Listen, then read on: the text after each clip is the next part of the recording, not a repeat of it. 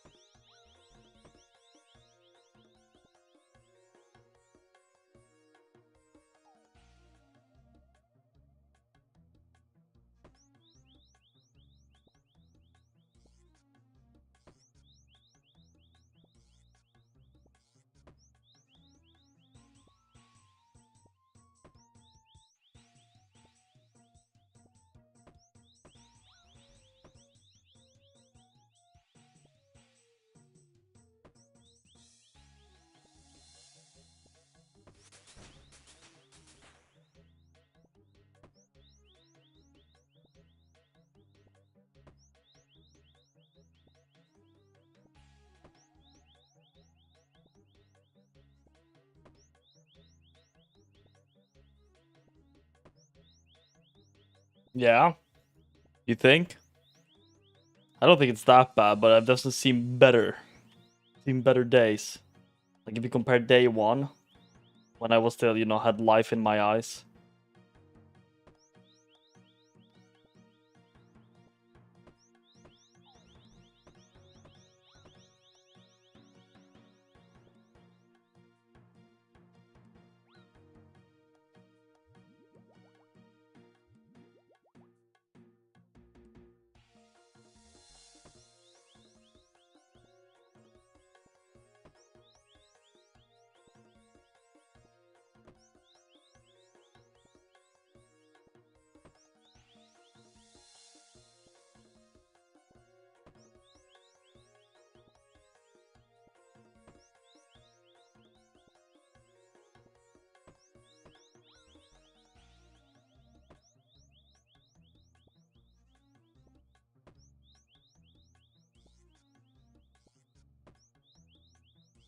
Stop knocking Lakers fans down.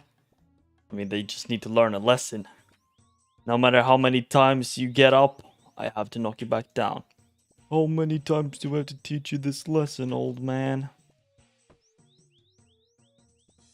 Where is this guy going? He's like drifting when knocked out.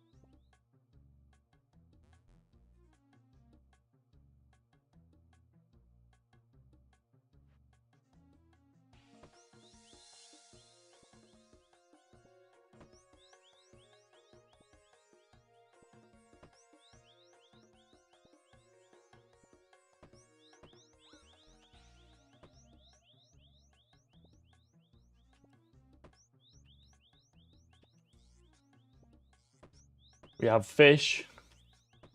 I'm not sure I count fish though. I'm not interacting a lot with them, so to speak. Well, X-Spirit's dead. I need to go eat food. How much though?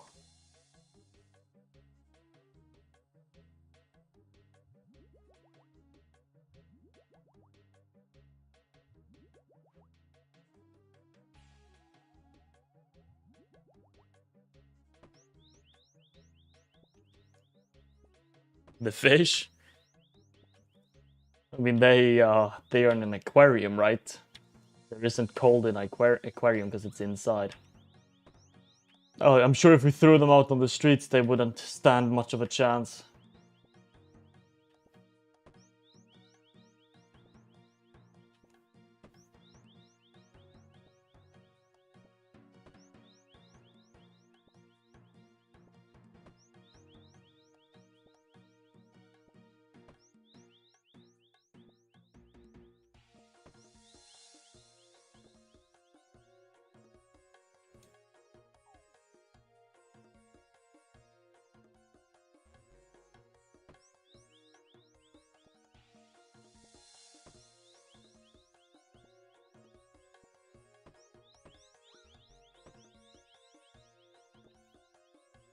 Yeah, don't worry, the water does not get cold. It's not like the inside of our homes are freezing, you know. The inside of our homes are temperate.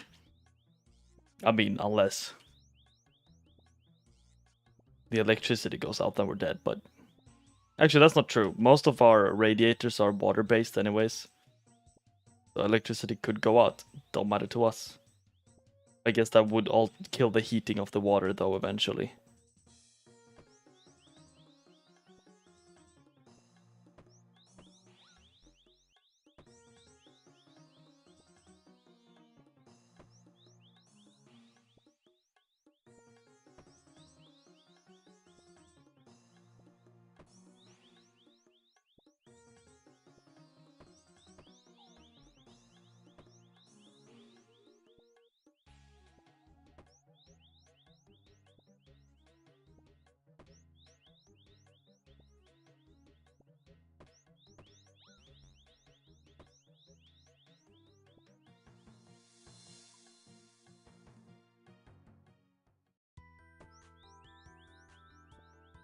Yeah, heated homes. Yeah, for us it's reverse. Heated homes are a must. Air-conditioned homes are not a thing, basically. So when we get a heat wave, we're fucked. We're just dripping in sweat. Dead, cannot sleep. Have to perma-take cold showers to live. That 1 week every summer. Misery.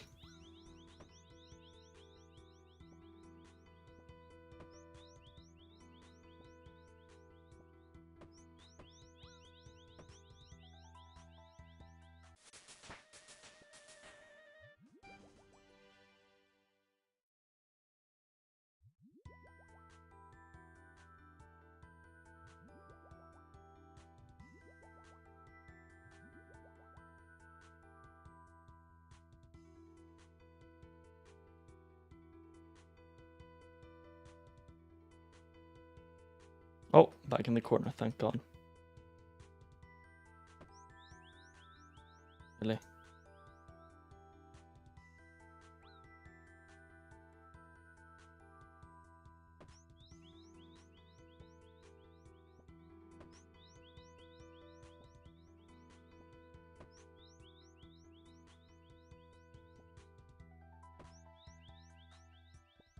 Oh yeah, Hmm.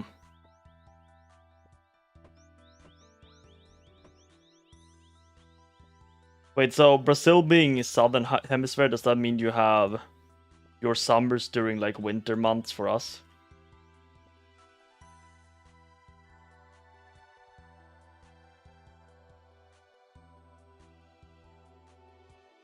That's so trippy. That's actually so trippy.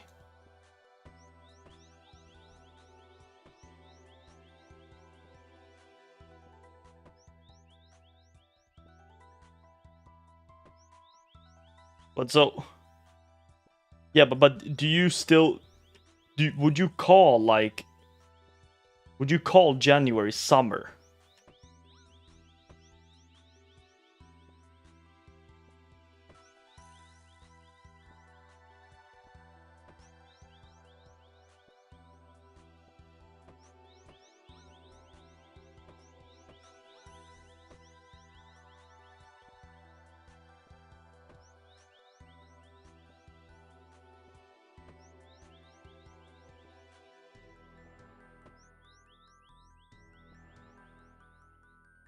I imagine that job. Just that suit must be glistening with body liquids. Wet, of course. So how cold is winter?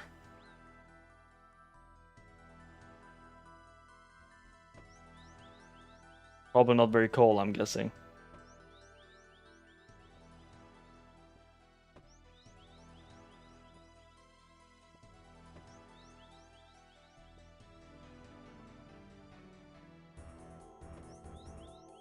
It's so funny that you have Christmas as well, because like Christmas is so associated with like, and I mean Santa, like, you know, the North Pole and snow, and then you just have like your Santa Claus in 40 degrees. It's like, oh, okay.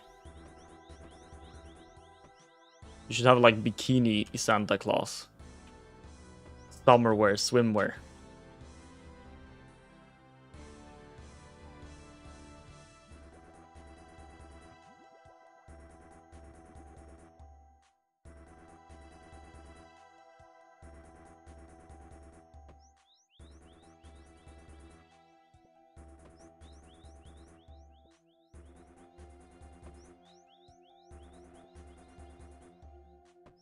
They love to replicate the winter. In what way? Do they have cotton balls out as substitute for snow? Small gingerbread houses.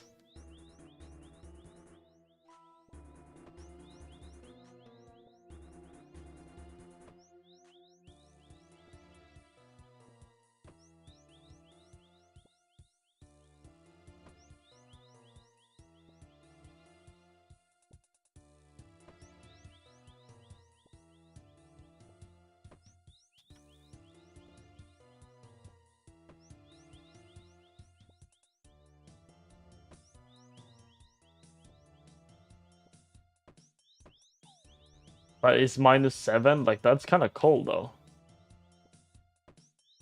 Like how does it get that? Like does it get to -7 where you live, or is that like in the mountainous regions? Even though you don't have mountains, I get it. I get it.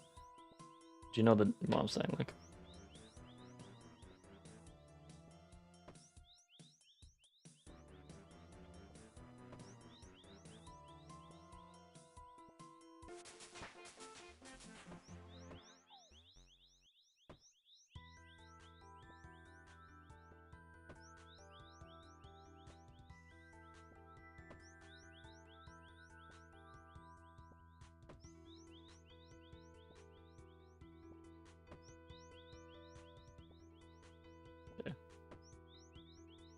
I mean, still, that's pretty cold for Brazil, you know? I feel like. Oh, only during night. Never mind. Then it's not cold. Night doesn't count.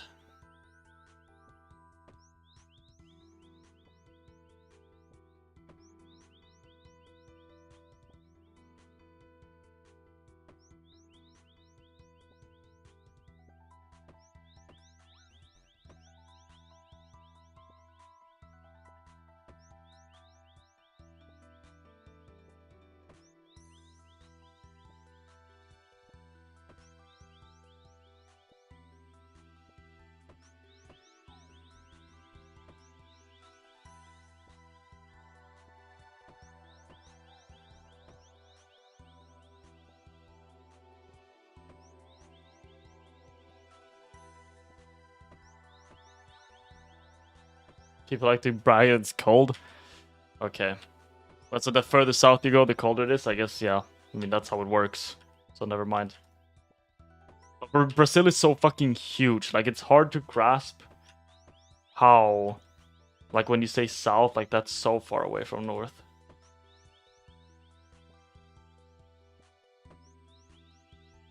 But you are from a river of the south.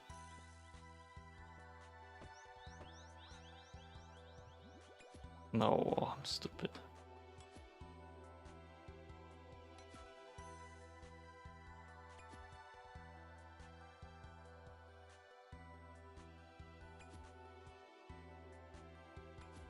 What the hell?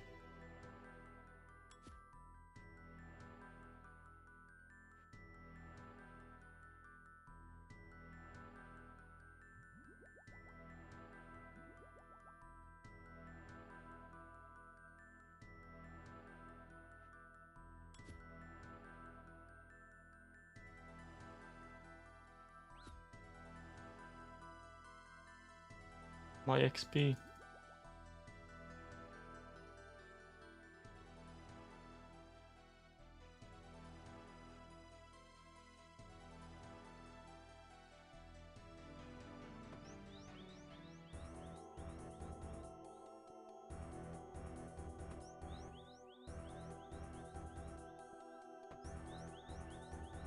$5. I mean, that's like respectable at least.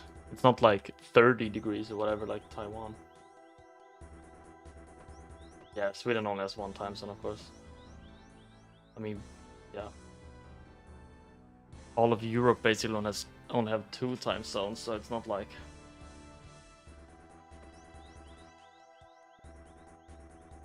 I feel like Brazil has like as many time zones as Europe.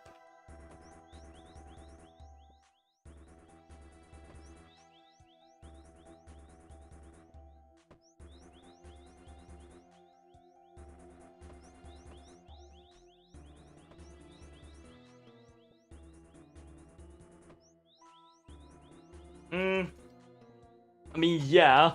The thing is, Sweden is very like long though. It's not very wide, but it's pretty long. So it is definitely a lot colder up north. Like a lot colder.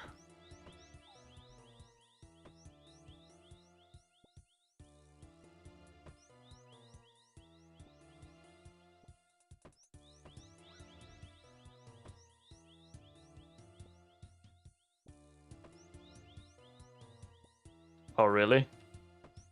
Damn, that's pretty hot.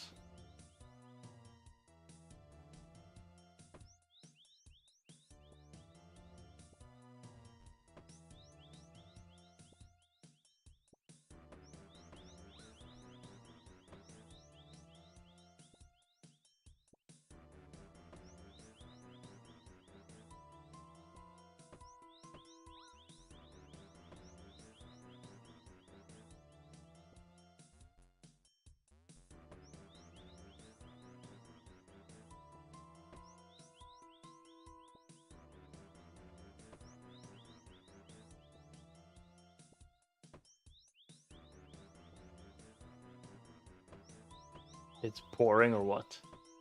Pissing down.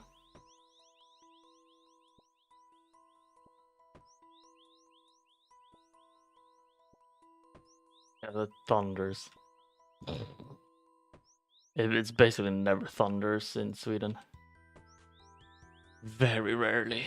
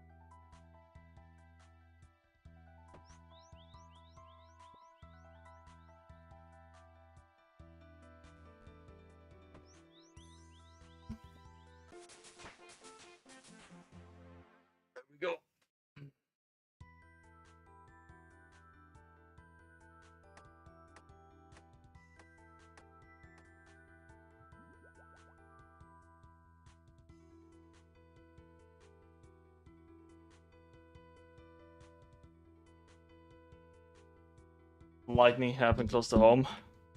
Does anything happen? Like, does it happen a lot of stuff with lightning? Like, it slams down and just kills your power or something? Oh shit. Light went out quickly? I guess it does, huh? Scary. Thunderstorms are like comforting, but also scary as fuck. It's kind of weird. It's like, but I feel like the thing that's comforting for me is like you're inside, right? So you feel safe. It's like, I guess it's the human survival instinct of like, imagine that it's like fucking pouring outside, yeah, thunder, lightning, but you're in a cave, right? You're in a cave. You're just chilling. You're safe from all of it. And that's like peak serotonin. Okay, now I need to look at some tasks again here.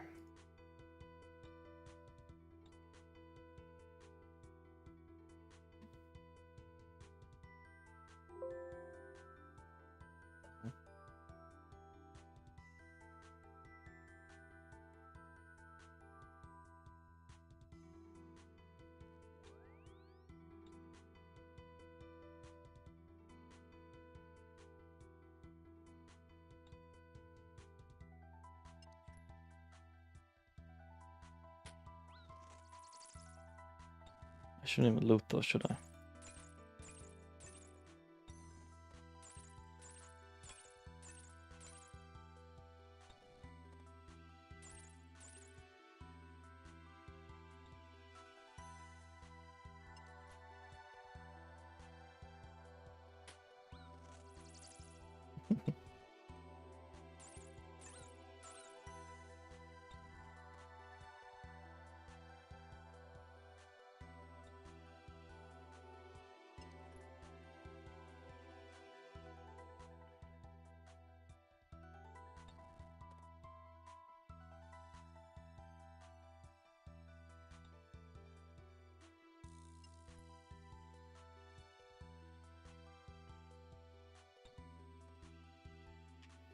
Favorite Swedish word?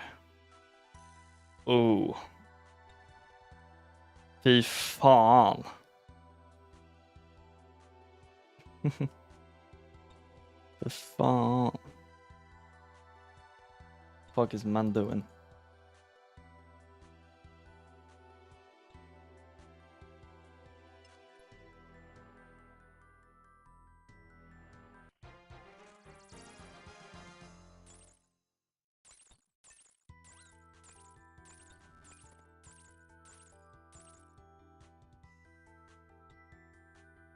Fy fan.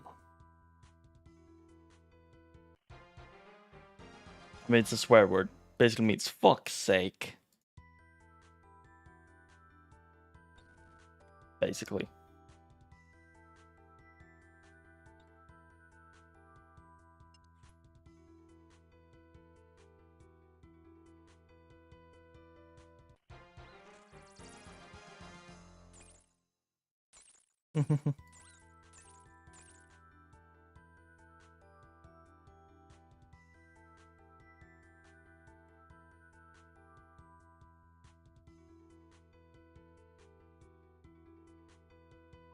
Guess I gotta do fucking Prince Ali Rescue, man. Prince Ali Rescue. My god, the stuff you need, man. Okay, let's start in like Varrock or something.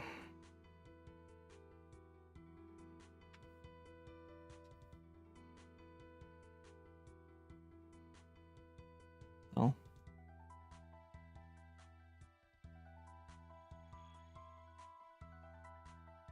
What the fuck? What am I doing?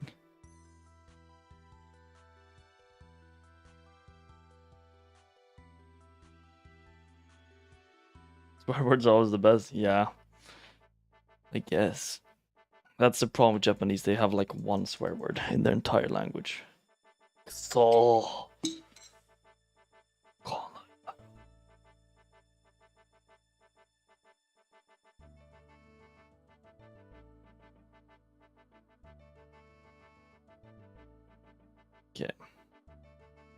Let's see.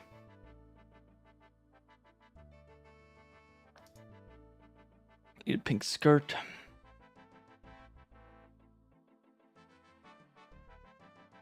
I need 3 beers.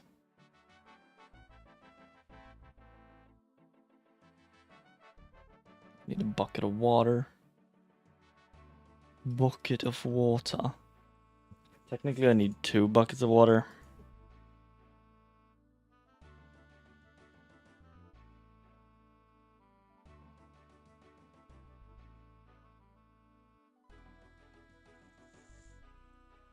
Need some ash.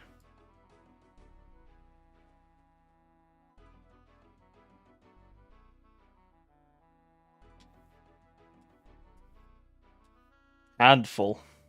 Sure. Yeah, let's say handful. What can I do here for?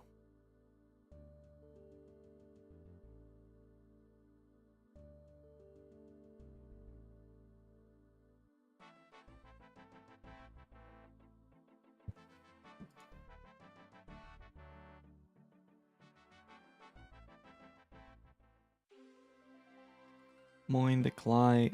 I wonder if this instantly turns itself into soft clay because I got the axe. Soft clay.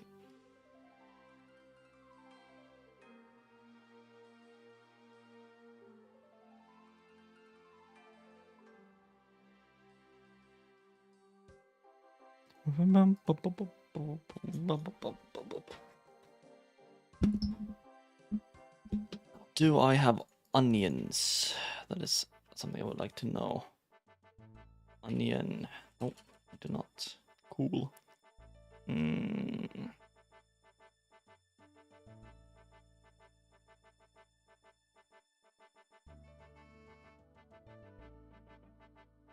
Oh, look, someone's lighting right here.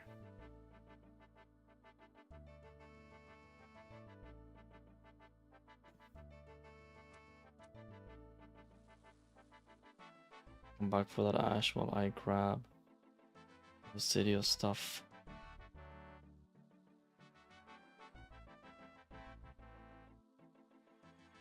Uh-oh. Uh-oh. Please don't.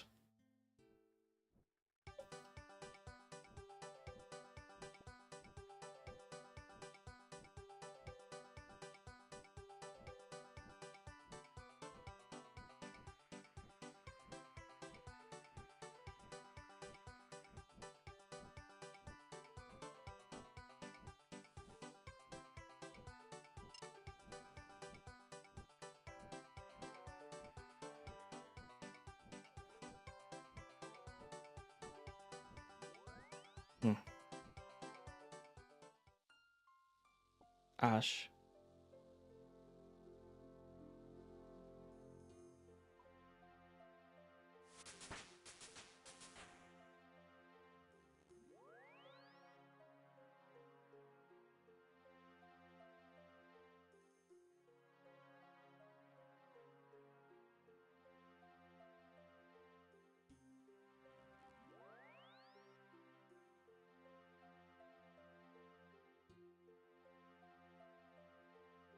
Let's go back.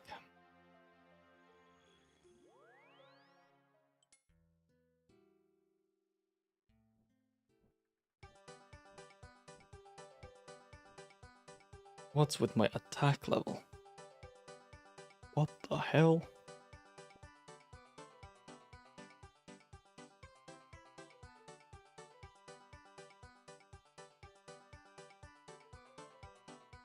Get me out! Oh.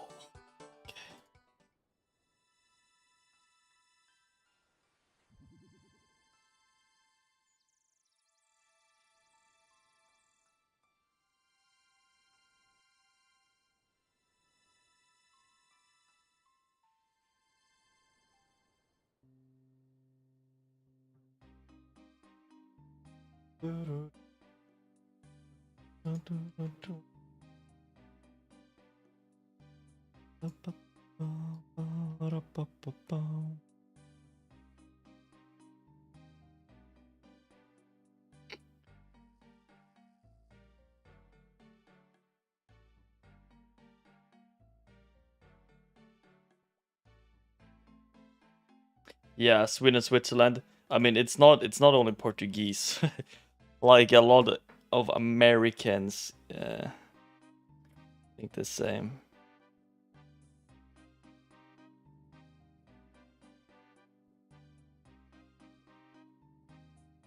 Wait, I need 2 onions.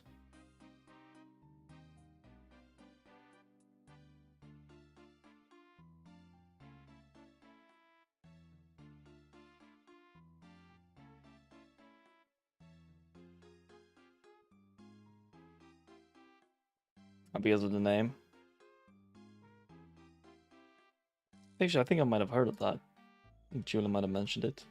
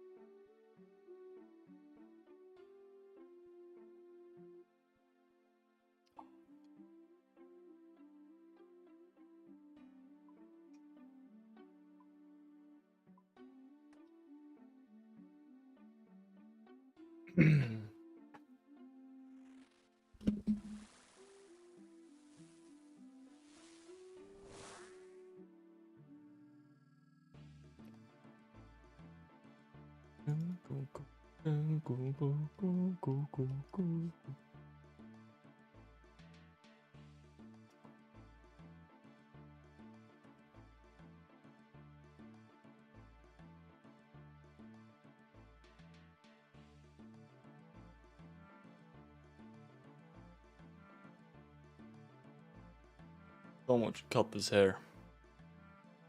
A bit too long.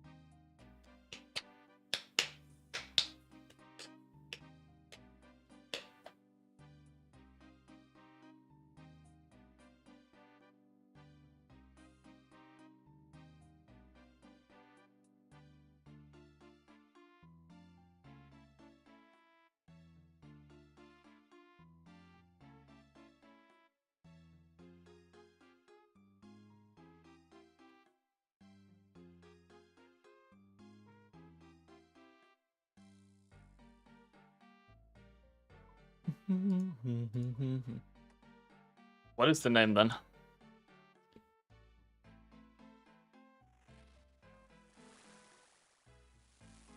Sweden, Switzerland, Sverige, Schweiz, Schweiz.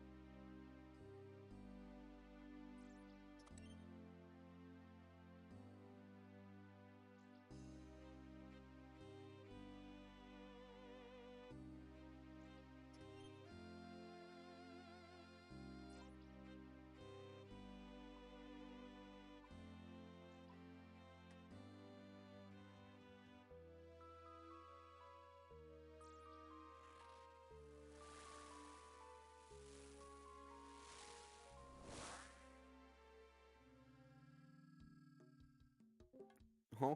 But you're not even playing, lad. Yeah, shit game. What's the point then? Shit game. Why is it shit, bro? Shit game. Don't be mad.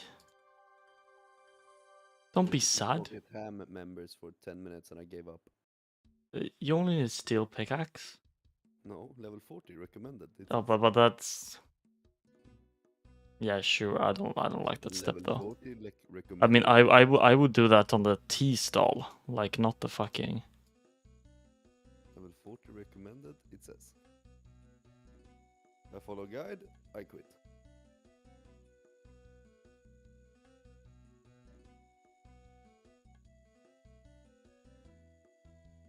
What do you say?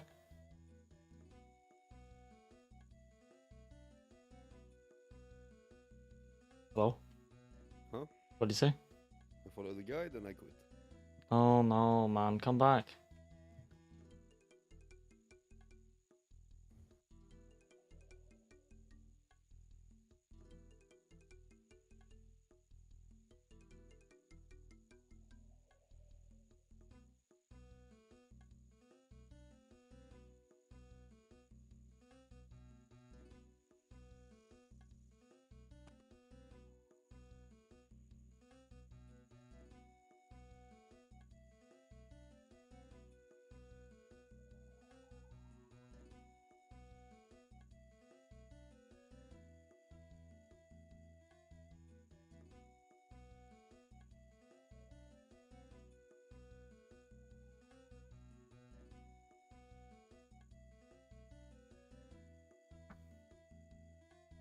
How do I get into the sorcerer's fucking garden?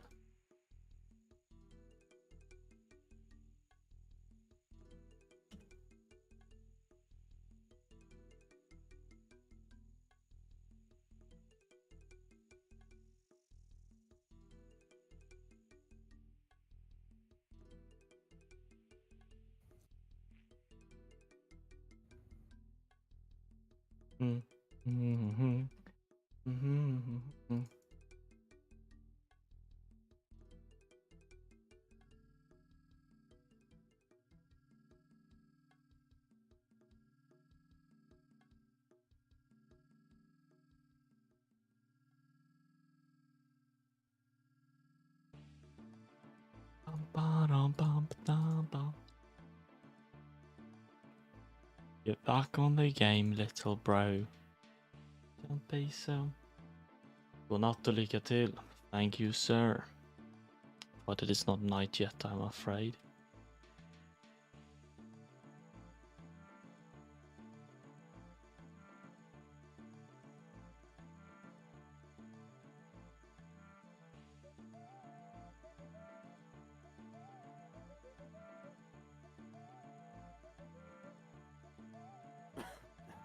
I do the bed as well. Okay. Bye bye.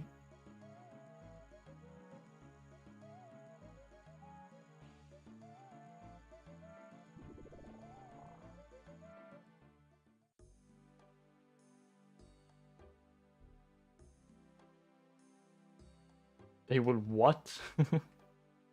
Stand in a line?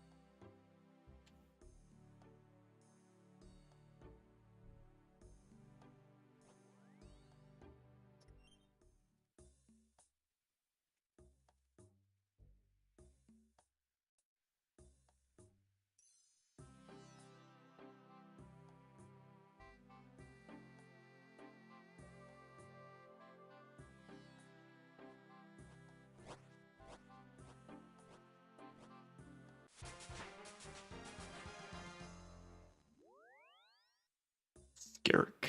I'm skirking. Skirking. Just skirking away. Skirk. Okay, one summer skirk. One autumn skirk. No. Give me a summer skirk.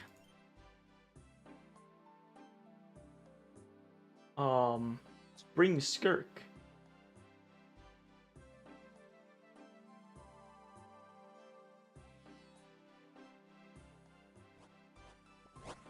Nice skirk. Spring skirk.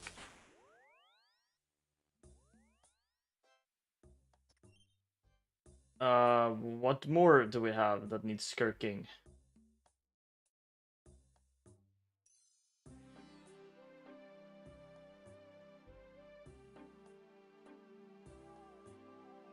The winter skirk.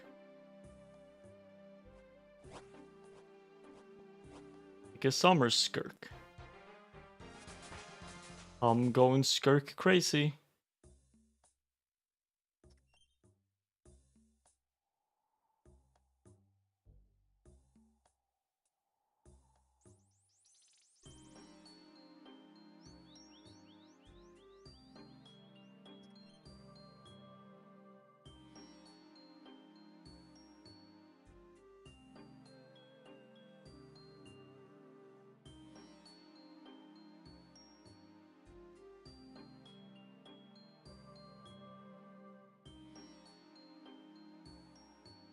How many skirks did you need?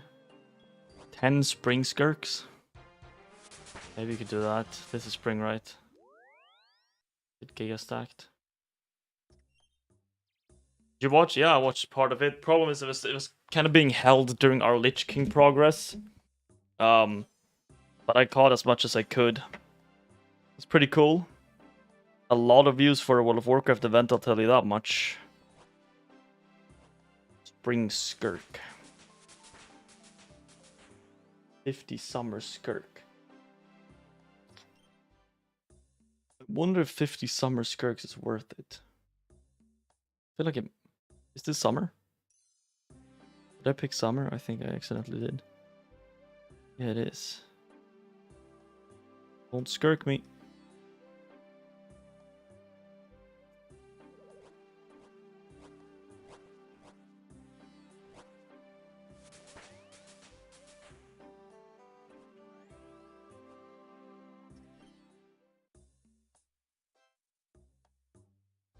I think I might go for. I'm just happy no rogue swans. Yeah, I feel like the problem with the tournament, right, is that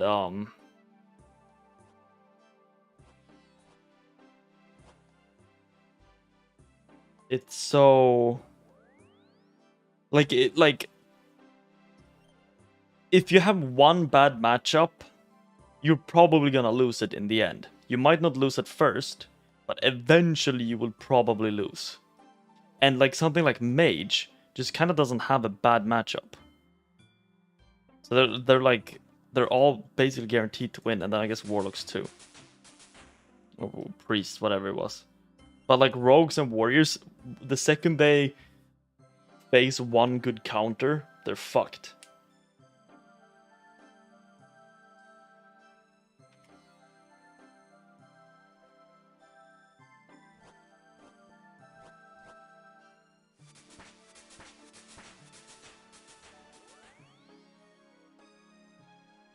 This seems easy. A great day and like fucking rogues, man. Although rogue versus mage is kind of funny. It's like a battle of cooldowns basically.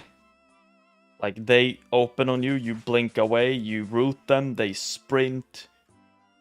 Then you try to sheep them, they vanish it. They root you again, you block, or they stun you, you block. You out of knock, you root them, and then they magic dust you. Like it's such like a back and forth of.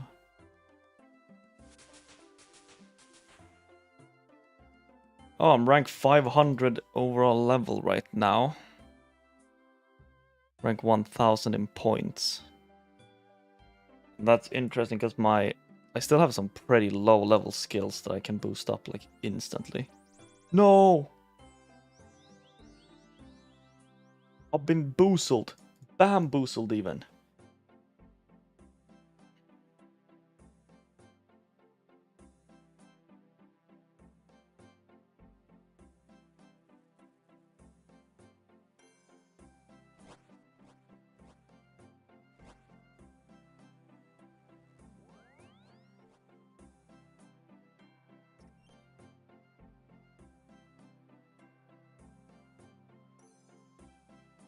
One, two, three, four, five, six, seven, eight. You have 8 spring skirks.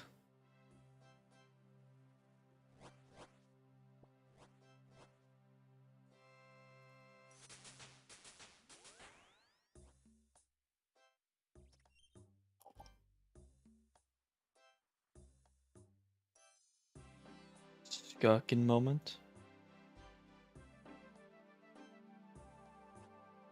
Please let me through. No!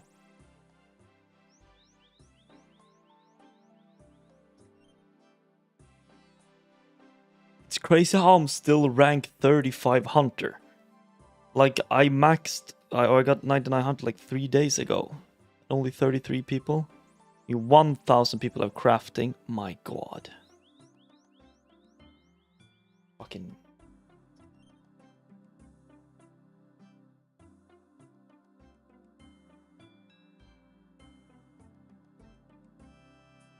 $200 points for 50. I mean, it's probably.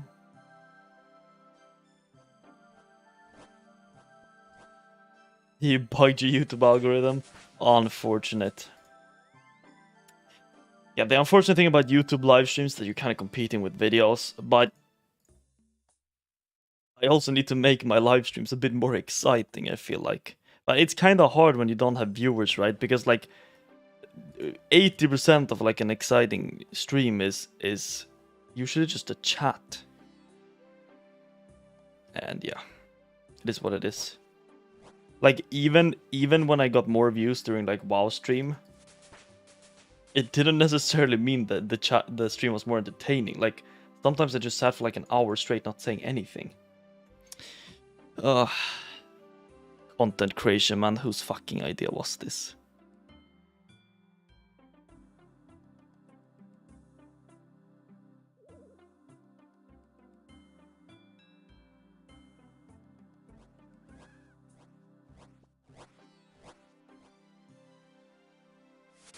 Don't forget to wear full rogues, so you get 2 squirks. Well, I cannot.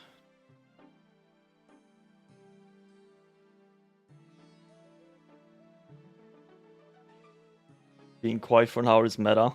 Yeah, that goes against the Portuguese ways. I'm sorry.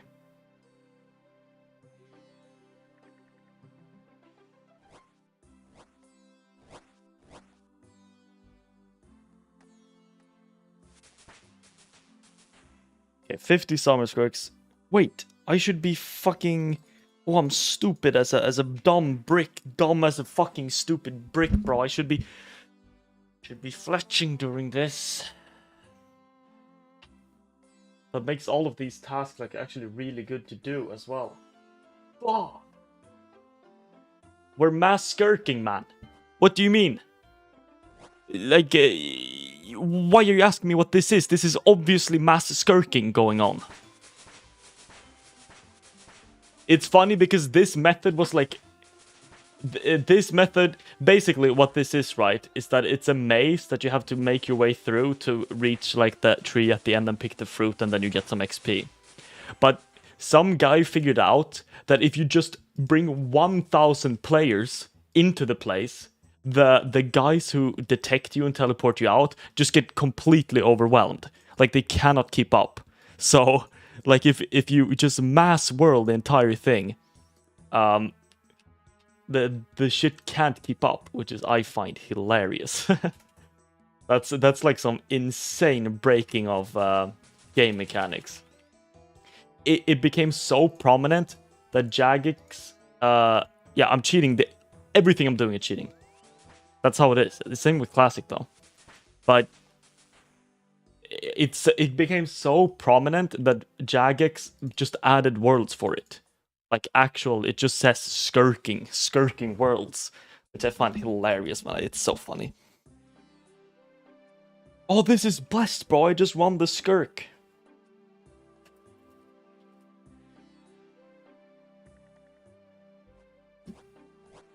I just Fletch, 1 lap, 150 arrows.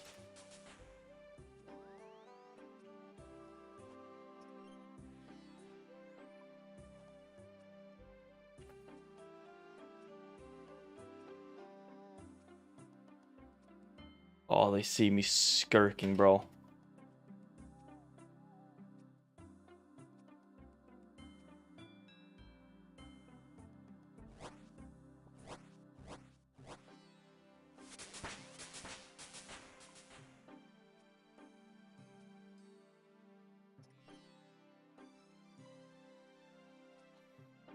Wow, this is so nice.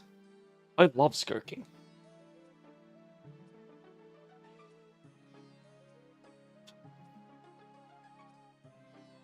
Oh, what a needed break from fucking blackjacking this is.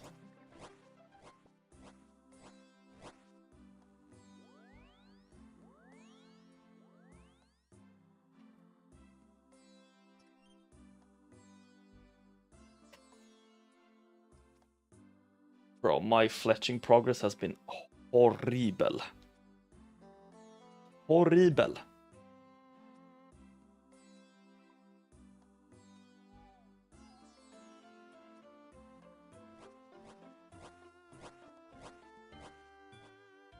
I'm gonna start crying how much I love this. And the music.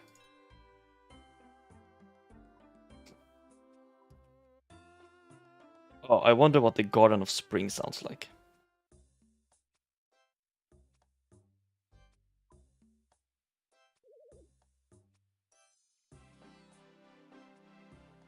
Oh. That's beautiful, man.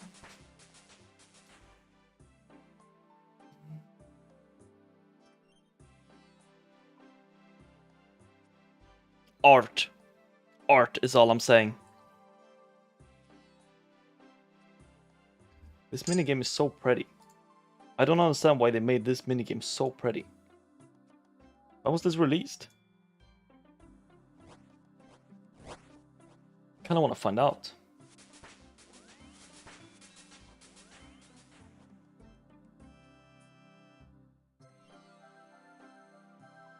Okay, when was... Oh, fuck. When was Skirking released? 2007. So right before Old School. Interesting.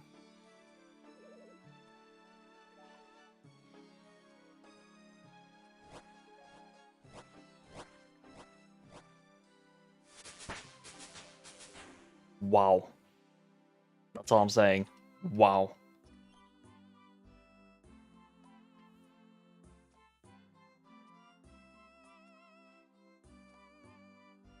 A cake with a maze on top.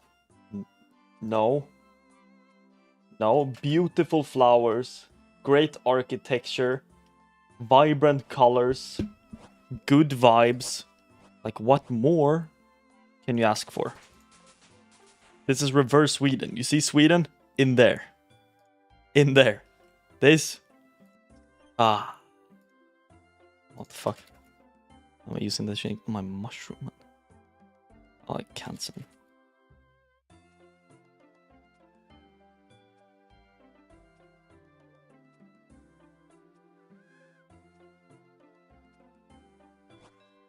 You pick the skirk. You walk the skirk. You skirk the skirk. Man. Fucking life, huh? Wonderful. It's moments like this. Beautiful.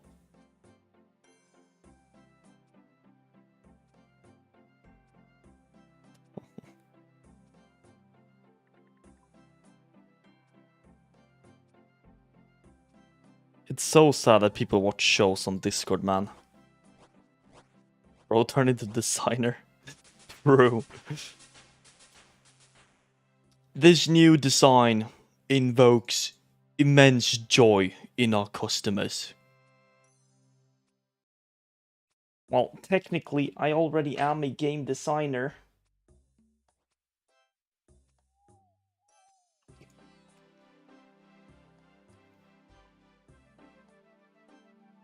What the hell? My sauce is leaking. Yeah, I get that they're having a great time, but... like... movies. I'm sorry, but like... like, if I want to watch a movie, I want to watch it by myself. Enjoy the art. If I want to be in a call, I want to talk to people. You can't have both. You can't have a cake and eat it too. What the fuck? That's the craziest thing I've heard.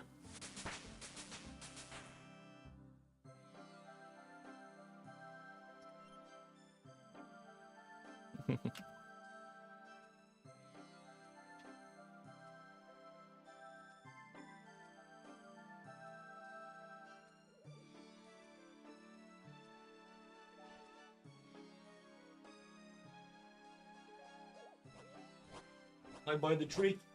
I am tree. Good recovery on that movie's opinion. What do you mean? My movie opinion is based.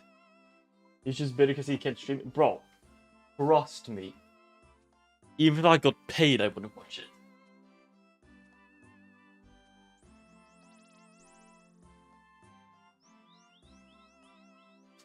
What? Did I not enter or did I get fucked? I think I got fucked. You never trust me? Oh, look, pad. Here. You know what this is? An iPad. You know what you can do on that? Draw. Pick up a pen. Instead of watching those movies. You know? Create something yourself. That's what I'm saying. No, thank you. Well, I tried.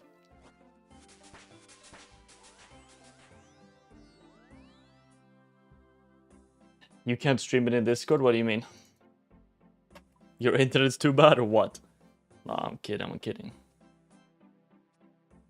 I mean, technically, that stream where they're watching the movie has more viewers than this one right now, so...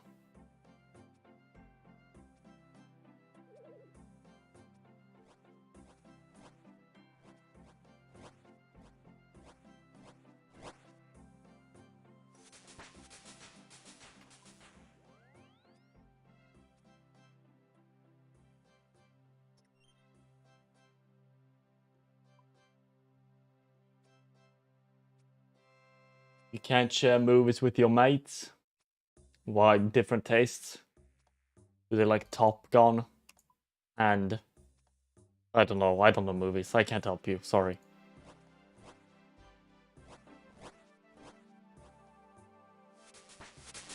How is Letterboxd?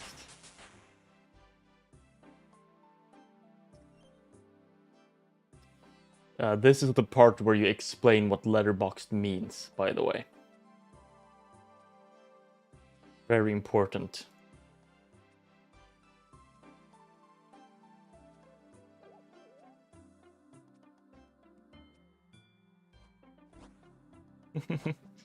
Don't cry.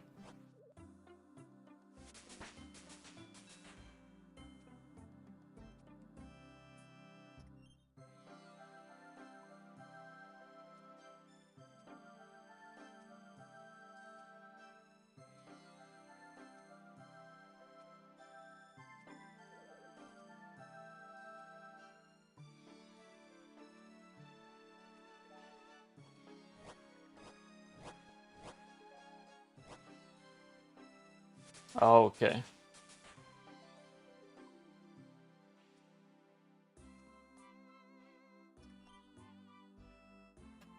I mean, I feel like if you're working with movies, it is pretty important. For example, I watch a lot of YouTube. I'll tell you that much. A lot of YouTube. Of course, for work, research purposes.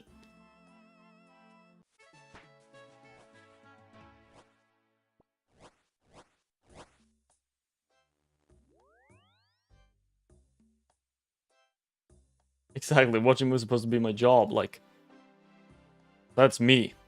When I'm 3 hours deep into some shitty YouTube documentary about a game I've never heard of, I'm like, yeah, this is my job. I'm working. I'm joking.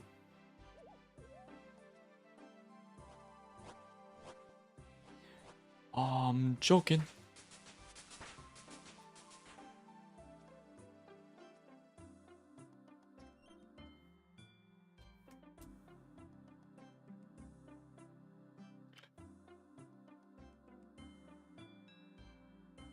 I'm not even. No.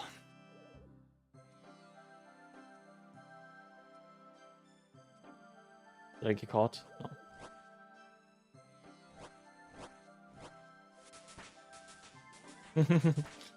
I don't know. Top Gun was released recently, right? Like that's about all the information I have. I see one commercial, I'm like, okay.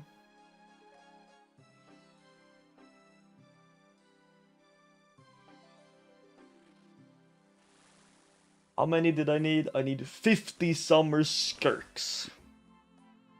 I love skirks, man. I love them so much. How do I get juice?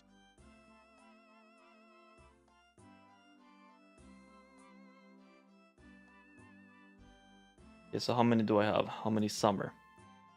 27.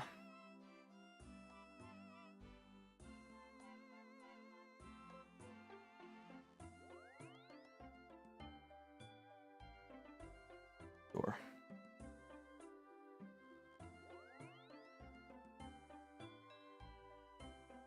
Just keep skirking away.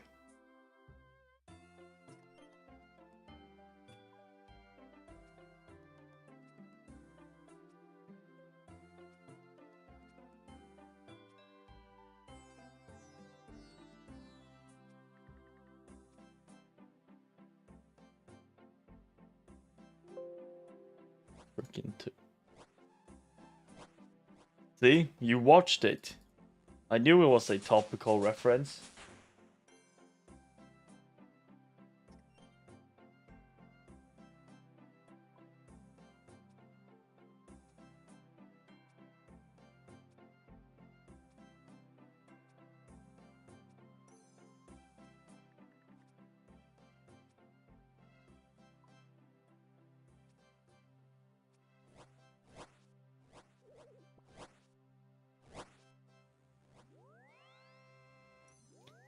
Cheering at every line. Yeah! Fuck yeah, Tom Cruise! Fuck yeah! Let's go! Kill him!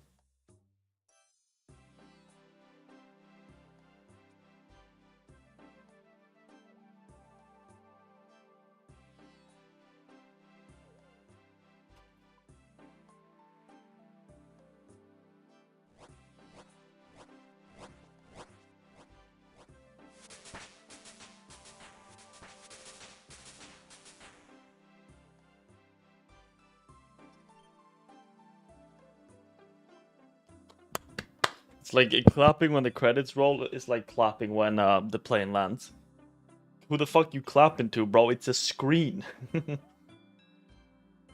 Huh?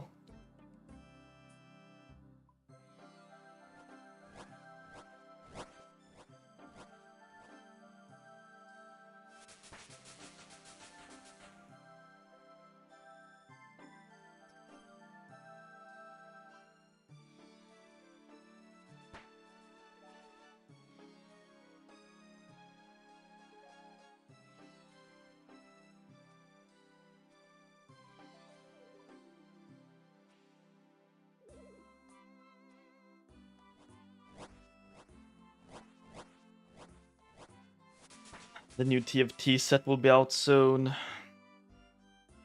Season of Discovery will be out soon.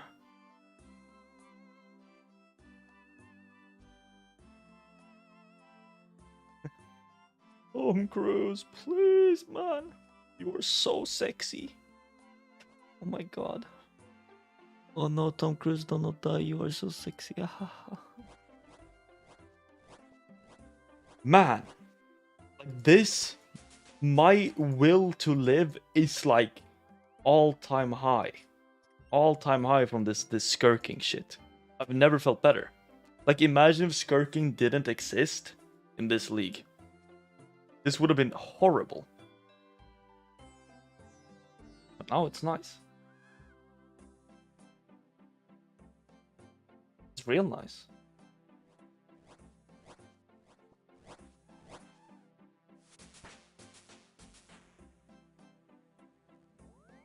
Router gets reset. What are we talking about, mate? Yeah, Priestess of the Moon. Issues of Discovery. Healer Mage. Melee only Hunter.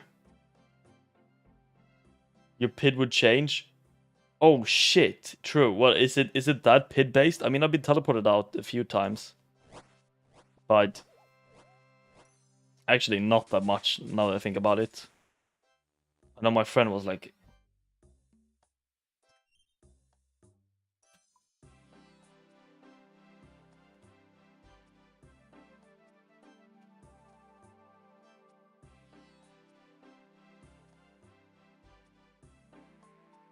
damn, why the fuck are you going for that much juice? Is it like, is this biz thieving XP or what?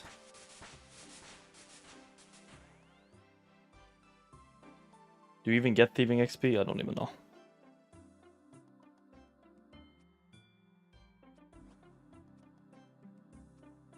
Yeah, it is. Oh, is the are you talking on non-league worlds, yeah? Okay. I see what you're saying. Do we have like XP rates for Skirkin?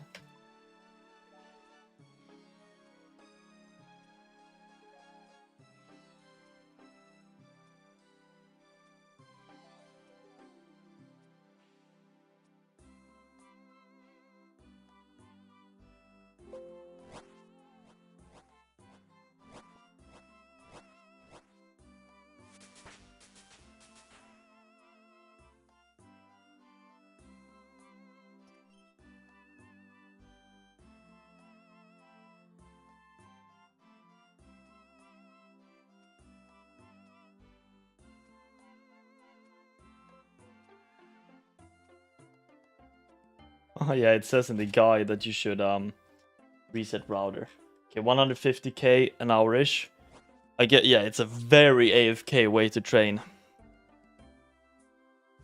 But I don't think I'm going. I don't care you're looking for pasta, bro. Like, what the fuck? Leave me alone. Sorry.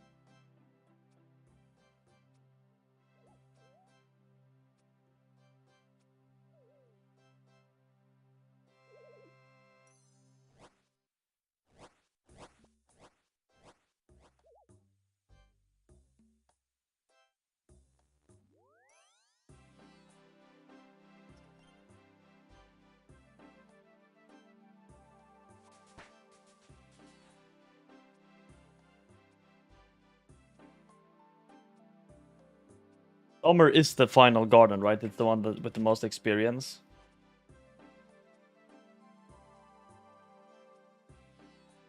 I can't believe it took 15 years to find this. Yeah, that's very true.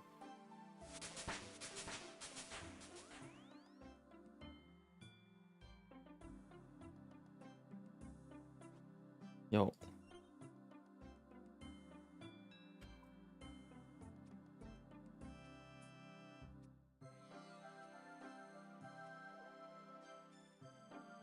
You know what I'm not looking forward to? Agility. Like, huh? How do I even?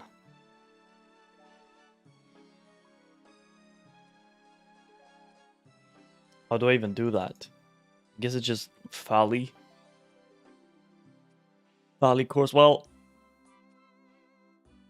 it's some barb fishing as well, I guess, but that doesn't do much. Now that I reach Sears Village, like the barb fishing is. I guess he can bring me to like 70.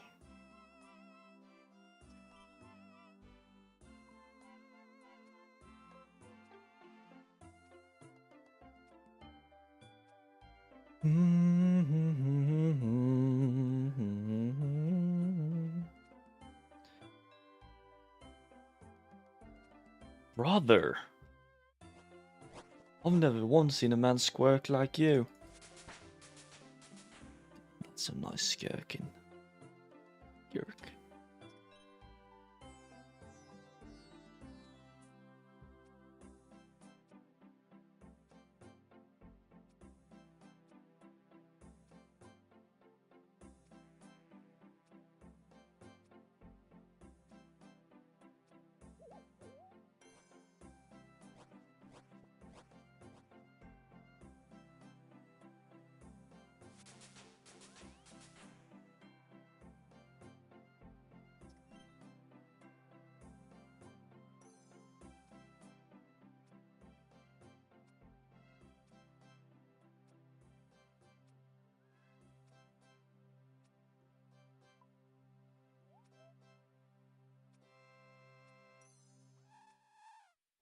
VPN is set in Gaza.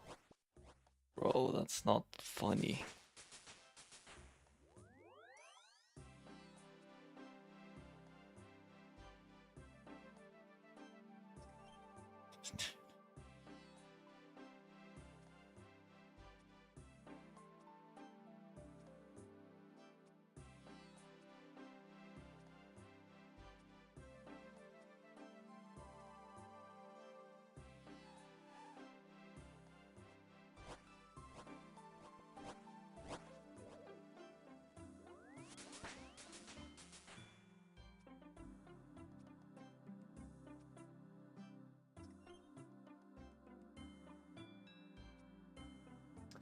Okay, then I'm doing 25 of the autumn skirks.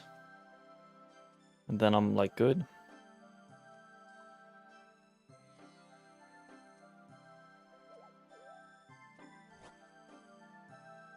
Who was it that figured this out? Was it Hanani, by the way? It's usually Hanani that does this sort of shit.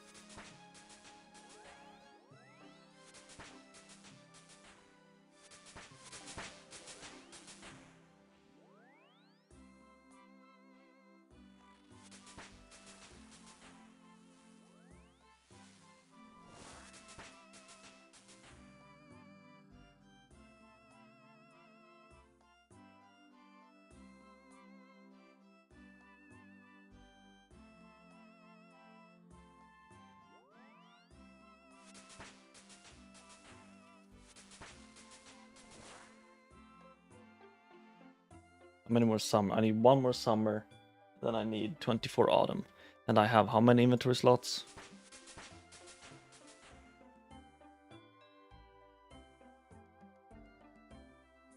24. Deposit the mushroom and then I can call it one.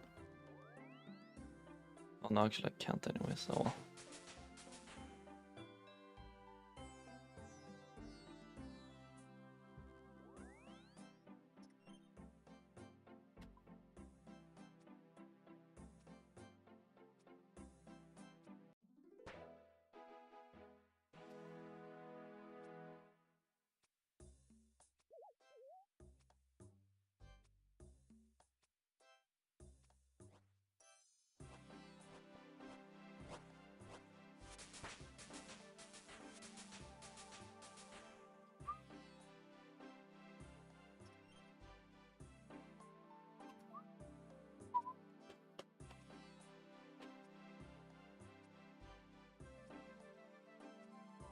Yeah, my friend is doing this and he's getting sent back every time.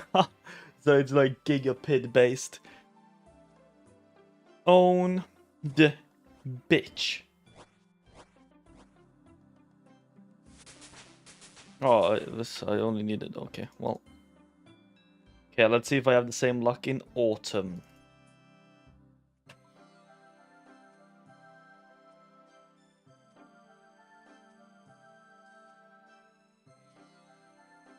This seems longer.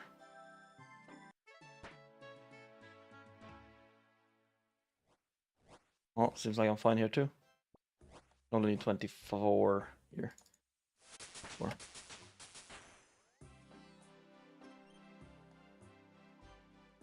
Okay, now we're churning out the fletching here. Let's see what's our fletching per hour while doing this. Should be pretty good with the Rooney boys.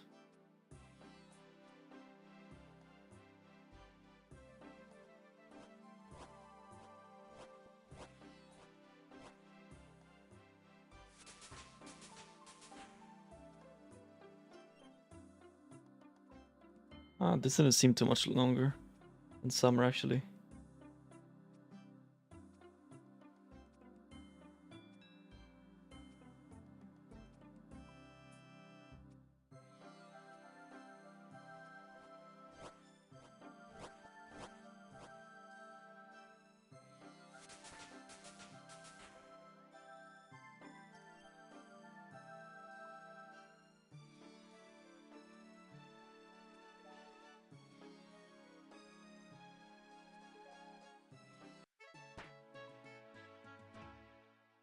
Yeah, this is like 4 mil an hour.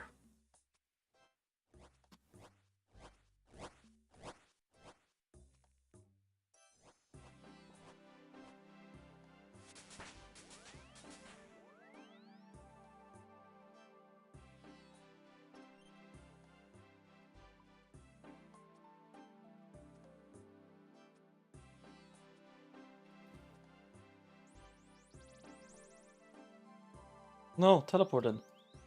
Uh-oh.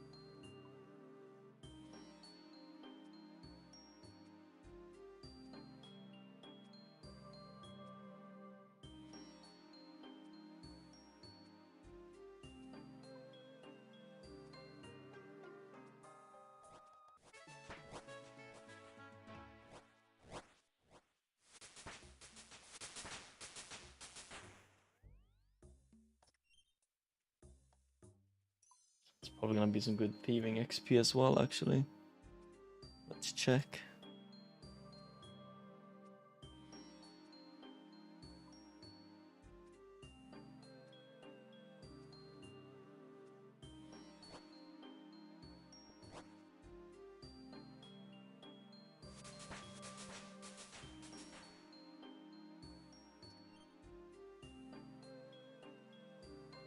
Wait, one summer skirk is 3000 XP? 36,000? 360,000 for 10? Not kinda insane? I got like 1 mil XP in this shit. No, I got more. I got 1.8 mil XP for doing this.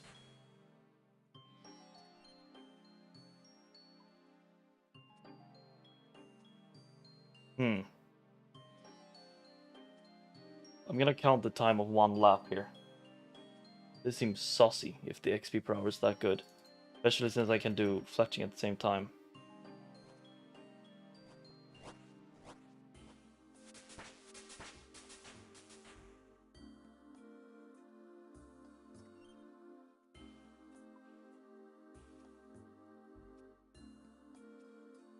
Well, I can count it in fletching ticks, right?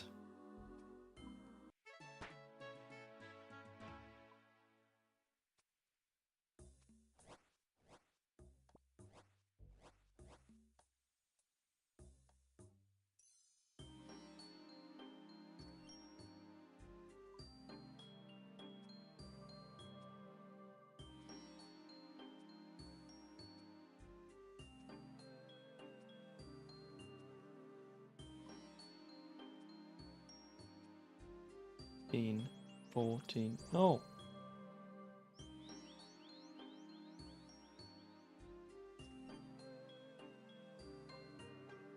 Let's say it's like 30 seconds for 36,000, 1 minute 70,000. What? Am I missing something? Where's this infinite XP?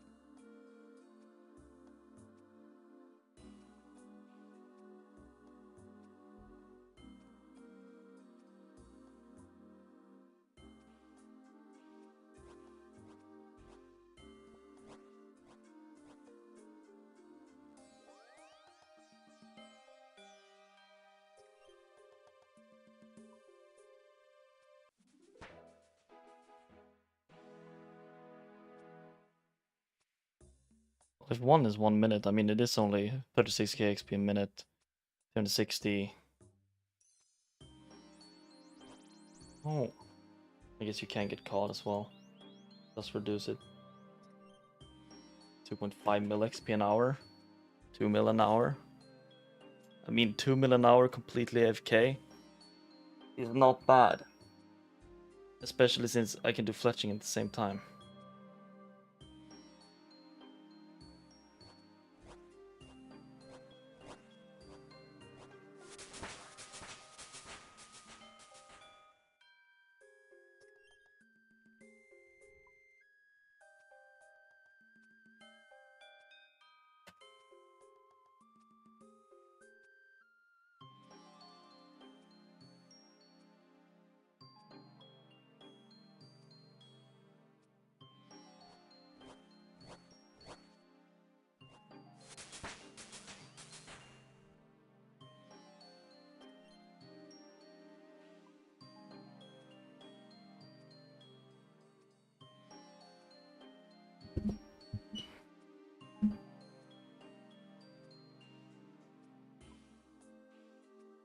Don't get caught here.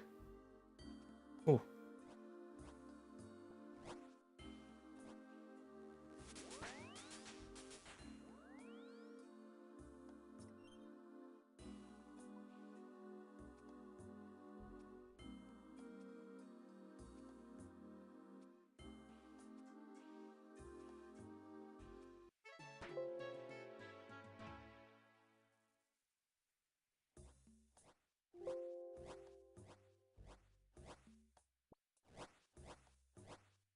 75 fletching means 87 fletching.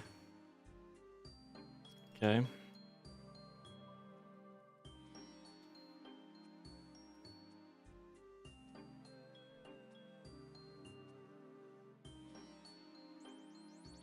I get caught. Oh no.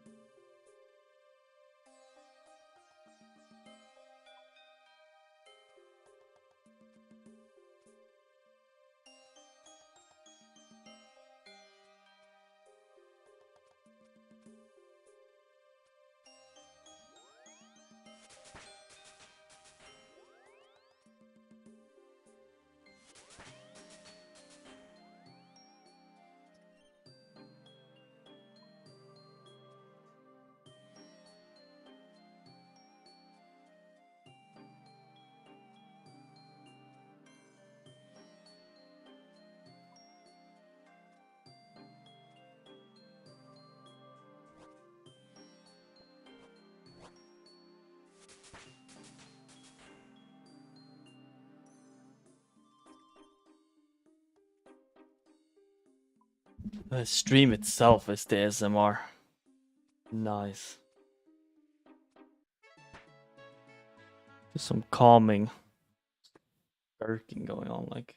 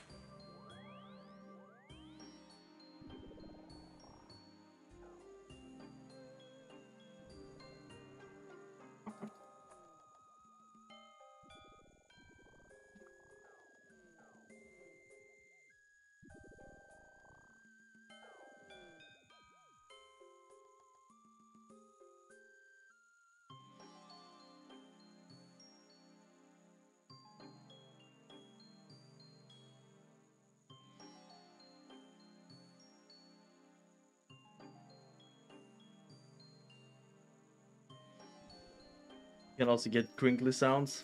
That is true.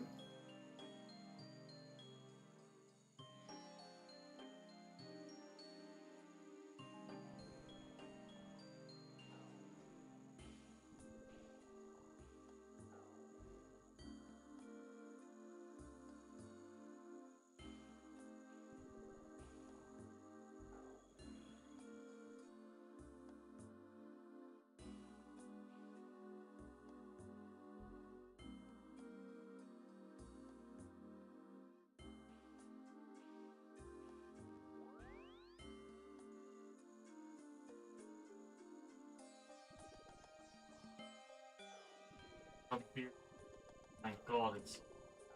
I hated it.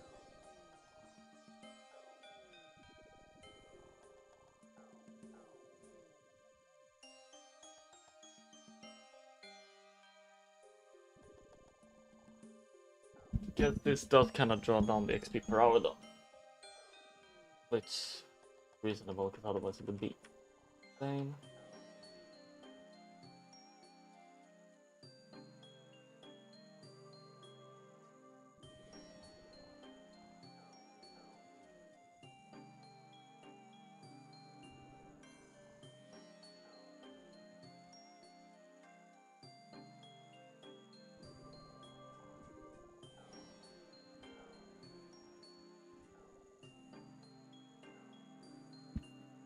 I Chad face, man.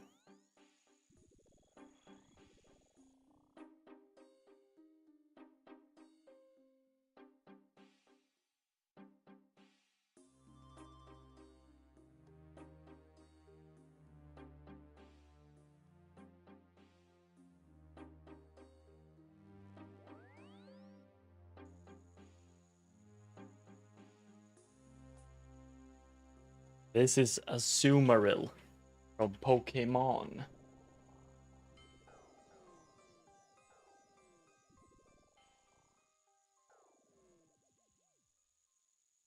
I didn't remember where I put it there, but now it's there.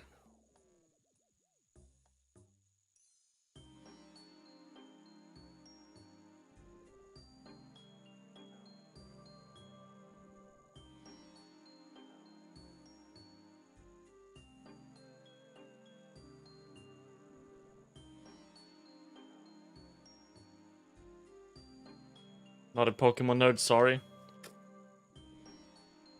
I wouldn't call it Pokemon nerd. But you did know it was a Pokemon without me saying it was. I feel like maybe I said it was a Pokemon, but I can't remember, so I'm just gonna go with this narrative.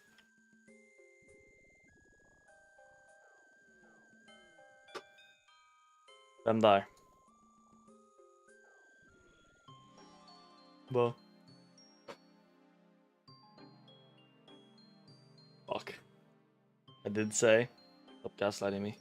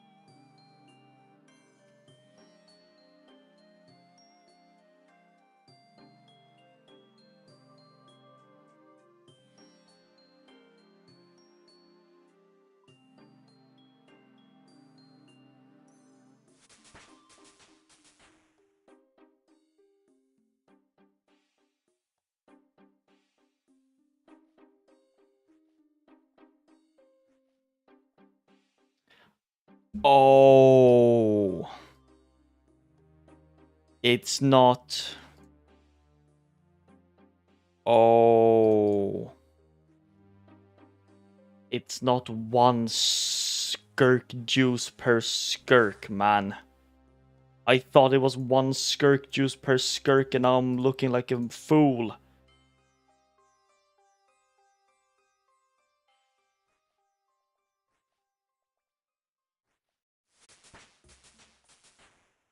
Like an absolute baboon.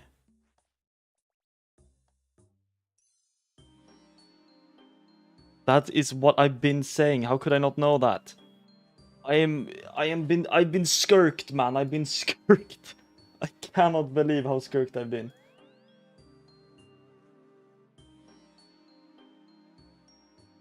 Wait, so does that mean... Oh no, oh no. To make one winter skirk, you need 5 skirks.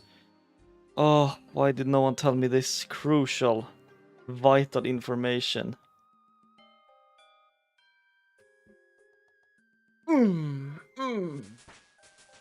Fuck.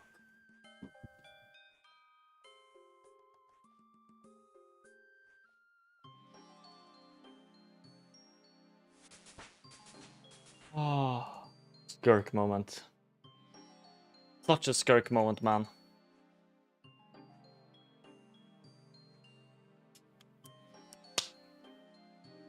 Okay.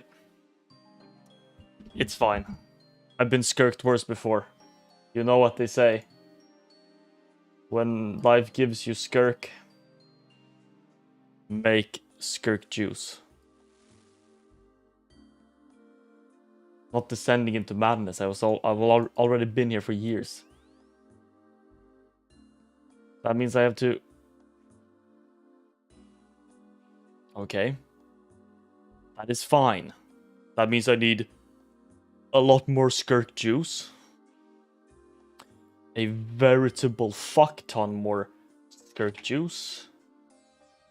But I do not mind. I do not mind at all.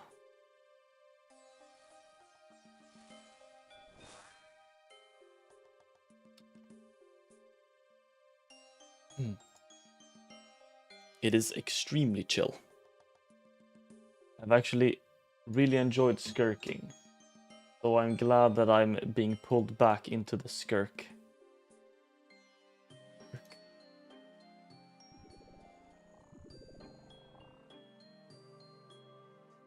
What am I starting with? I'm finishing summer. Summer first, I need 49 more. Hopefully my pit has not changed. If it has, I'm gonna be very sad. Sad.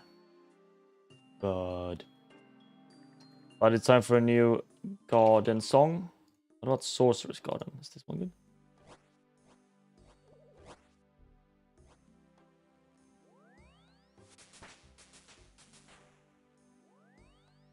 Okay.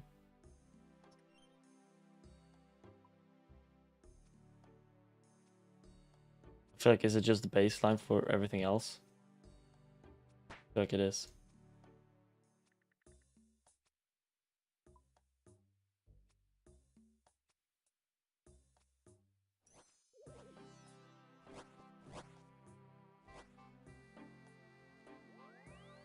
Now this one got an oboe in it.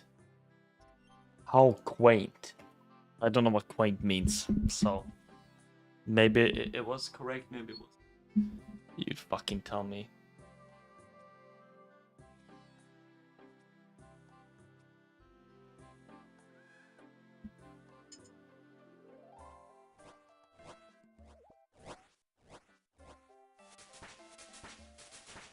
Gotta be honest, while I do like skirking, this new revelation has made it a lot less exciting.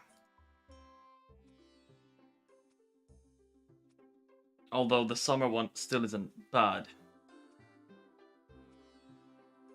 By all accounts.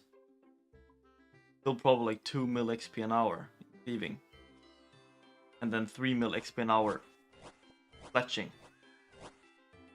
Will it making it an efficient XP of 5 mil an hour?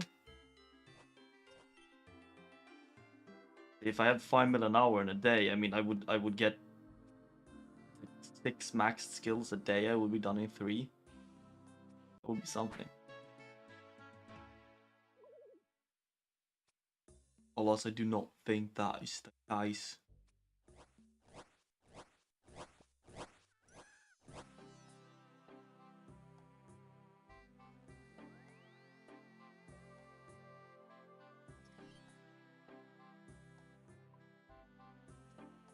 I mean, it's even more, I guess, when I get the next tier of relic. It's 33% more. 33% of it is 66 million, 6.6 million XP an hour. Eesh, that is a lot. That's a lot. Any other skirk words?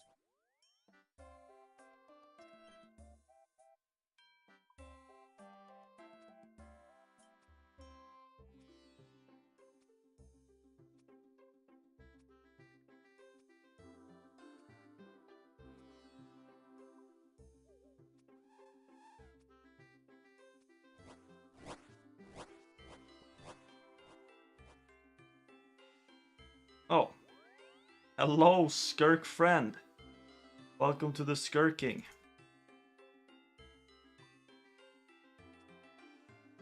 Hope you have good PID. Most recent favorite song. This is a hard one because it's a Swedish song. And it's also 10 years old. But if you want, my most recent like album that I listened to quite a bit was also very old. But it was Lana Del Rey's fucking whatever it's called, Born to Die, although it's only 3 songs in there which I like, so like 20 songs in total, 3 that I like. So I wouldn't recommend listening to all of it. You like your sanity intact. While Lana has some bangers, she sure does sound the same and use the same instrumentals in basically every song. Off to the races. For a town. Pray.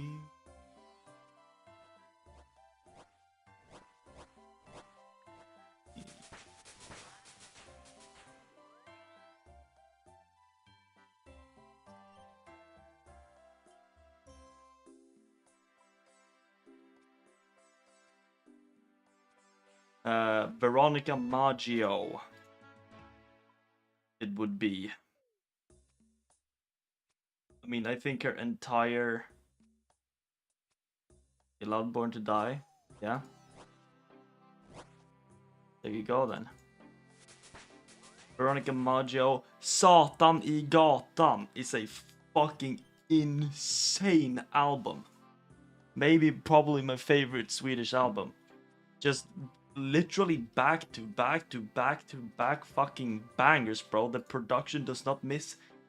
The singing does not miss. The lyrics do not miss. Once. I've tried to find the miss, but I cannot find it. Except for maybe the last song. The last song I do not listen. Why is this con going into winter, bro? Like, God, laugh. Laugh at the guy going into. Although I need to as well. I need 5. I believe I need 40. Winter jerks.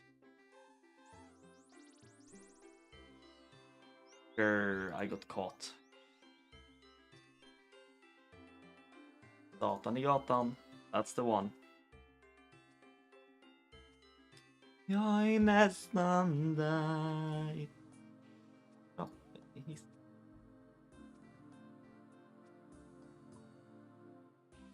Although, I'm not sure how your friends are gonna look at you when you pull out the Swedish music, pop music from 10 years ago.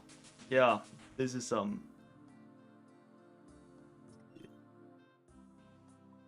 mean, she's very famous in Sweden. I mean, if you look at her discography, the album, like the most played song in her album has 100 million on Spotify, which is 10 times the population of Sweden. So it has some reach, I guess. You little know some Finnish music? Whoa! Cha cha cha cha cha cha.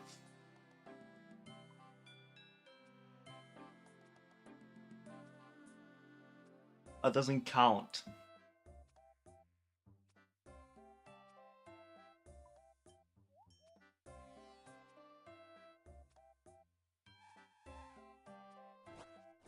Wait, I've actually heard. Maybe I'm tripping, but I've heard. I know a lot of Finnish people. A lot. I've heard that for some reason, Finnish part of Finnish music is very inspired by Latin America. For some reason, and I've heard some songs as well. Sounds very weird.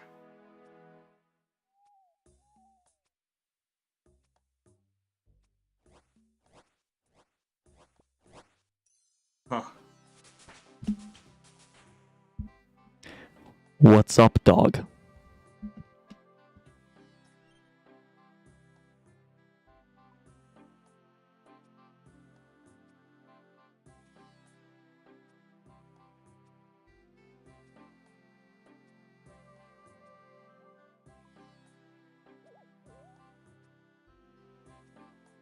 Never mind.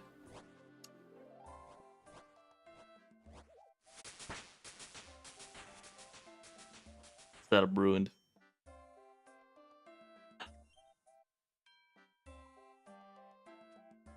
Okay, give me back Garden of Spring, man.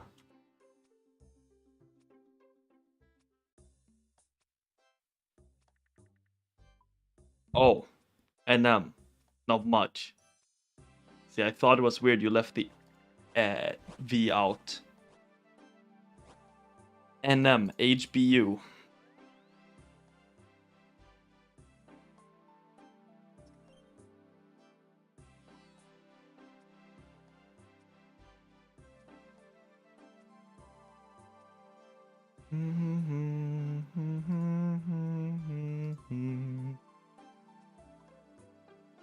Can't complain. Me neither. This is the most relaxed I've been in years. Years. Or the past 3 days. But it all blends together. Quite badly, actually. Like, what was yesterday? Oh, Fight Caves. Yeah, that was kind of fun, actually.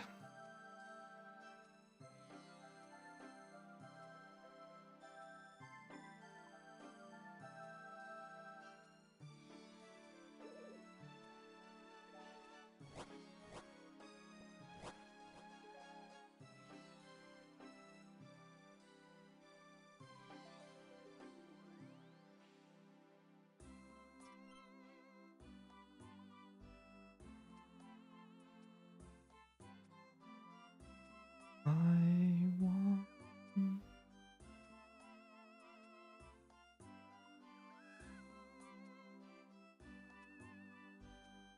What instrument is this supposed to be?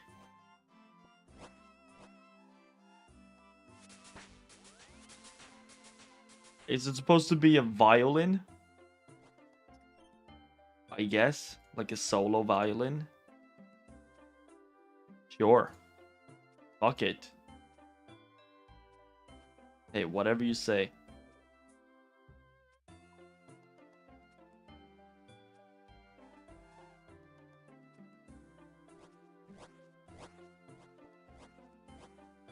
About to hit 80 fletching. Vibes are good. Sun is beaming. Weather's nice. Man. This is everything Sweden isn't.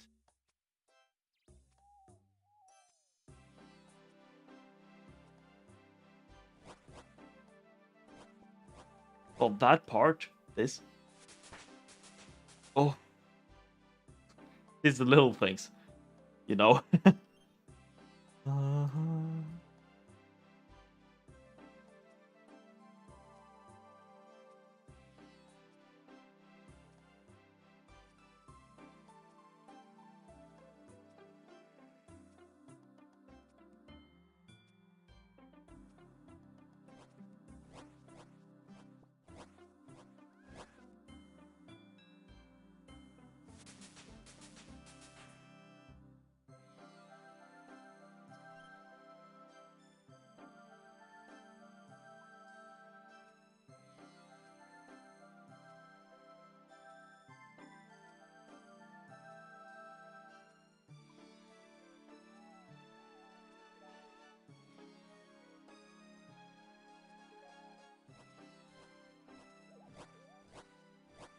I can't carry anymore.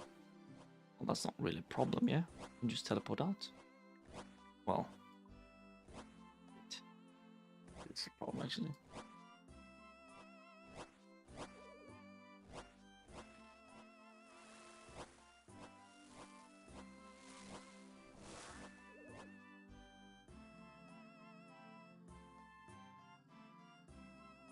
Oh, why I so...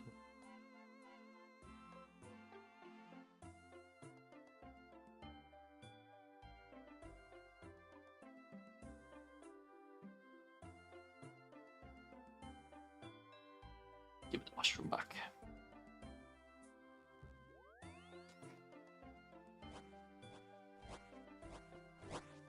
I'll do one more then, because I can +1.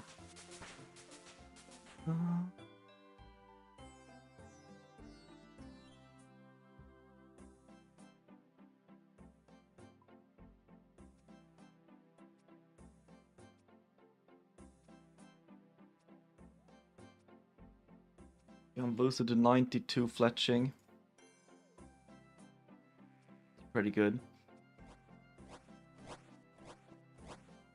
Should check the fletching tasks in a bit, see what I need to do. Let me do that now.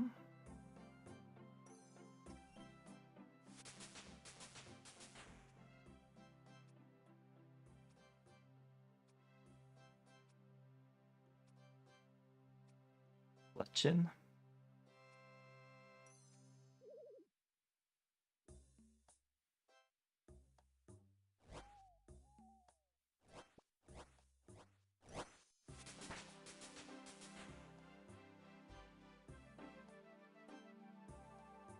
With a mithril grapple, I cannot do that yet. Actually, I can. Can't get them. Oh, I can get the mithril too, actually. Oh, okay, I can make a grapple. That's 100 use short bows, that's a bit too much. Rune crossbow. Low smithing. Magic shield, I can do. Redwood shield, I can do. Let's 250 redwood logs into arrows. Like there's... Why did they pick 250 redwood logs? That's literally gonna take like 2 hours to get. It is so bad. Because I can't use my good axe on it either, because that just burns it. Unless I can... Can I deactivate it? That's... Oh my god, how many? 1, 2, 3, 4, 5. Right, I'm supposed to go here. Autumn. I feel like I would have known if I could deactivate it.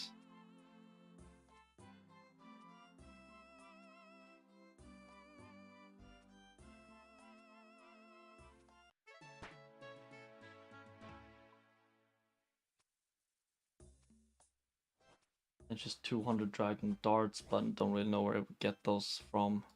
Warcath. So it's really just redwood shield. And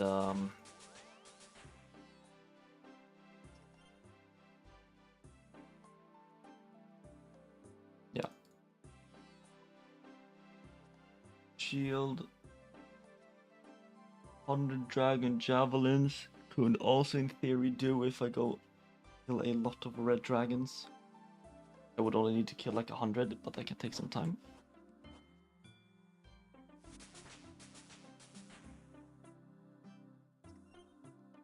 Magic short bow. Magic shield.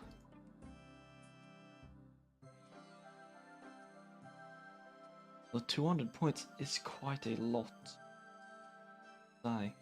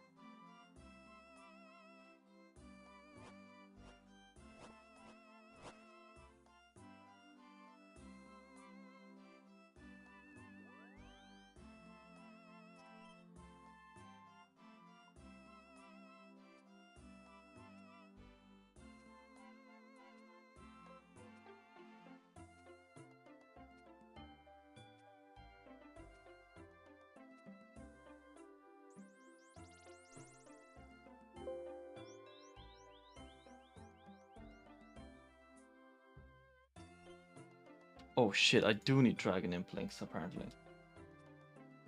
Yeesh. You can drop a lot of good shit.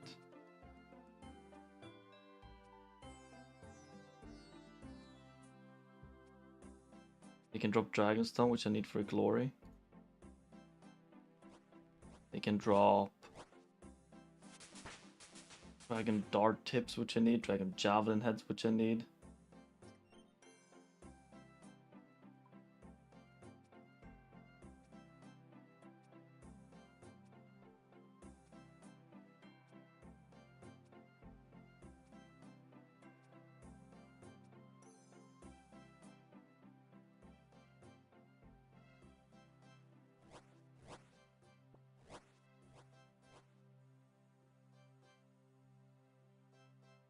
Hmm.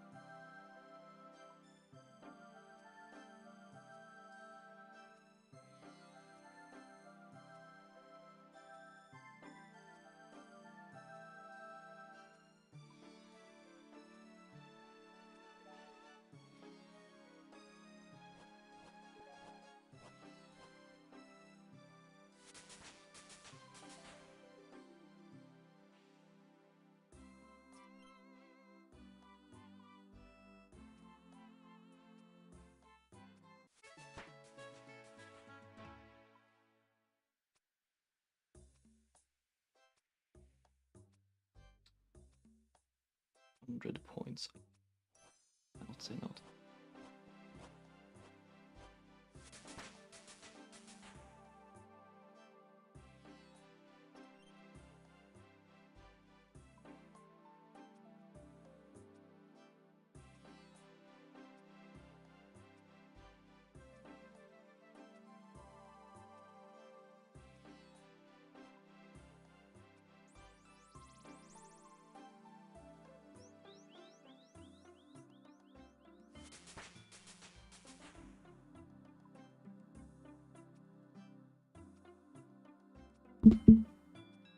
You're gonna have to take a break from Skirkin soon. I just realized something vital that I need to take care of.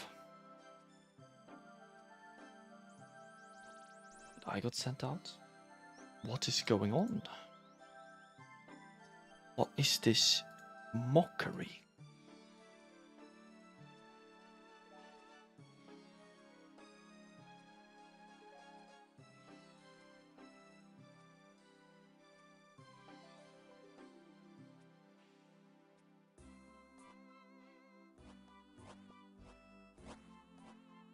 Gonna be honest, these 12 plus boosts haven't been as useful as I thought. They're kinda... I mean, last league they were like super good with the like, you know, the... Nah, but I guess the tasks are pretty good. The ones you can do earlier.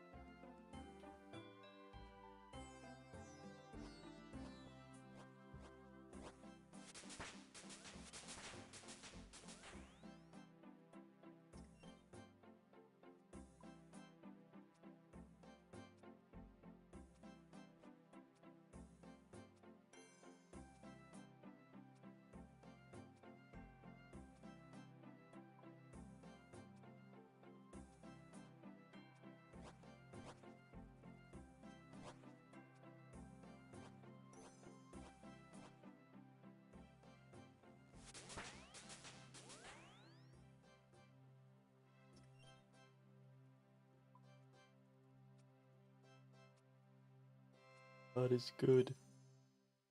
That is good. What's the time? 3 a.m.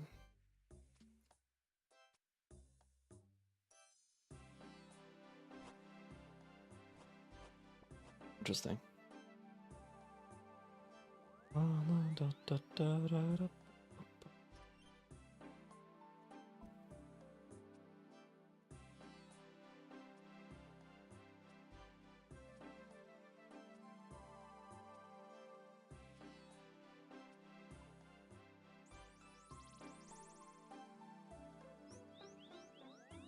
Jumped out, huh? Interesting.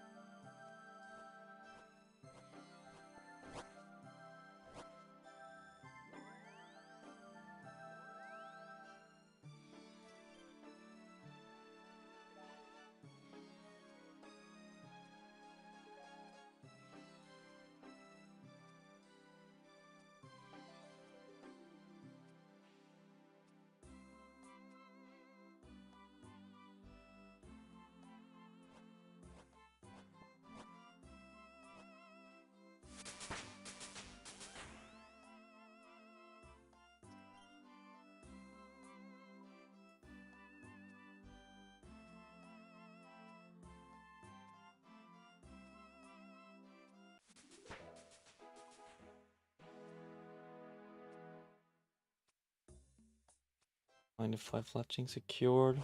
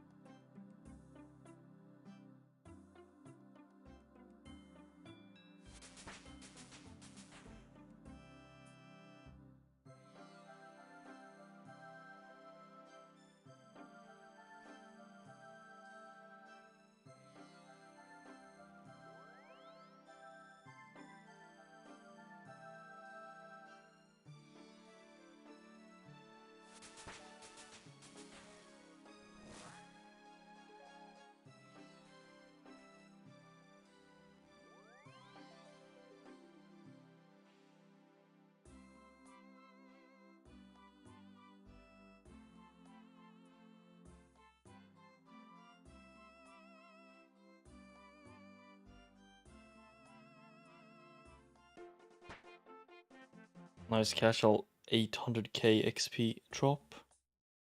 Love to see that.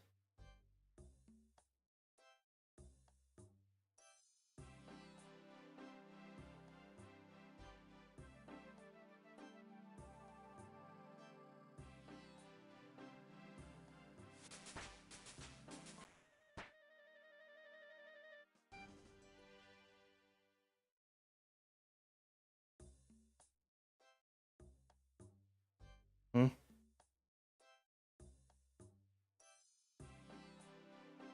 Did I fuck something up? That should have been 50 summer skirks.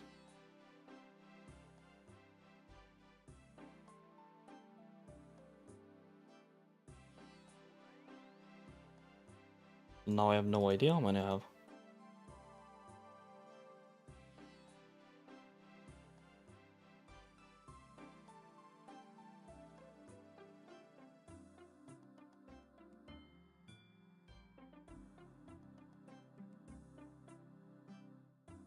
Interesting.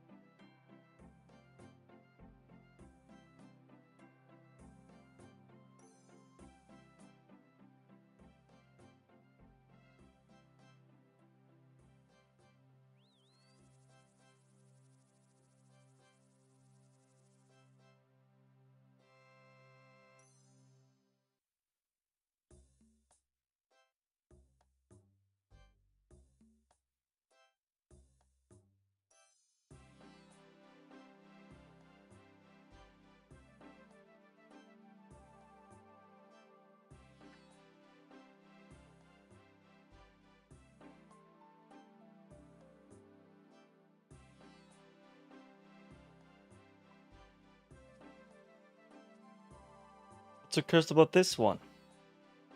It's just a wheat field. Magical wheat field with implings.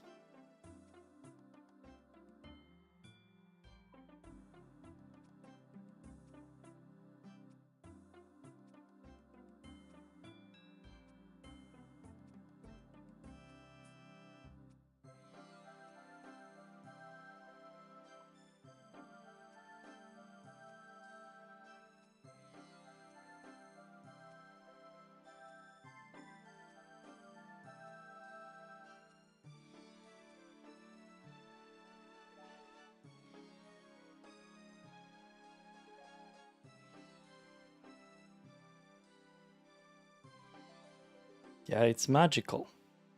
What's so weird with it being a rectangle if it's magical?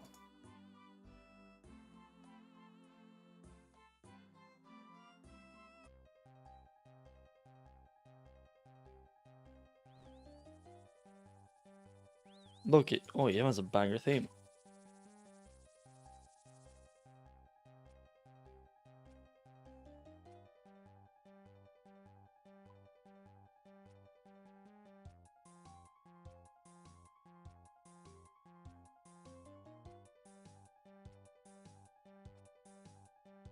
Really? Would it be spiral?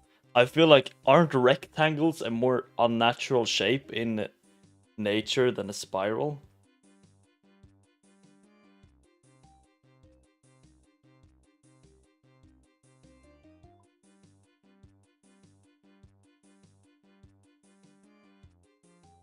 Ninja, magpie, nature, lucky. I want to catch natures if I can. Exactly. Nature does not equal magical, so.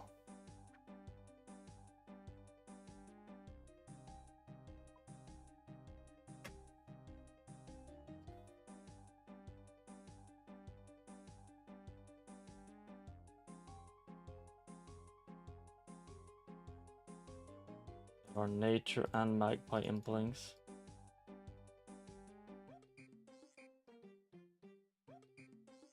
Oh shit. What just happened to the music, bro? It's going crazy.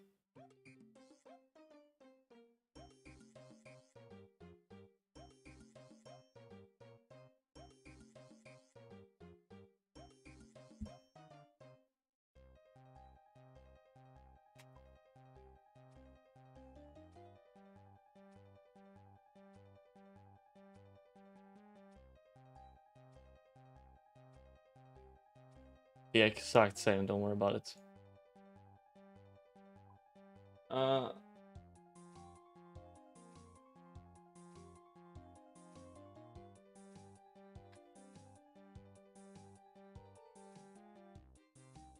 yeah, no dragon. Keep moving.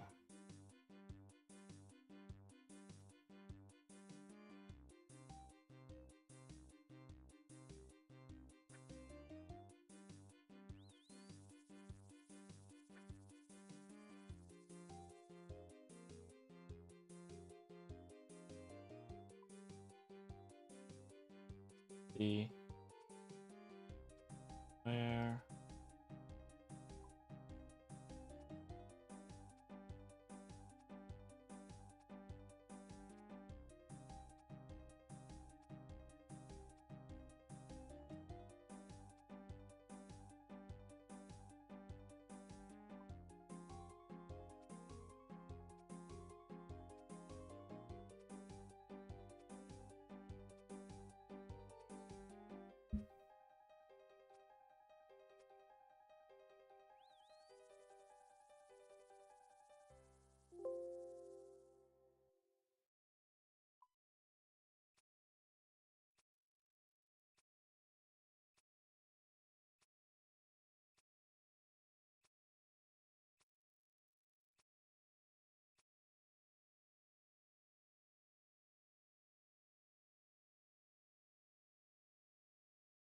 no.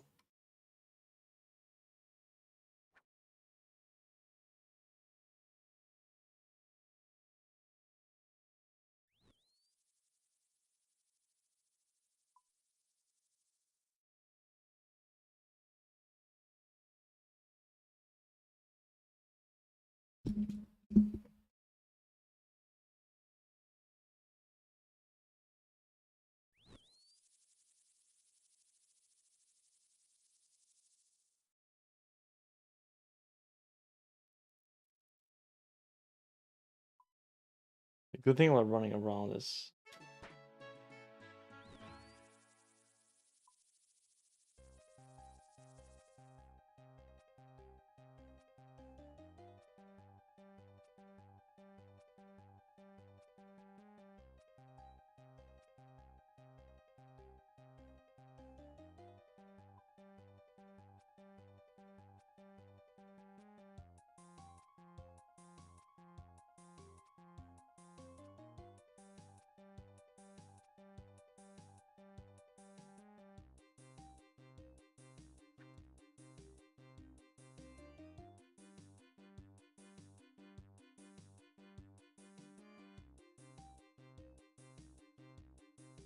in retrospect, this seems like a stupid idea.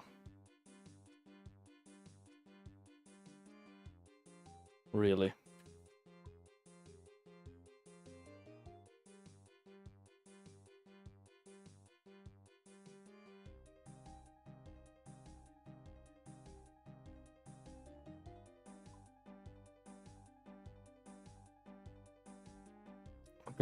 I'm going for a thing that apparently has like a 9 in 300 chance to spawn or something. Which seems not viable. I've been here for a while, I haven't seen a single one.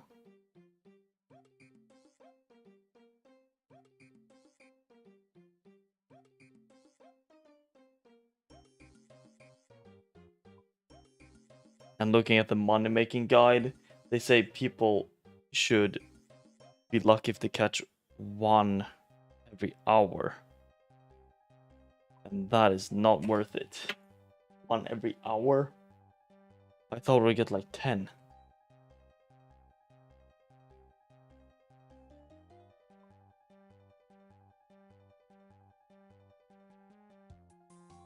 Yeah, but it can't just be annoying, it's also gonna be efficient. This doesn't seem very efficient. Okay, I'm gonna hop 5 more worlds if I don't find anything. I'm out. I'm out.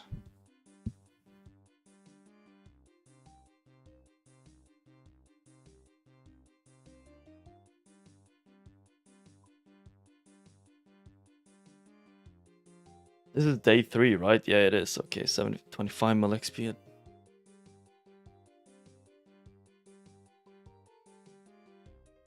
Not bad. Although 2 of those were instant. Get 2 more.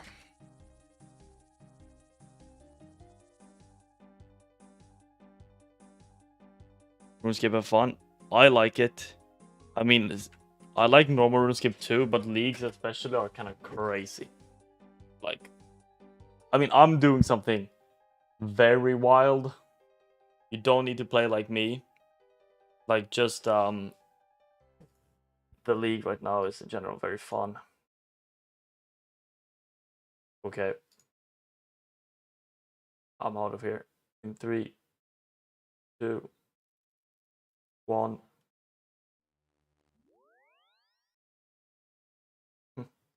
Why am I here?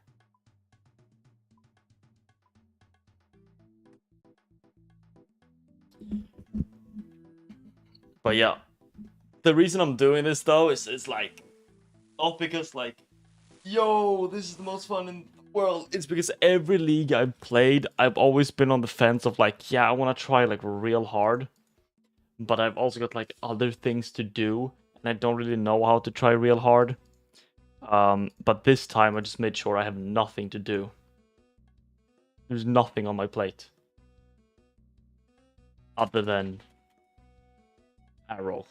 Wait, yeah, arrow making. So that makes it like kinda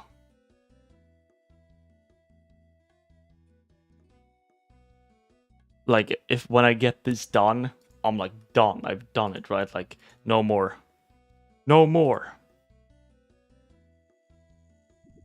Then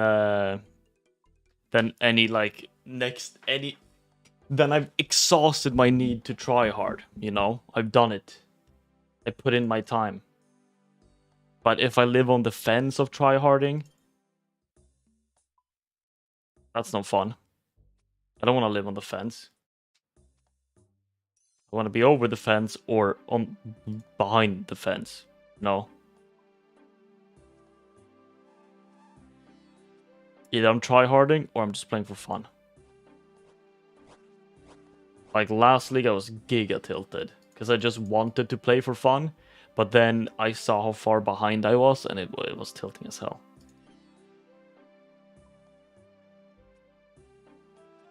So I'm just going for this little maxing challenge. And then we'll see what happens. Maybe I'll make another account. But most likely not, because Season of Discovery is coming out. I have a game to work on and I am busy 24 hours of my living, waking moment. That's fine. I'm not complaining. I think I like it.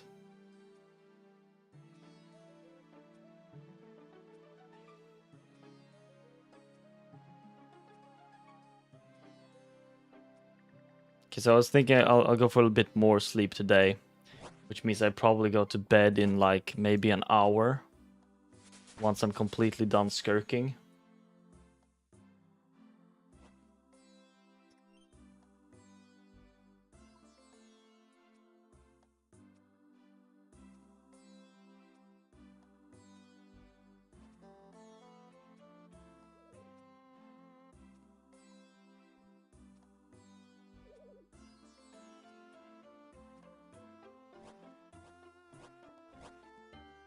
But honestly, I might just go to 91. Leaving then, like, fuck it. Fuck it, dude.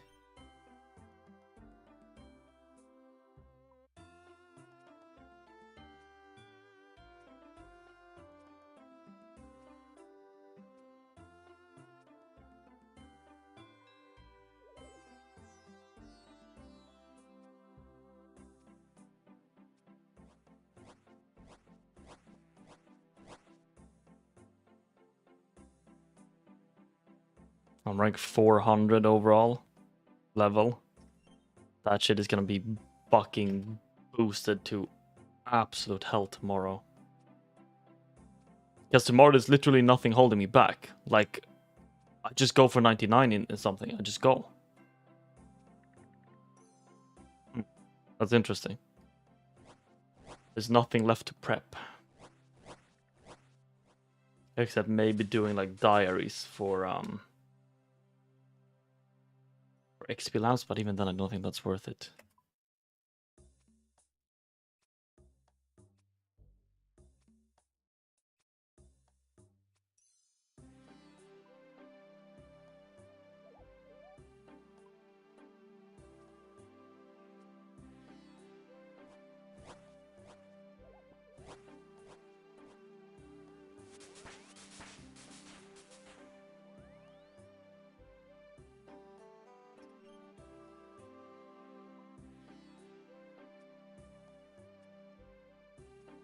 Right, I was gonna check thieving now. What is it I have to do?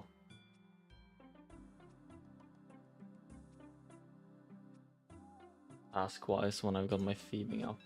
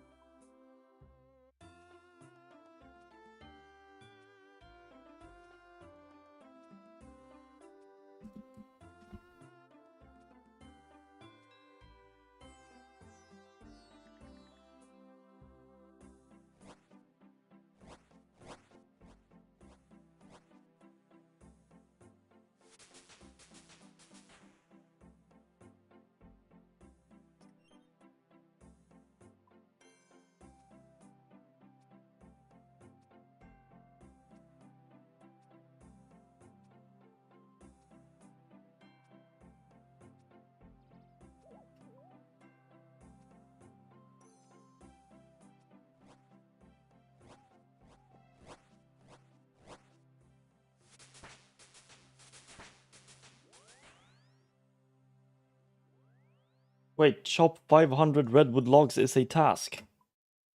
What? Why have I not seen this?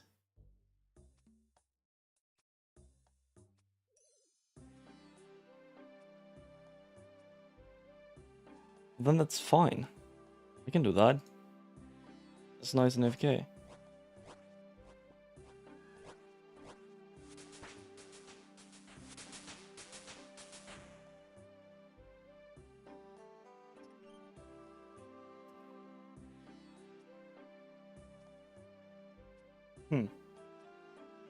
Why didn't I see that?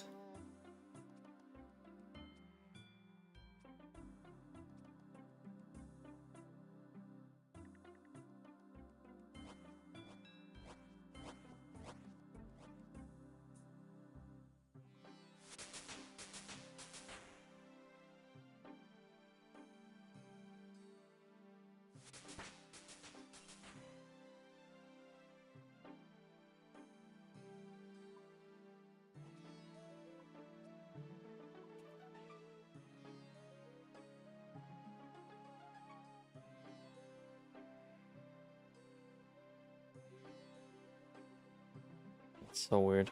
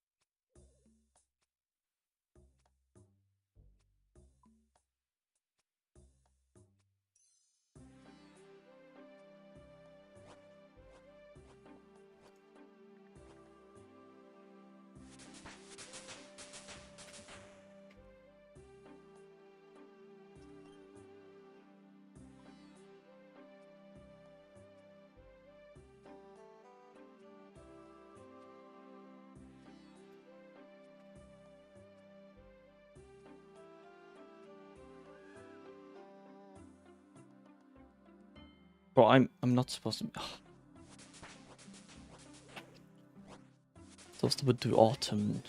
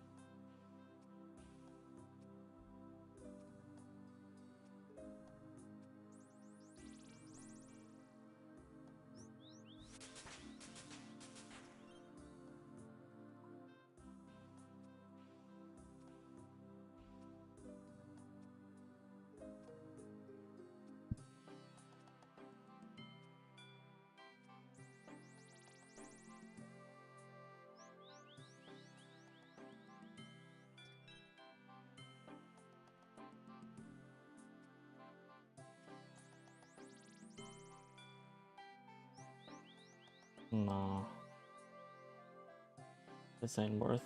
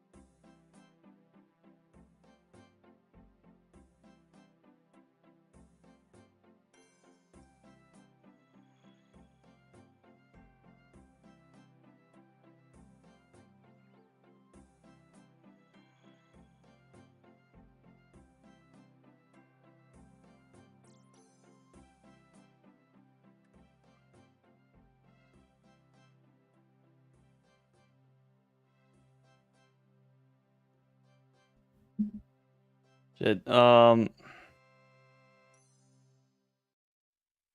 Is the farming one good? Sorry, I was scrolled up on chat. So the farming one is instant 99 farming. It's also unlimited herbs because you can do unlimited farming contracts. So do with that what you will. I think it is pretty nice. Having unlimited herbs is very useful in a lot of parts of the game.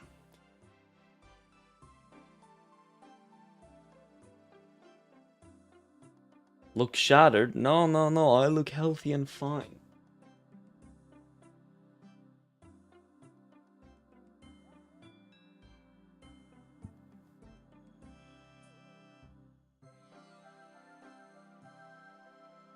Although, if you're doing something other than skilling, doesn't that... aren't ruinous powers on that? Ooh. Ooh, ruinous powers is on that though. So if you're doing like some form of like PVM content like bossing... Red Eye Squinting Slouch. That's just how I always am.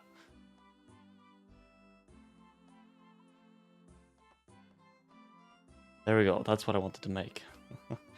Fucking hell.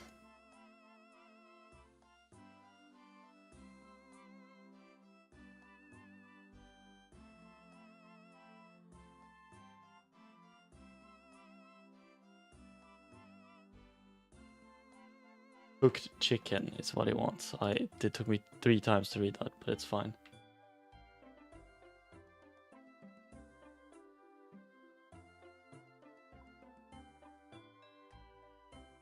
I think if Ruinous is the alternative.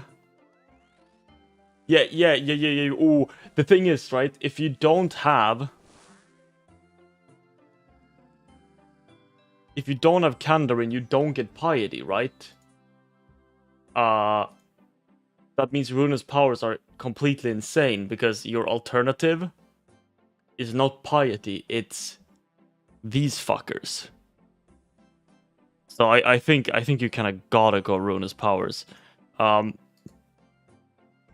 Really, I feel like the herb thing is not that worth it.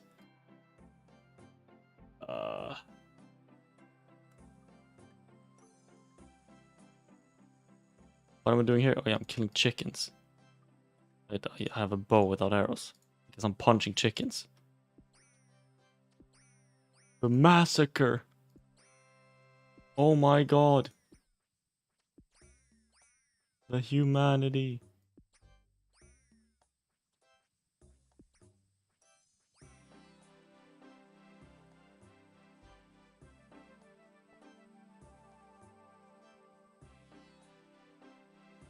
I mean, I don't think it's about defense. I think it's about the damage, right?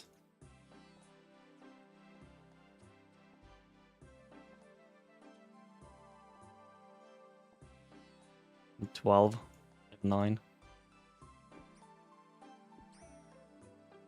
10, 11.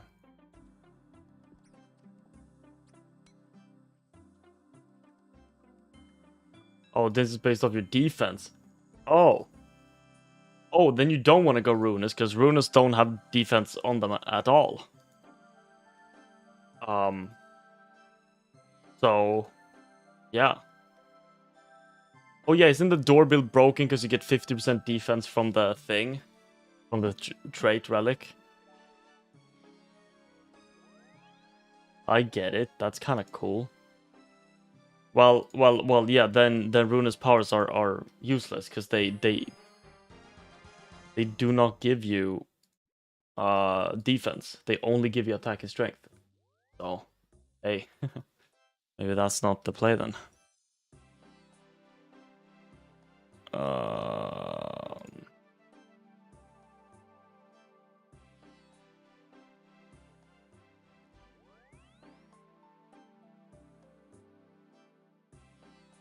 Okay, now what? I guess I'm just going through the list of like the most completed tasks now. done that. Done that, done that.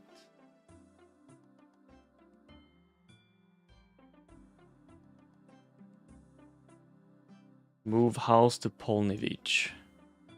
That I can do.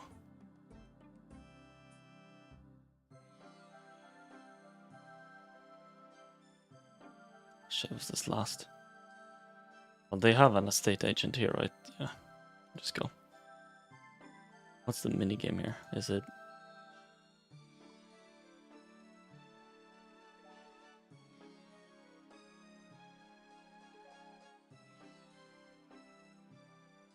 Wait, can everyone do Mahogany Home? Or is it just... Is it just Ascarnia? Okay, I need to go to Falador. Okay.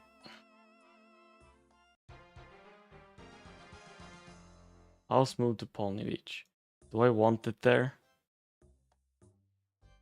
No. Not right now. Okay, house move to Polnivich. Equip a maple shortbow. Have I not done that? Well, that is something I should do.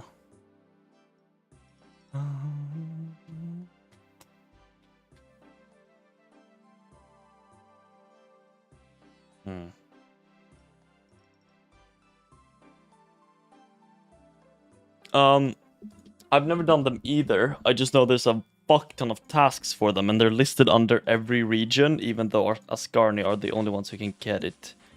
I'm pretty sure. So, I just wanted to check. That's not the place I wanted to go. Shit, 1,300 points away. Well, I'm gonna reserve the last 400 for the 250. Oh, or I guess I don't need to reserve, I'm just gonna save it for the redwood.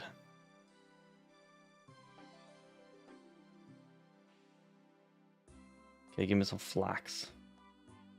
Right now.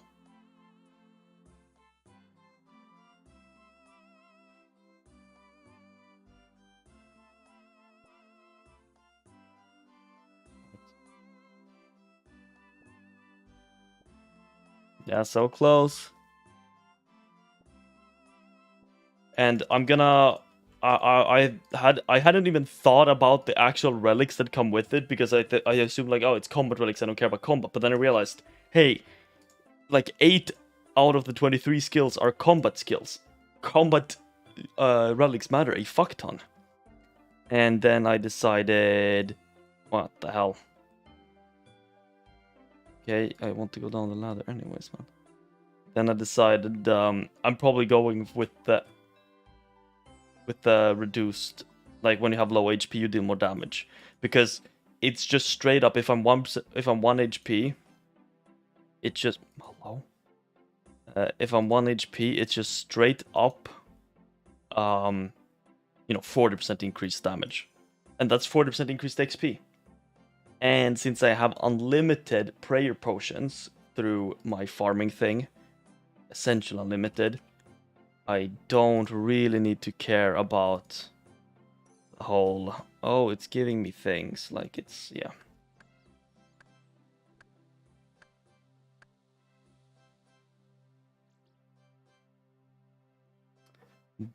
And if you are Banker's Note, the one that like lets you drain shit is like kinda useless, because like you can just bring your supplies, like infinite supplies anyways.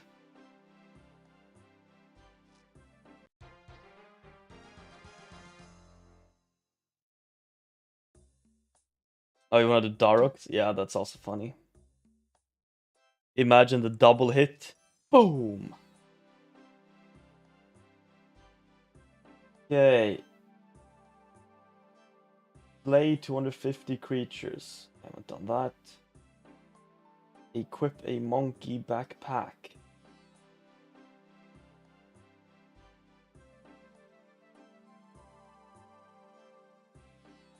Searching the... Okay.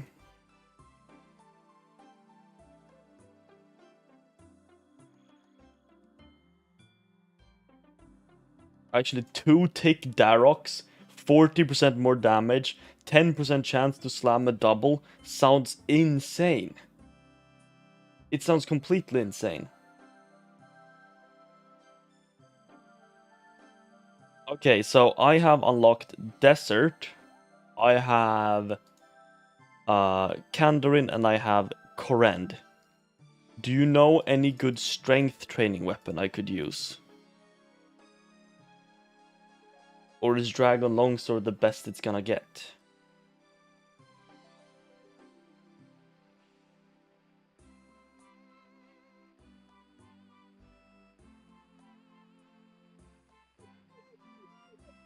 Hello, monkey.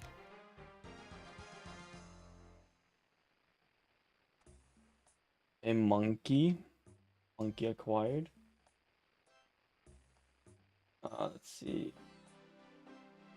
The monkey. I should really complete Demon Slayer. Like, I'm literally on last step, basically. I've been forever. Blue scroll, Chad. What the hell? No, no, no, no.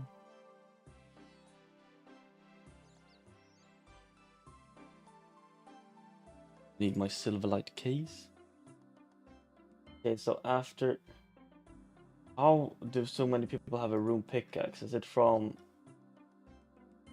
Oh, I can buy one. In Lova Kench. Oh, I guess that's how you get a rune pickaxe. You just buy it. Silly old me. Now I just need a Silverlight keys.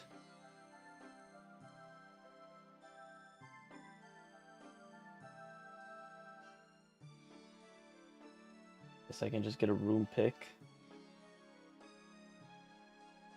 Poggies, as some would say, poggies.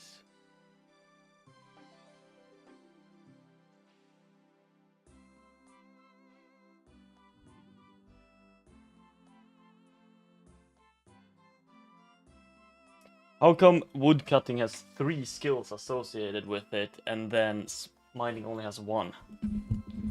What's the situation with that?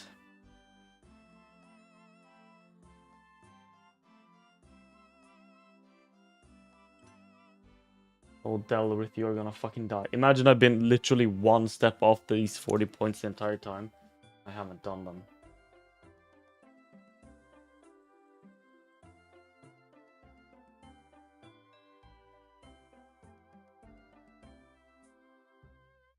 By the way, how do you get a water talisman to enter the water altar? It says 26% of players have completed that task. But I don't even know how to get fucking...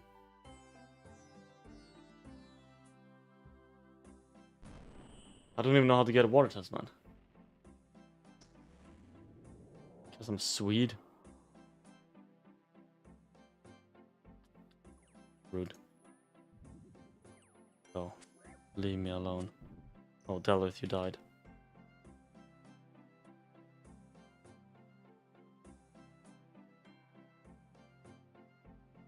Water mage. Isn't that Ascarnia? Otherwise, I guess it's just the Abyss. Implings. Oh, yeah, true. Okay. Guess that makes sense. Okay. Demon Slayer is completed. 40 points acquired. Now I'm going for Lova Kench. Which means I just need... I mean, I'm not running there. This is a teleport angle. I thought I just did a quest I've done before. This is not where I'm going, man. Yeah. Finally, I'm nostalgia baiting. I remember it being a lot more scary than that. But it's fine. What am I looking for here? I'm looking for my memoirs to go to Lokenge.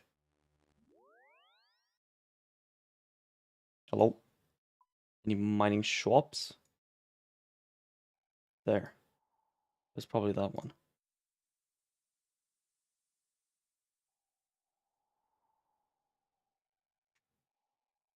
Okay, so let's see. I do pickaxe now. A pickaxe. Reach room 8 in Pyramid Blondel. Protect your crops. I don't think I can protect my crops because my crops grow instantly. So that's a task I can never do. Okay, this was not the store. This was definitely not the store I wanted. Fucking dynamite shop, bro. See, this is another moment where if I had fletching in my inventory, it would be very good. In fact, I should definitely, most definitely have it with me because I'm going to be doing a lot of running, completing all of these tasks. Equip a full mithril set is now something I can do, I think. Where do you get plate bodies from?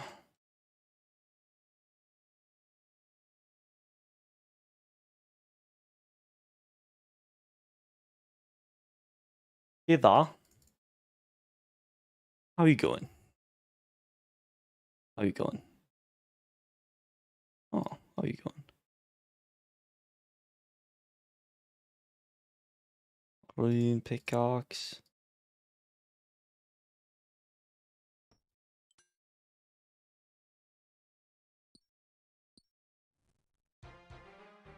Yeah, there's the rune. I am now going to do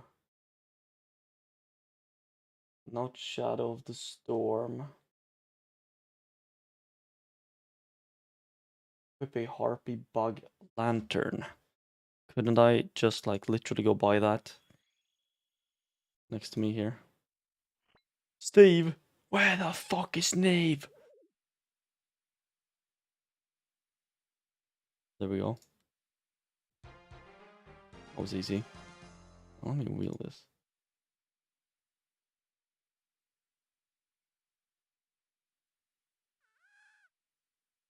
Okay, Harpy Bug.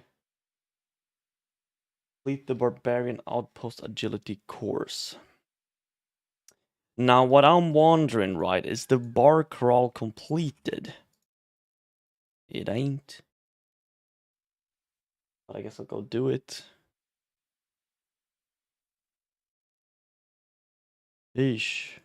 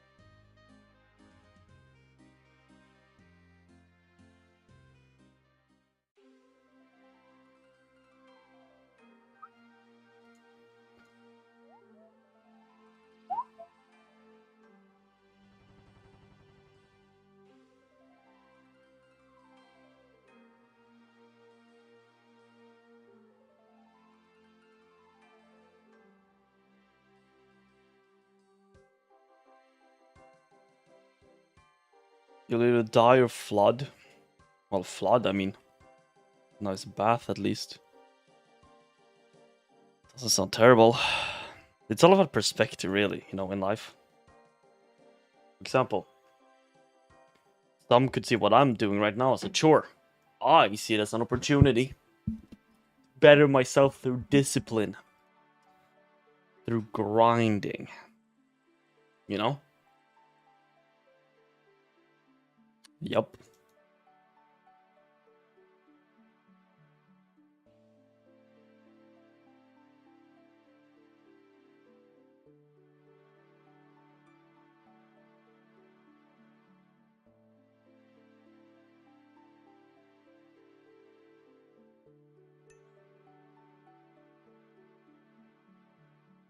Remaven. Musa point. Okay. Put it down. Stoic Jay. I'm insanely stoic. I'm so stoic that I basically have no emotions, which is the reverse of stoicism. So I'm not stoic at all. That's how stoic I am.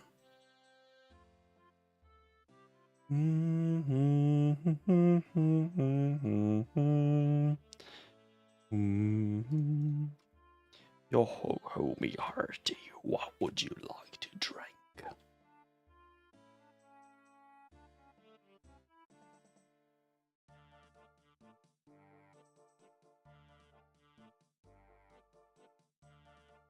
This is some alcoholic promotion behavior right here in this questline. Okay, I'm not sure how much longer I'm going. I guess it's probably bedtime soon, though.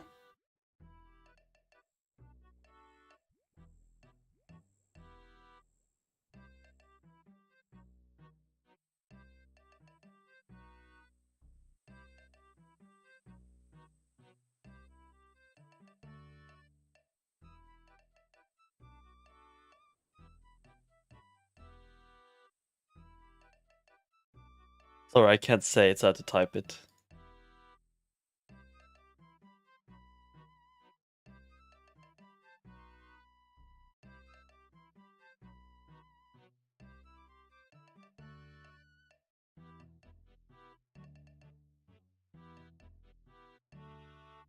Yeah. Yeah, stoicism is like, I don't care about anything, but it's like, oh, okay. No, you're supposed to face the emotions and then, like, be devoid of the consequences of them. Not, like, suppress them. That's not stoicism. Yeah, exactly. Oh, I'm emotionless. Look at me.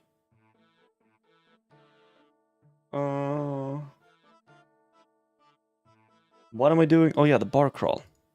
What do I need? Yanil, Ardoin. Okay, Yanil, I see. I just go to Yanil. Bro, it's TikTok stoicism. TikTok stoicism is not what we're looking for, I think.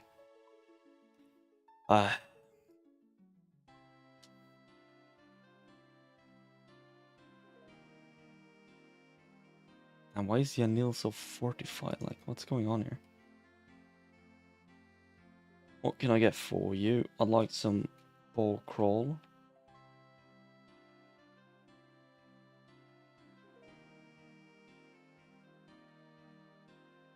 Right then, now it's time for Ardoin. This is worth it for 40 points, I guess. Exactly. Yeah, like, as I said, I have no enemies. Except one. But, yeah. It's to come to terms with your emotions, you know? Like, it's reverse of suppressing them. Becoming emotionless. You're supposed to let them in. Supposed to savor it. And then in the face of that, you can be stoic. You cannot be stoic in the face of nothing.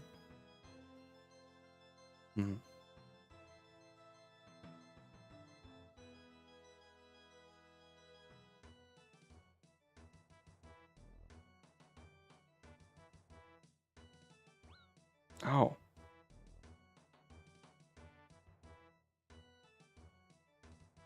Okay, one last one. Should be,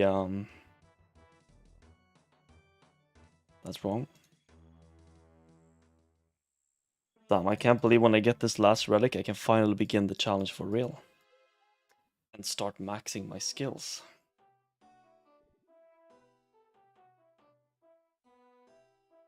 Although, I'm doing pretty well.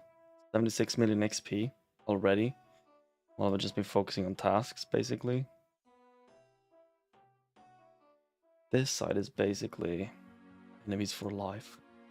That's my life story. Oh, hey, we just met. We are mortal enemies. Okay.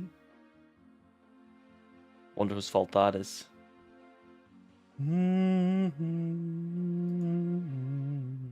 This is a very big bar for a very small town.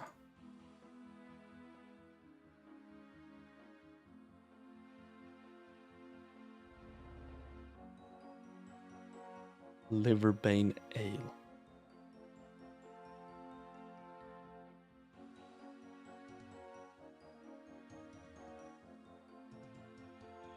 Okay.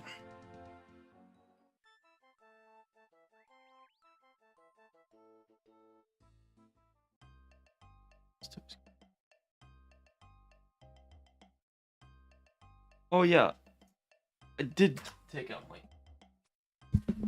fletching shit. Just didn't do any of it. Yeah, for sure.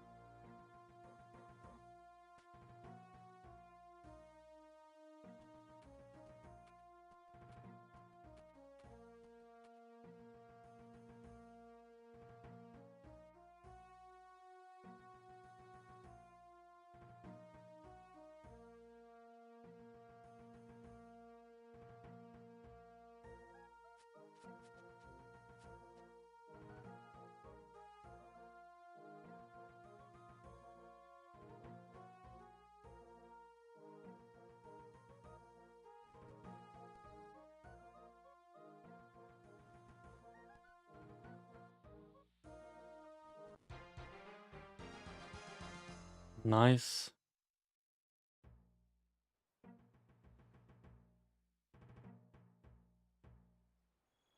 Favorite color? I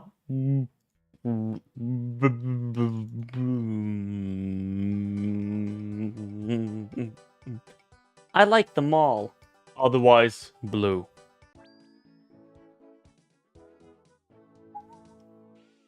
Why am I here? Oh yeah, right. I know. Or purple. I mean, blue is more sleepy time. Yeah, it's definitely almost soon. Hello, Weisel man.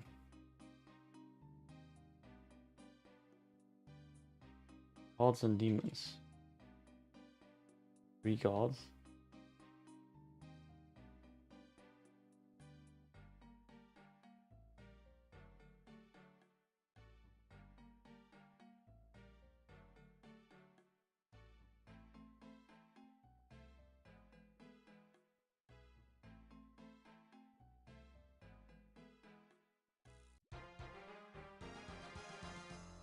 Nice. Yeah. Purple is better. Maybe. Purple is just so like pretentious, you know. Okay, so I definitely want to do the Spirits of Elid, but probably not today. Full Mithril. A Mithril plate body. Where can I get this? Just in Varrock. Is this task an easy task?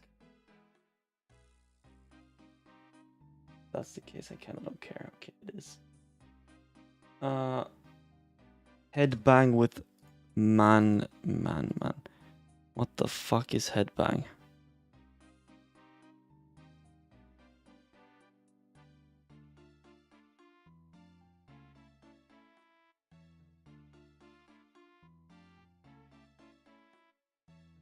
There it is. So I have it. Fairy ring. Yellow.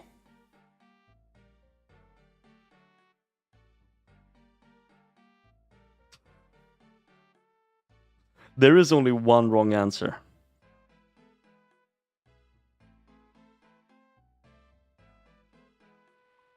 You found it.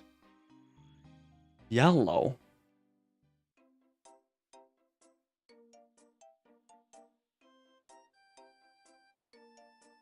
What is the song? That was interesting. Oh, get up. Oh.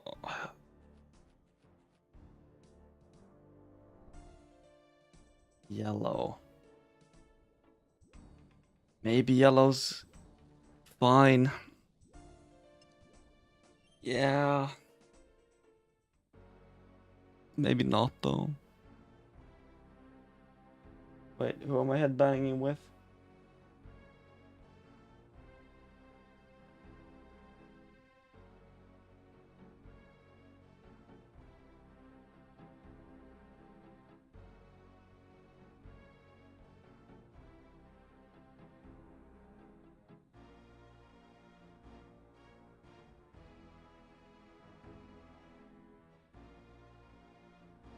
Oh, no. That's not at all what I thought it was. Enemy, it's fine. Yeah. That's good. I was trying real hard.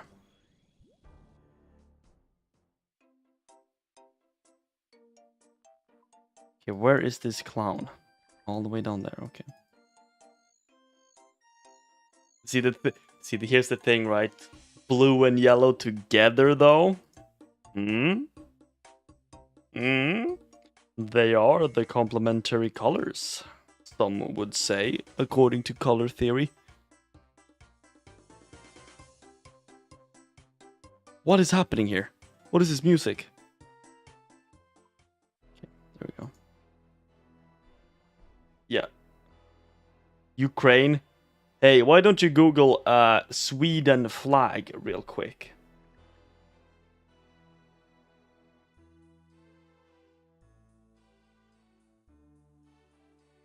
Yeah.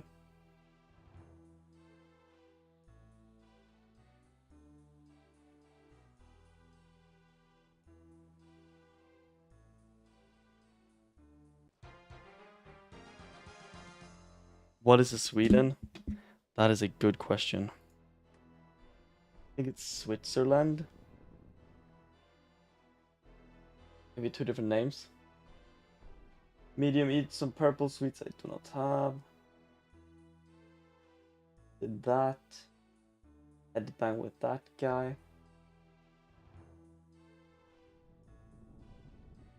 Right, kill cows. That is something I can probably do. I just need... that's probably the wrong place. I just need a bank.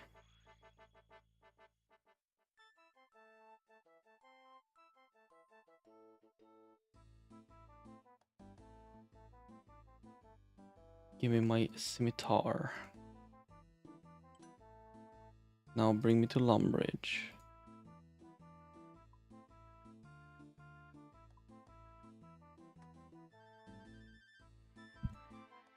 Yeah, Kazakhstan also, but that one's like it's light blue, right? It's like a rising sun or something, if I recall. Yes, it's not really the kind of blue I'm talking about, you know, baby blue. Like, don't know about that one. Kill 10 balls.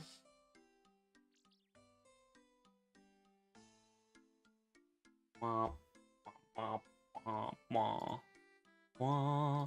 I could definitely do a hard clue. I'm thinking about it. How am I supposed to kill 6,000?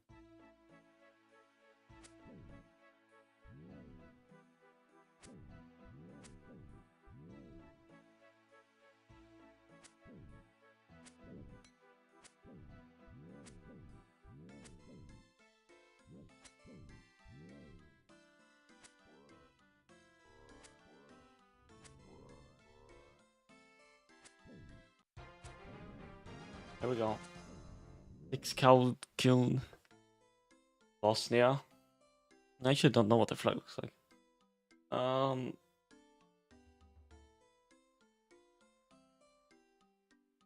Okay, let's check a little hard clue.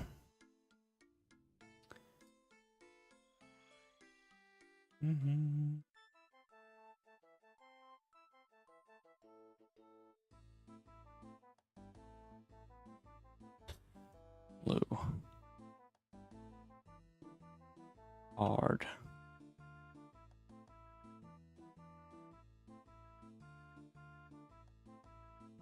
Well, I don't have any of that, so no.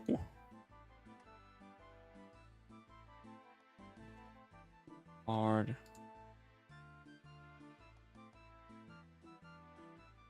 I just got bored of this. I don't want to do that.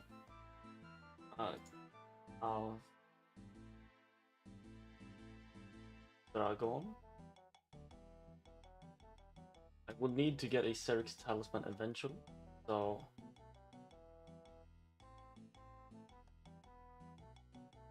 Okay, I just need to go to Korend and kill stuff. I can do that. It's almost like what I'm very good at.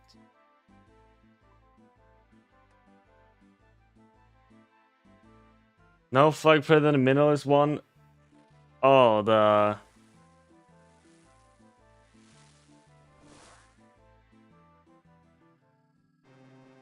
Hmm.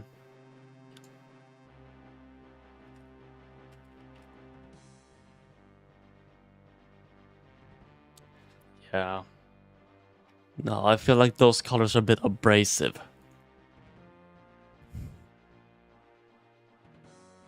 You know? This place is real nice.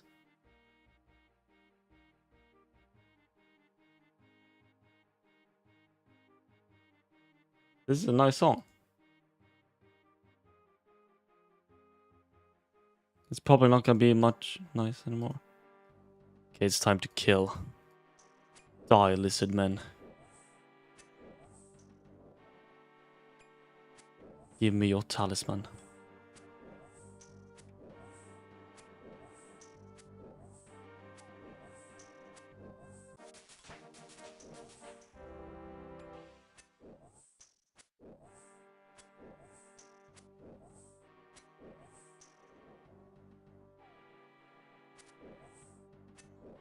You need lizardman fangs to charge the talisman, right?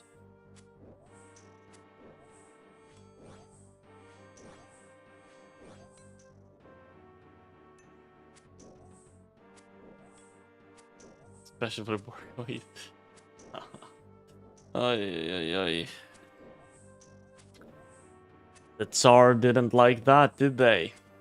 Well, if they didn't like it, maybe they shouldn't have hoarded all the riches.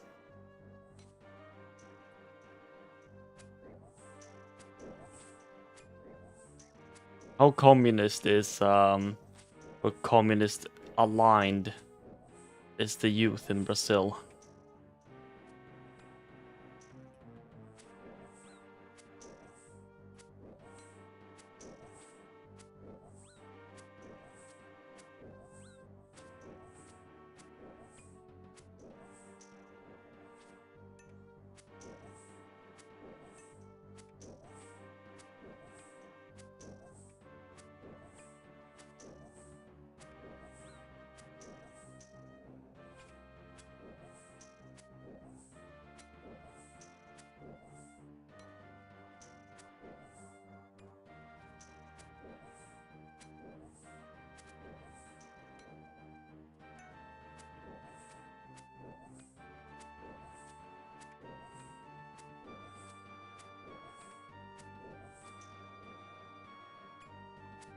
kind of want to hear more of the rugged terrain.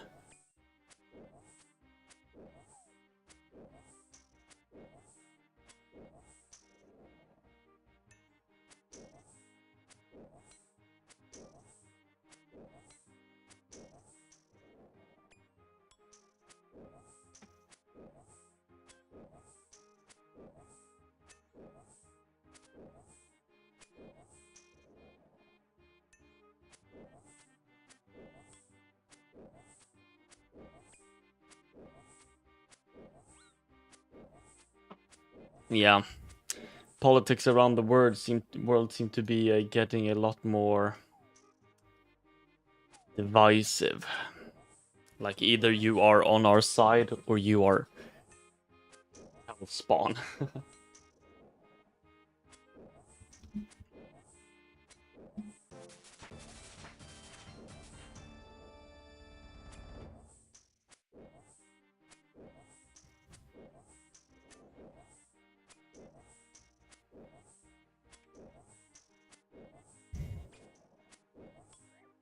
I just realized my best strength weapon is, of course, that.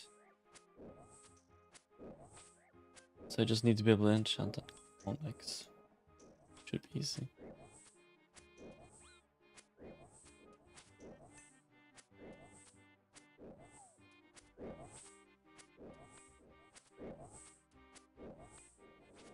This is a bop. Or fang.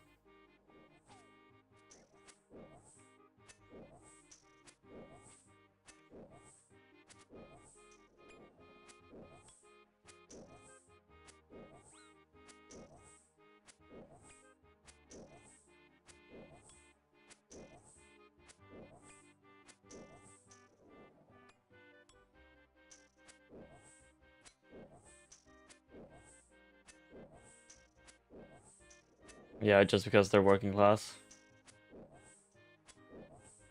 The problem with...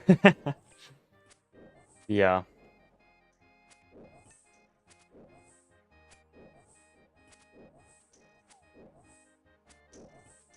The problem with that is that that inherently puts all the pro-communists in positions of low power.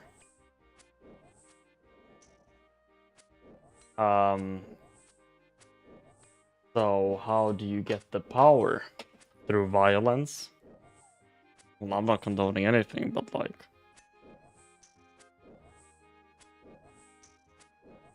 if there's one thing a oppressive power hates, it's something that shakes things up.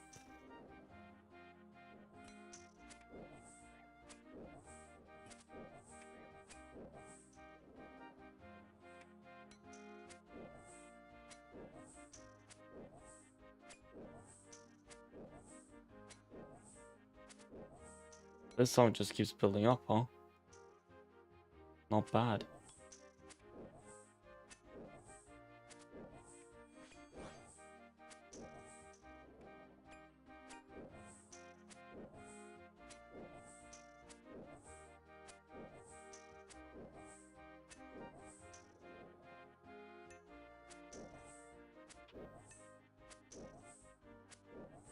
Yeah.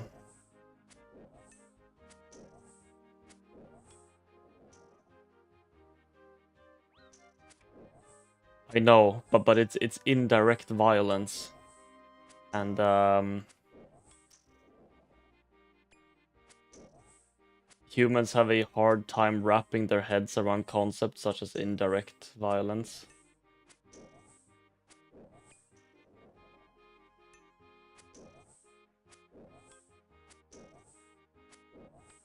Which is the annoying part, because that means people are also against change.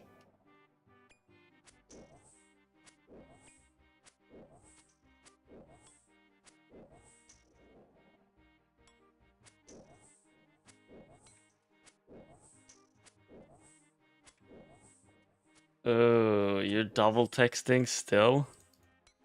This is 2023. Old woman.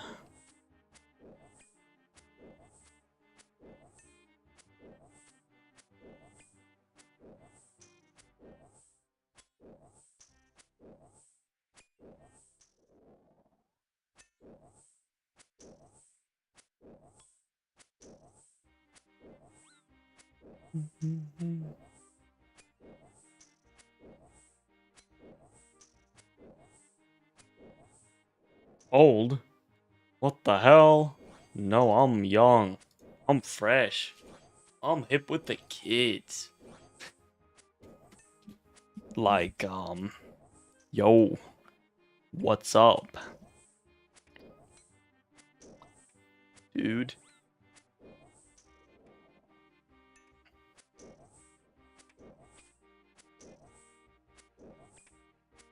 Yeah, I kinda want the talisman now. It's wait, I've only killed like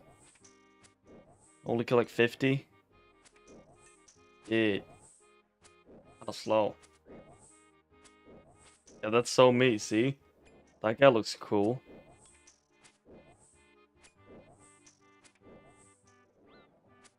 Oh. I think the fangs are used to charge the talisman. Ripped from the maw of a dying lizard man of Korend. That is a weird thing to say. Oh, give me the talisman. Give me the talisman.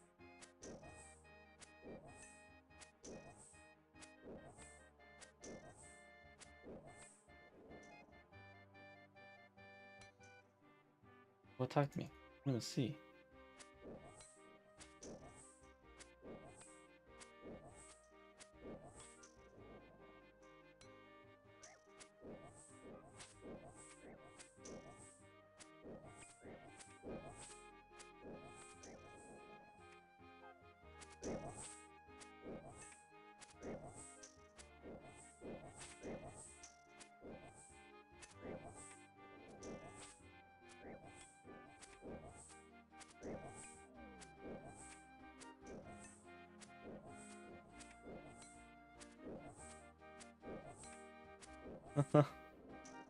The government spying on you through the YouTube comments.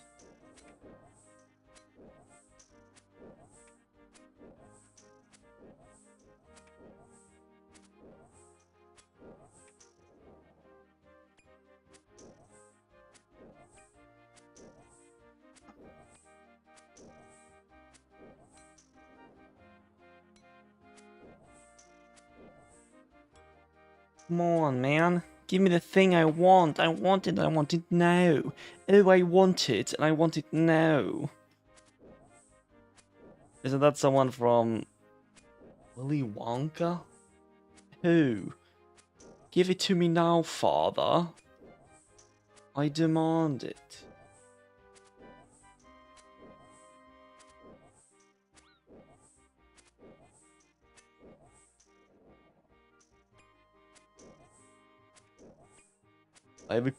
I have committed mass murder in the name of a medium task.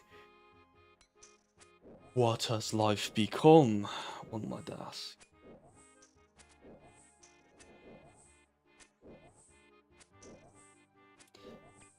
Her name is like Veronica something, I think. Veronica.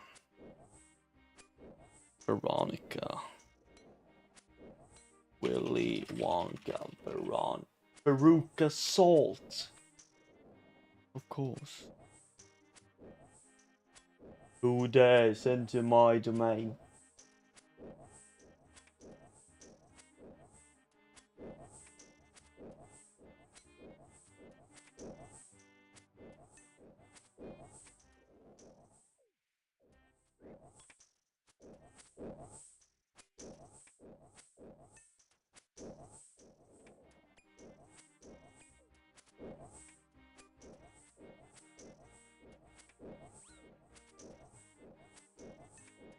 Ugh.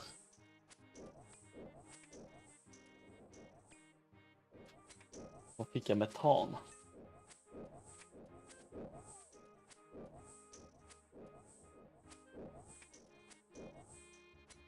Är de här?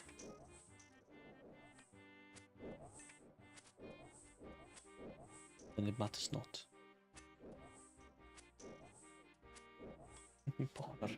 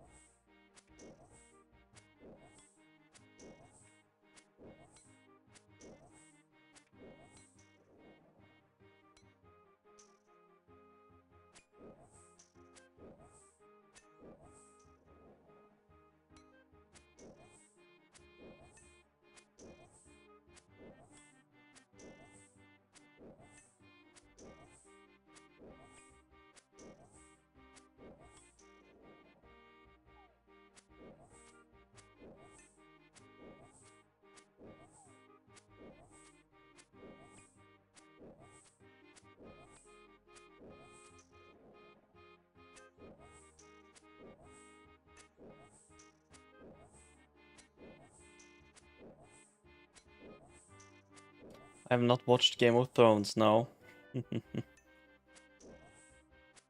Which means that, just imagine this, whenever I want, at any point in my life, I can just sit down and watch Game of Thrones for the first time. But the second I do that, I will have lost that power.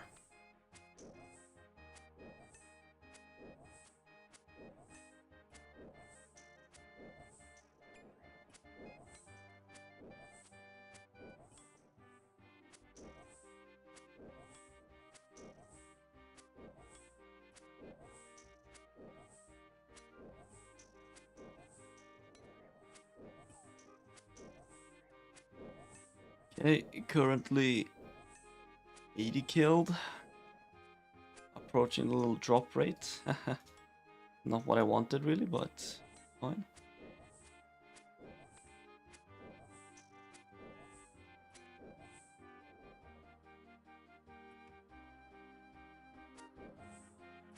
Oh, this part.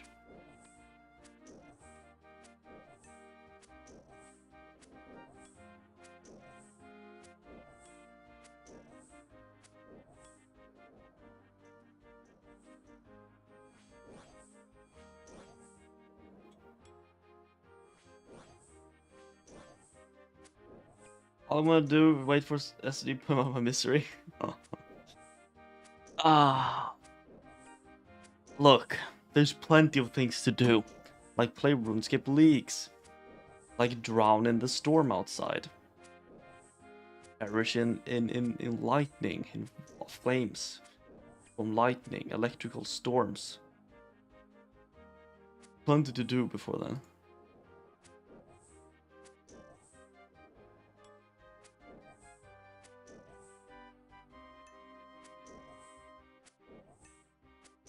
Why does this Runescape song sound like Coldplay? The new or old Coldplay? This is what I'm asking. By the way, does South America have WoW servers? Or no? Both suck? Oh. Okay, never mind.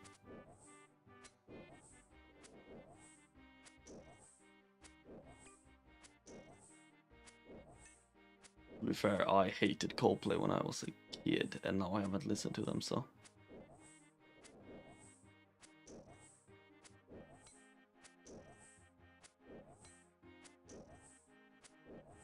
Might do it. Well, it's not like you have a choice, I guess. I mean, you could amplify the effect of it, but if it wants to, it wants to.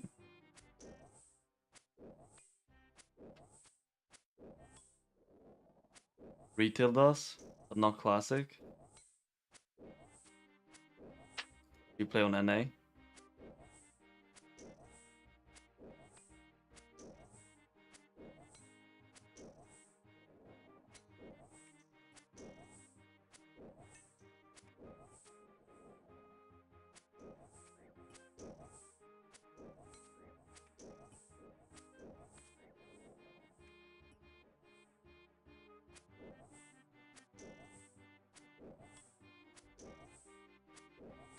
White main, okay.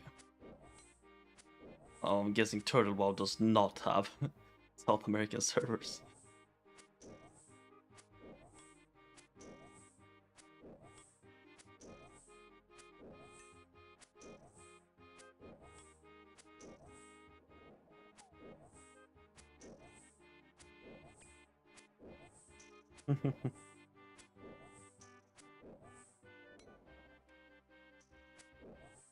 Right, it's about time for that amulet, yeah? That's 2 servers, yeah. Guessing both based in like Russia so they don't get sued out of the wazoo. Wazoo.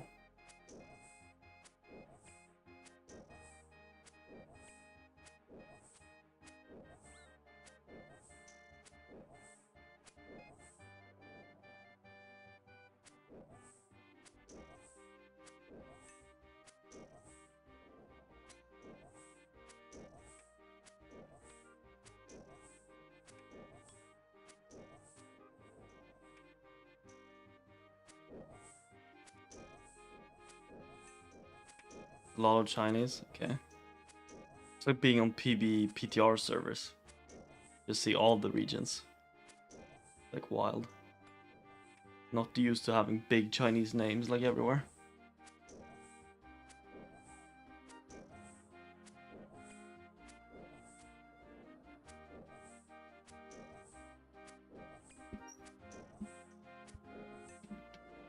Wait, Turtle has 6 Chinese servers? What do you mean Classic? No, Classic doesn't have... What? Blizzard doesn't have any servers.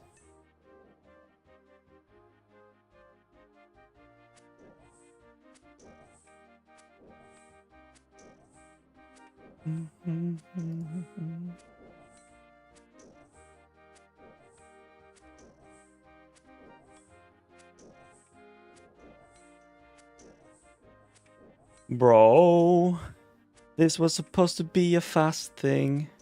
A quick in and out. I was also hoping the drop rates were boosted, but they weren't.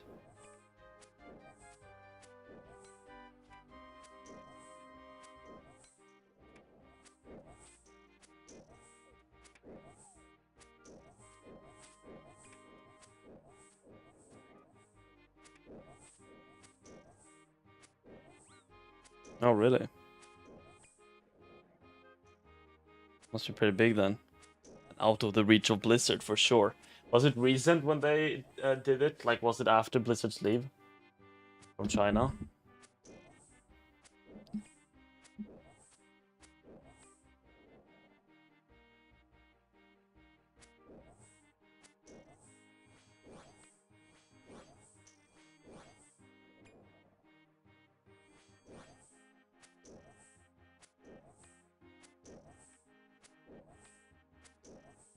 Oh, it's on the Chinese Steam.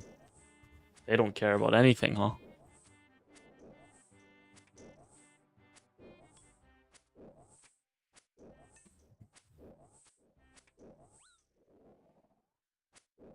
This seems risky.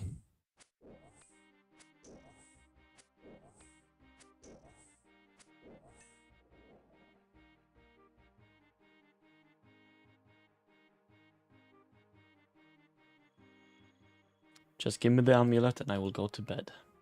That's all I ask.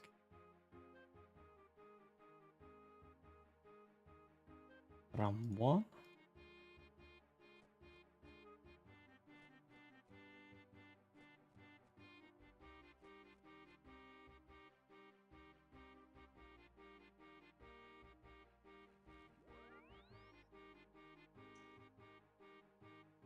Oh yeah, that's true. Invaded. Yeah, I thought a lot of them went to Taiwan servers. Is that not true?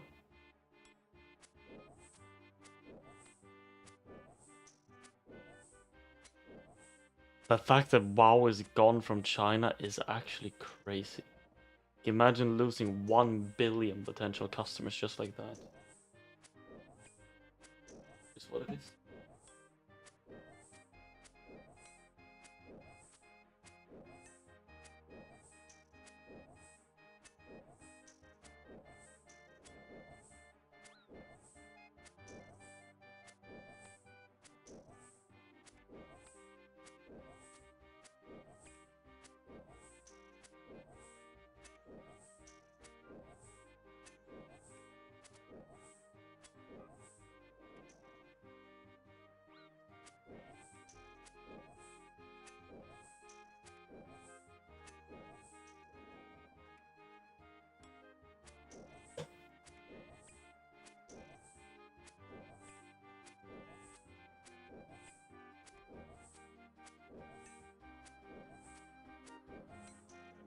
Oh, this is fine. I am so glad that it hasn't dropped yet.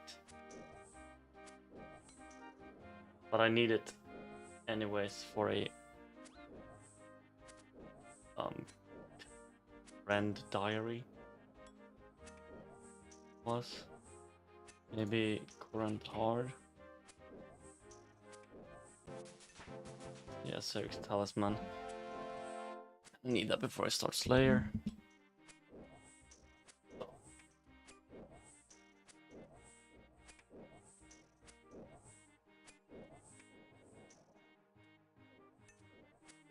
Oh my god.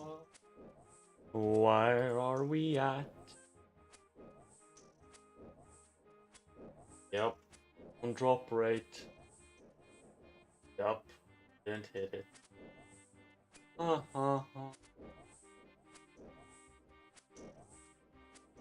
a fucking double hit max hit? That's kind of crazy. This is all hands off gameplay as well. Like, I'm doing nothing. I'm just sitting here, bro. I'm just sitting, bro. Like, I could even go brush my teeth. Fuck it. What if it drops? It was brute, and if it doesn't drop, I'll go brush the little teethies. Oh, it dropped. What the fuck? Oop. Why can I teleport with this? One places. Okay, well, that was that. Well, gamers, today has been a good day. We are very close to the final relic. Or not the final, but the final relic I'm going for. And it is bedtime. I will be back at 1 p.m. as per usual, giving myself a bit more sleep this time. A little bit more than usual. Mimir. Oh, a little Mimir. GG's. Thanks for stopping by. Tomorrow, we go again. For now, we shut the fuck up. Okay. Bye-bye.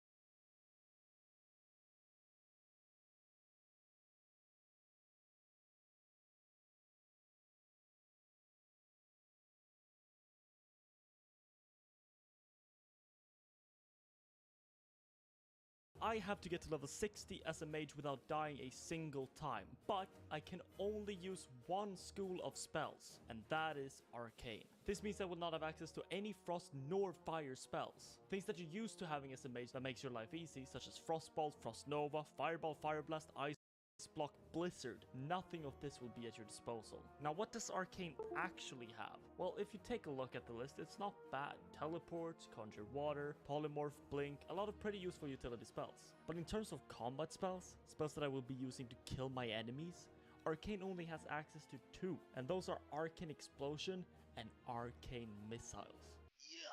Arcane Missiles might be the least used spell in all of classic history. It's simply just straight up worse than the Frost or Fire alternative. But the greater issue at hand is that you do not even unlock the spell until level 8. Do you understand what this implies? Well, guess it's time to start bashing some wolves. I wasn't actually sure how bad this was going to be, but as I took on my first wolf, it became clear that this was not going to be quick. Unlike other classes that use melee weapons, mages have very low base strength, and each point of strength only gives 1 attack power, unlike warriors, where each point gives 2, or rogues who also get attack power from agility. Even facing the level 2 wolf was scarily close. But grinding my way through the level 1 wolves, I eventually finished the first quest and hit level 2, which is also when I get my first usable spell, Arcane Intellect, which of course does nothing, because I have no spells to spend my mana on.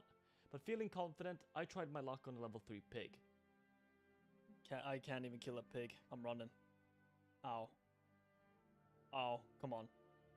Okay, so it's getting pretty obvious that high level mobs are out of the equation, and I was simply going to have to grind low level mobs to eventually gain some levels. While it was somewhat difficult to get quests done, most of them in the early game zones are easy enough, and considering the time it takes for me to get anything done, each quest completion is a massive time save. But at least I had saved up enough coins for my first upgrade. With this new staff, I could confidently take on the boars without having to worry about dying while looking away. But I had my sights on something greater. After a quick search on Wowhead, I managed to find a much better staff for sale outside the starting area. So while I tried my hand on Troll and failed, I decided to just stick to low level mobs to save up enough cash for this massive upgrade. After half an hour of bashing, it seemed like I had enough for the price that was listed on Wowhead. So I ventured out into Dunmorrow proper and headed into Karanos just to find out that I actually didn't have enough. But no worries, the price listed in Ironforge was lower, so I traveled there quickly to check it out, and it was the same price. So I went and did a quest and then finally bought the staff. Look at that DPS, man. 4.2. What? Now finally I stood a chance against the trolls, and I even made my way into the cave. The boss was a bit sketchy, but a nice dwarf decided to take pity on me and help me out. Now from this point onwards, it was going to get a bit tough. Enemies outside the starting zone are too difficult for me to take on, and I can only kill them by bringing them to 50% HP, then letting a guard finish them off. This also means I basically can't do a single quest, and to get to level 8, I would have to do this kiting technique for hundreds of mobs. But then I got an idea. If I can only do starting zone quests, why don't I just go to another starting zone? Yeah, I'm a bit over leveled for most of it, but any quest is better than whatever I'm doing right now. So I hastily jogged on to the tram, and after a necessary sweaty logout skip, I arrived in Stormwind. From here on out, it was just business as usual. Do some quests, stand in a line, and eventually after 3 hours and 30 minutes, I hit the fated level 8 and unlocked arcane missiles. Now if you're like me, you haven't really used arcane missiles before. Its major problems are its insane mana cost and also the fact that pushback completely cancels the spell, which can drain your entire mana pool in seconds if you're not careful. Okay, here we go. Ooh. Jesus Christ. That is a lot faster than the staff. But with that said, the damage it deals is crazy. I had no issue at all just slaughtering these kobolds. But after the kobolds, I horsed them back to Karanos and continued leveling there for a bit. I blasted my way through the rest of the zone, and once I hit level 10, it was time to decide on our first talent. The Arcane talent tree is a bit weird. It starts off extremely strong. We can choose between no pushback at all when casting Arcane missiles, or 10% more hit chance on Arcane spells. Both of these would help us out a great deal, but while resisting something is somewhat annoying and can be fatal, completely removing pushback from Arcane missiles, which is our main damage dealer, will get us out of a lot of sticky situations. A big priority was also to get professions up and running. I eventually wanted to settle on mining and engineering, considering Eng is just insanely powerful when it comes to utility and damage. But before I could do that, I first needed to get my tailoring and enchanting up. Enchanting will give me access to extremely strong early game wands. That, on top of the arcane talent which increases wand damage, makes it a considerable force alongside arcane missiles. But to create the greater magic wand, we need 70 enchanting. And to help us get there, we have tailoring. With tailoring, you can craft ropes, which you then disenchant to level your enchanting. So I spent almost an hour at these trogs, and when I thought I had enough, I headed over to Ironforge to create my first wand. This was of course not the greater wand yet, but it's a start. It was now time for us to move on to Loch Modan, but also to look forward to what's in store for us at the later levels. At level 14, I will be unlocking Arcane Explosion, which will let me tackle multiple mobs at the same time if I'm feeling brave. At 16, we get Arcane Missiles rank 2, which will be a massive DPS upgrade over rank 1, but the biggest level we are looking forward to is 20. At level 20, we unlock Blink, which is our only form of movement, but more importantly, escape. Then we also get Mana Shield, which practically doubles our HP against physical attacks, as long as we're willing to spend some mana. And then finally we reach Evocation, which lets us fully restore our mana with the channel. These are some pretty big spells. While they don't do much in terms of damage, they will greatly increase our chances of surviving. During our time in Loch Modan, it was mostly calm waters. I even cleared the cave, in which I've never died a single time at all, so stop asking these weird questions, man. Just move on. Then I spent the rest of my time gathering more linen, but then this happened. Apparently when that guy running past me de-aggroed his mob, it then turned towards me. and I was not in a state to fight 2 trogs at once. If I didn't use the big health potions, I probably would have died. Of course I could have played it better, just polymorph one instead of trying to run away from both, but you know, it is what it is. Panic and all that. So that's officially our first close call. Bro, I don't think you understand how strong I am, man. Like, you'll be there, you'll have Judd on your team with his Blizzard and his Frost Snow, and you're gonna be like, where is Yampa, man? Like, this DPS sucks. But I eventually managed to get enough linen to finally craft the Greater Magic Wand, and this also allows me to drop tailoring and enchanting, replacing it with mining and engineering. I also hit level 15, which let me start speccing wand damage, and I swung by the trainer to learn Arcane Explosion, then it was off to Westfall. I leveled very late at night, but Westfall was still absolutely cramped. It was so hard to find mobs to kill, which meant sometimes I kinda just had to risk it and pull multiple at the same time. But after an hour and a half or so, I got to level 16, and got to turn in half a level's worth of quests as once.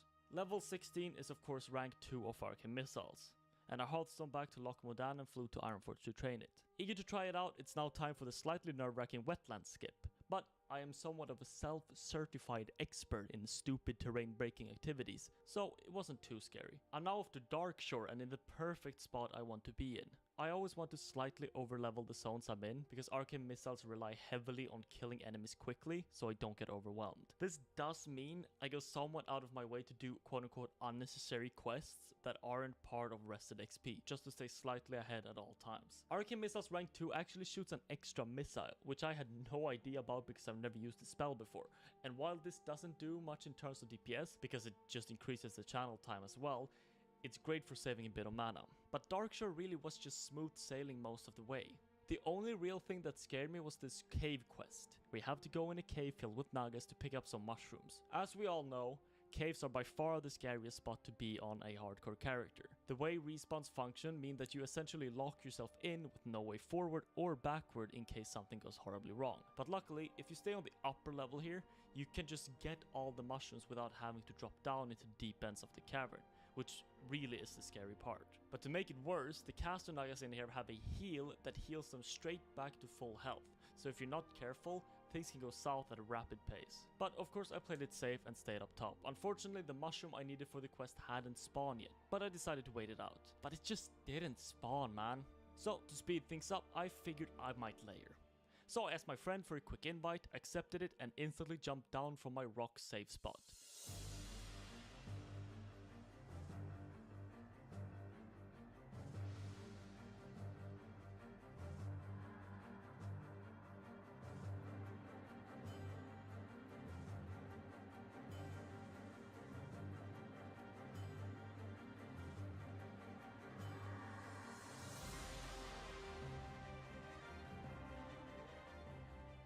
Okay, so of all the dumb shit things you can do, layering in the middle of a cave with patrols and literally on top of 2 spawn points is maybe at the very top of that list. Luckily, I killed the healer a fraction of a second before the heal went off, and then I made it to the safe spot in time. If that heal went off though, it probably would have been a whole different story. But I decided to not risk killing the last naga and just Hearthstone out. With the weekly adrenaline dose out of the way, I made my way back to the cave to see if the mushroom had respawned. But it hadn't, so I just deleted the quest and never looked back. That's about all the drama there was. I mostly avoided scary elite quests because I have no real way of hiding enemies.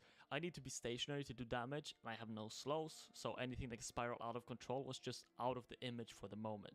I finished up Darkshore, went back to Loch Modan to get a few more XP points before heading to Redridge, which is a place I've had close calls in before, but this time not much happened and I finally hit level 20. Blink, mana shield, and evocation.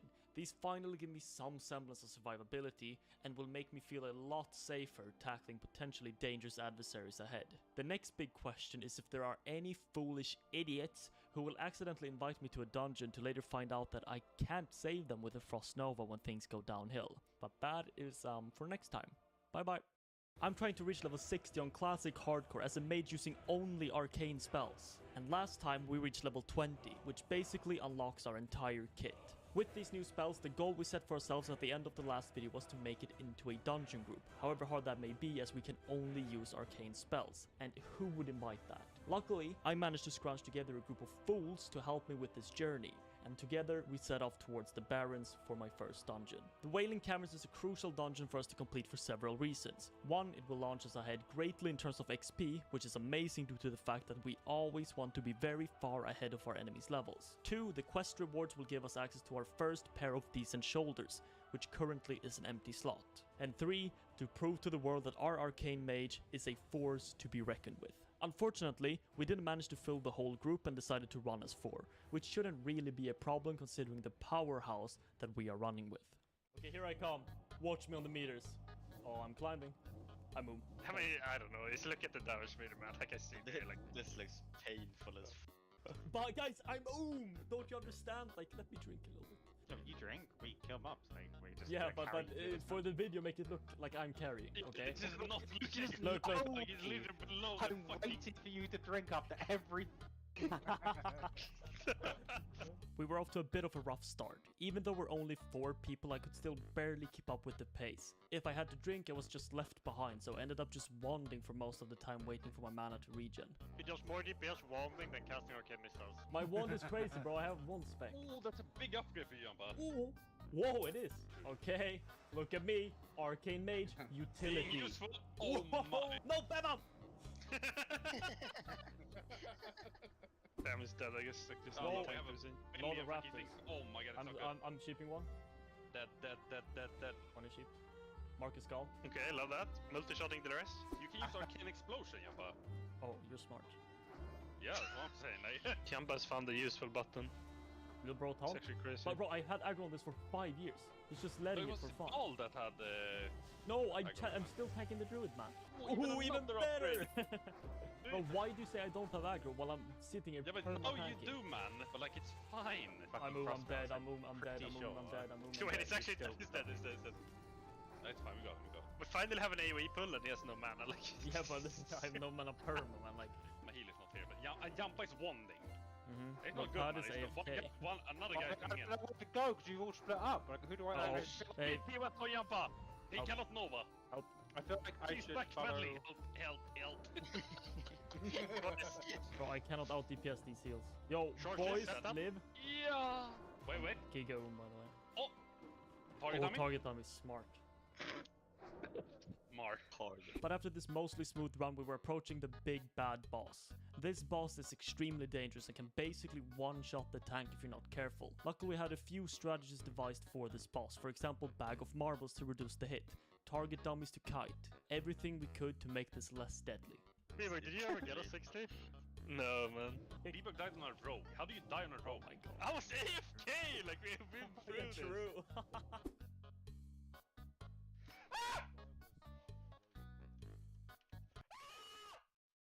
Do the bag, do the bag, do the bag. Yeah, bagging. Got it. Ooh, he's fumbled. Okay, I'm sending it. Bag of marbles. Okay. Now. Oh, he's fumbled. Wait, look at this. Yeah. Setting a target dummy. Target him, kiting. target him. He's running. But maybe you should have done that after the fumble. No, it's fine. Oh my god, I'm kiting. Grasping bites. Oh, he lined it! Throwing. No Oh way. my god, this is crazy. Yo, you Nice. did not take a single hit. Yeah, man. What the hell is that loot? Yeah, we got some dog shit loot this run. Oh, jump on top. Oh, jump on Please, top. man, let me finish a pack. Let me finish a pack on top. Wand! Why am I wanding? Oh my minute. Oh, I guess it's just this arcane diff. Like, what can I say? Bag of marbles is on him. Marble. Maybe target dummy, thoughts? Target dummy. Running. And that is our first dungeon done. Through impeccable gameplay and genius level strategy, even though we had some close calls, we came out unscathed. The final DPS of the dungeon is a bit hard to see, so I made a graph showcasing the damage distribution. Then I also Hearthstone back without even turning in all the quests. No! You didn't hand the other quest, did you, dog? Nope. It's fine, I'll fly back. After a quick jog back to the Barrens due to a premature Hearthstone, it was finally time to return to leveling. Wait, I have portals. What am I doing? Oh, I haven't trained them. What am I doing?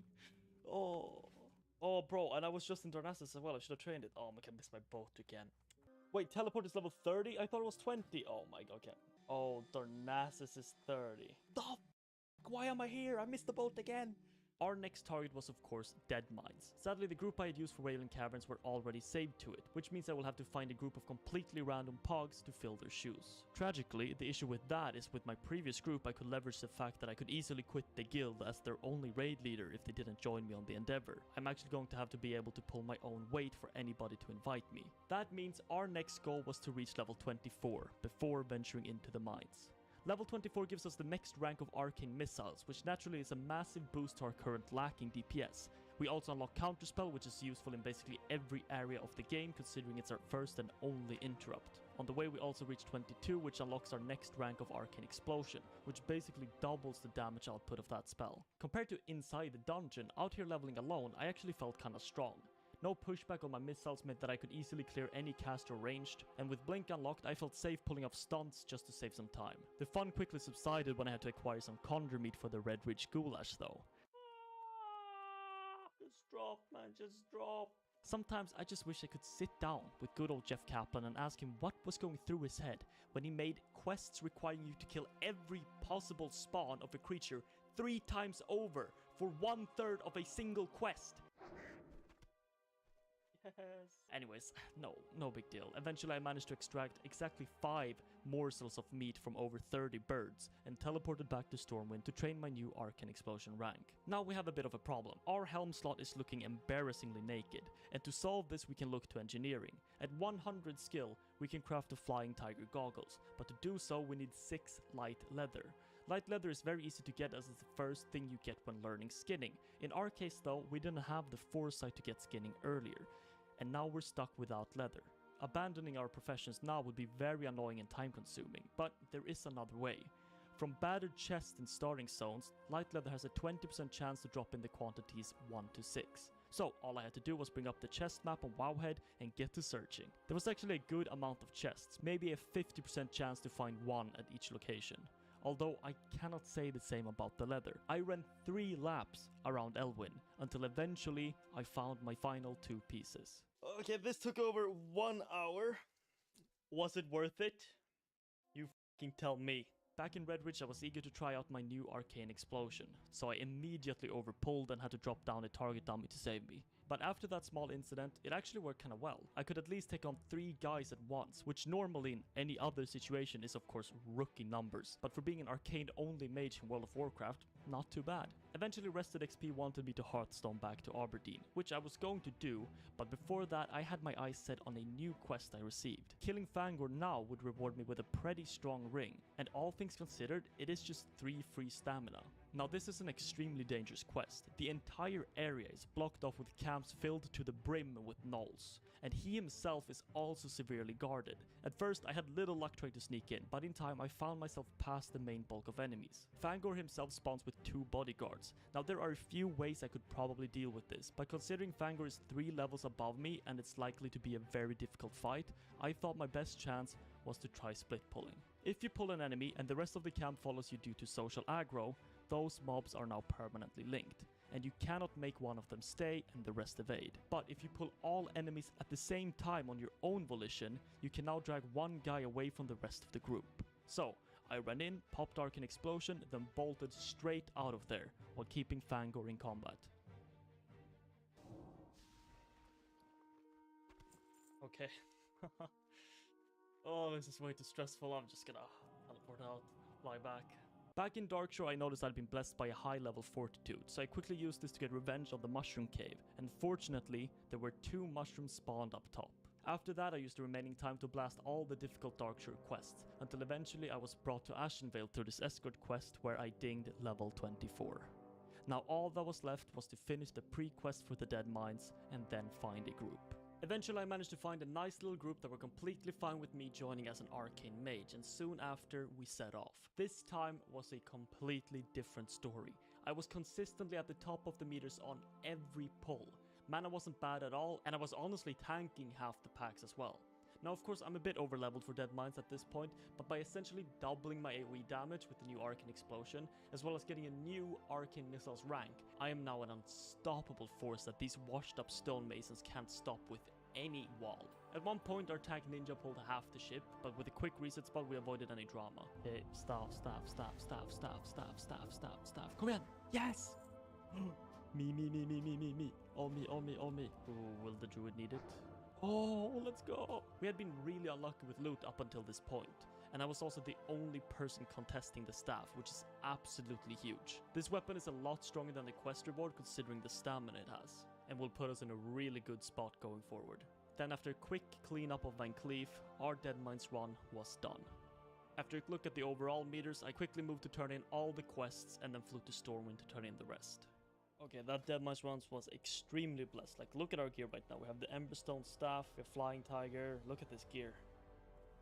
Basically, 680 HP, I was tanking the entire dungeon. 68% into the level of 24 towards 25. And if you can see on my rested XP right here, it's still the 20 to 21 guy, which means we are super far ahead. And not only that, look how cool we are. Huh? Anyways, this wand is getting a bit outdated, and we're gonna have to look for a new one, but that is probably next time. See ya. I'm trying to get to level 60 as an arcane-only mage on Classic WoW, without dying a single time. Previously, we crawled our way through the Wailing Caverns and Dead Mines, getting some pretty crazy upgrades, and now our gear is looking kinda insane. But first things first, I need to clear up my bag space quite a bit, and for that reason I'm spending some time getting my engineering up. We just got our new rank of Arcane Missiles, as well as Arcane Explosion 2 levels prior. This means we are at our strongest we'll ever be in the cycle. Spells rely a ton on their base damage while leveling, because it's not until late game where we get spell power and crit on our items. So currently, we have no issues just destroying mobs in our way, but as we level up, this will only get harder and harder until eventually we hit our new spell ranks and reset the cycle. But we should take a quick look at our talents. I've spec both in the first row, taking some in clear casting and the 1 damage. We're skipping Arcane Explosion crit for now, since hit is generally more consistent and better because hit is calculated before crits, then clear casting because I have to drink less on average, speeding up leveling a little bit. In general though, I'm not going to engage anything that I won't have the mana to kill unless I get a clear casting proc. In the same way I won't pull anything where I would rely on critting to kill them. So talents like those are just an added bonus and not necessary, unlike let's say hit chance. Even with all this hit though, in Classic there's always a 1% chance for spells to resist, so in an extreme scenario we could be crazy unlucky. Up to this point I've been pretty comfortable with the content. I'm decently well versed in the levels 1 to 20, having done it multiple times recently. But after that, I'm kinda lost. In the actual Classic, I played a mage. Not an arcane mage, no, but a real mage who just AoE farmed to 60. And after that, I just used my own mage to dungeon boost any alts to 60. To summarize, I've never actually quested this far before, and really have no clue what lies ahead of us. But with that said, our current plan seems to be working wonders. Looking at rested XP, we're 4 levels ahead of the step that we are currently on, so as long as we keep this up, we shouldn't have to be too scared. I was now level 26, but unfortunately there is nothing for us to train at this level, so I just moved on to the next zone. Also, there were a lot of comments saying what I killed wasn't actually Fangor, but instead it was a Yowler. I don't believe you. I even went back and checked the old footage, and look, it clearly says Fangor. Anyways, in Wetlands I started feeling pretty cool AoE pulling 3 to 4 nulls at a time with Arcane Explosion, but my confidence was quickly extinguished as I saw a mage take on the entire camp. Demoralized, I failed to realize my 28 stamina fortitude had dropped and almost died pulling too many nulls. I had told myself to chill a bit with teleporting, as it's somewhat expensive, but we're just so rich that I instantly fell into a teleporting addiction. As we mentioned earlier, staying on top of our level is very important. One way to do that is through rested experience, which I accumulate an impressive amount of due to the fact that I stay logged out for quite some time while editing these videos. But the second way is dungeons. And as I was chilling in Duskwood, I got an innocent whisper asking if I would like to join a Stockades run. Stockades is a bit interesting. Some of the quests in there require you to run the dungeon twice to complete them, which we can't do since the hardcore add-on only allows 1 run of a dungeon. So, we rolled to see who got to complete the bandana quest, and I was one of the winners. A problem with dungeon is, no tanks aside from paladins actually have sufficient area damage to keep up with my threat generation. This means as soon as I start blasting arcane explosions, I will most likely tank half the pack. But in this group we have a second mage, and a second mage means Blizzard, Cone of Colds, and Frost Novas. This effectively lets me kite anything I pull aggro on and lets me play without fear of dying. Essentially what I'm trying to say is, my DPS went f***ing crazy in this dungeon. As soon as the Frost Mage had the pack set up, I pressed my explosion, running in circles to keep everything stacked up while avoiding hits, and just absolutely pumping out damage. In the end, even though we rolled for who was going to complete the quest, we were still a bit short. So I had to quickly weasel my way to completion by sniping loot from people not on the quest. Just a little bit of snake behavior. At the very end of the run, we overpulled a little bit, which was somewhat scary, considering it's most likely my job to tank as soon as I press one button. But with my mage companion controlling the packs, I could easily kite everything while slowly killing them off, and we finished the stockades unscathed. It's kind of funny how by far my best companion in dungeons is just another mage. One downside of hardcore being so popular is that Stitches is permanently patrolling the road. So if you blink for 1 second too long, you're sent straight to the grave. While our gear is looking splendid, one part that is severely lacking is our wand. It was a great item to get at like level 13, we're now more than double that level, and it's been a while since I've actually used it. So to get a new one, we need to venture into the Black Fathom Deeps. But before we can do that, we have to hit level 28. Unlike 26, this level actually gives us a few things, but mainly we're getting our hands on our first mana gem. Mana gems are a conjured item that restores mana and is usable in combat. This essentially acts like a permanent mana potion as long as I make a new one after using it. But after assembling the troops, we jogged over to the Soram Strand to enter our dungeon. Compared to the stockades, this group played it a lot more safe, which is understandable, you know, because it's hardcore. But sadly, this also means Arcane doesn't really get to shine in terms of DPS. Of course, the positive trade-off for this is it also means I'm not tanking more than half the packs. There are actually a few items that can drop in here for casters, but they are all extremely spirit heavy. And while it's occasionally useful, it pales in comparison to intellect and stamina. So I passed all big loot to the healer, and eventually we finished the dungeon. Looking at the overall damage done, it wasn't actually too bad considering how safe we pulled. But as I went and turned in the completed quest, we finally got our new wand, which is almost double the DPS of our old one. Okay, so the challenge specifically states that we are allowed to use spells in the Arcane and General tab. This makes sense because otherwise we couldn't use Professions, attack with our staff even though it's physical damage, but my point with this is that the General tab also includes Shoot, which is the attack for our wand. All of this is to say the damage type of the wand doesn't matter because the actual ability to use it lies within the General tab. Testing our DPS, Arcane missiles lie around 80 to 90, while the wand is about half that. One suffers from damage knockback, which missiles don't, but it's still useful to finish off enemies without wasting mana. But overall, the speed of questing is still decently fast between all the upgrades we're getting. But every time I come back to questing, I always forget that I can in fact AoE farm a decent amount. But that quickly gets remedied once I remember. Duskwood for some reason is just a hub of overleveled elites walking around. Once done though, I went back to Red Ridge to finish the final quest in Zone. AoE farming is a bit scary when mobs respawn right in your face, but with proper use of fences, I can avoid most damage taken even when fighting 5 enemies. While here, I also decided to kill some guy whose name I just can't remember, but he just refused to respawn. Luckily, I got gifted a tie by Big Toe Mo and finish off this guy whose identity is unknown in style. At this point, I was feeling a bit dangerous and decided to not only tackle a cave, but an escort quest inside a cave. But before that, I just had to sneak past this rare, which then I proceeded to aggro. But easy cleanup as long as that caster doesn't flee into the other mobs over there and then somehow manage to path in between both of them to aggro both. Yeah, anyways, moving into the cave we have a few things to remember. First, fleeing really isn't an option, and it's always better to just try to tackle what's in front of you rather than running, considering enemies could respawn behind you at any point. Because of this, every time I engage an enemy, I need to be prepared for the worst to happen. This essentially lends itself to me having full mana before every pull, so I'm not shit out of luck when something eventually does respawn in my face. Because this is also an escort, I try to clear most of the way before accepting the quest, but I still have to move somewhat quickly to avoid the respawns. Luckily, the guy we are escorting is an elite, which means he can handle himself for a little bit without my help. As long as I moved slightly ahead, always giving me room to drink before encounters, it should be fine. Coming out of the cave is just as scary though, because the orcs come in packs of 3 or more. Luckily I can polymorph one while letting him tank the other and then deal with them one by one, making the quest relatively safe in the end. The biggest upside to Arcane only is we are virtually swimming in cash from not having to train most available spells. And while Mount is somewhat far away, it's always good to stay on top of our money generation. I stopped by Ironforge on the way back to Wetlands to get my first aid up to speed, since it's been lagging behind for a while now. At level 29, we are in the worst part of the cycle. Being 1 level away from new Arcane Explosion and 3 levels off the next missiles means we can't AoE pull packs close to our level, and killing them one by one is also very slow.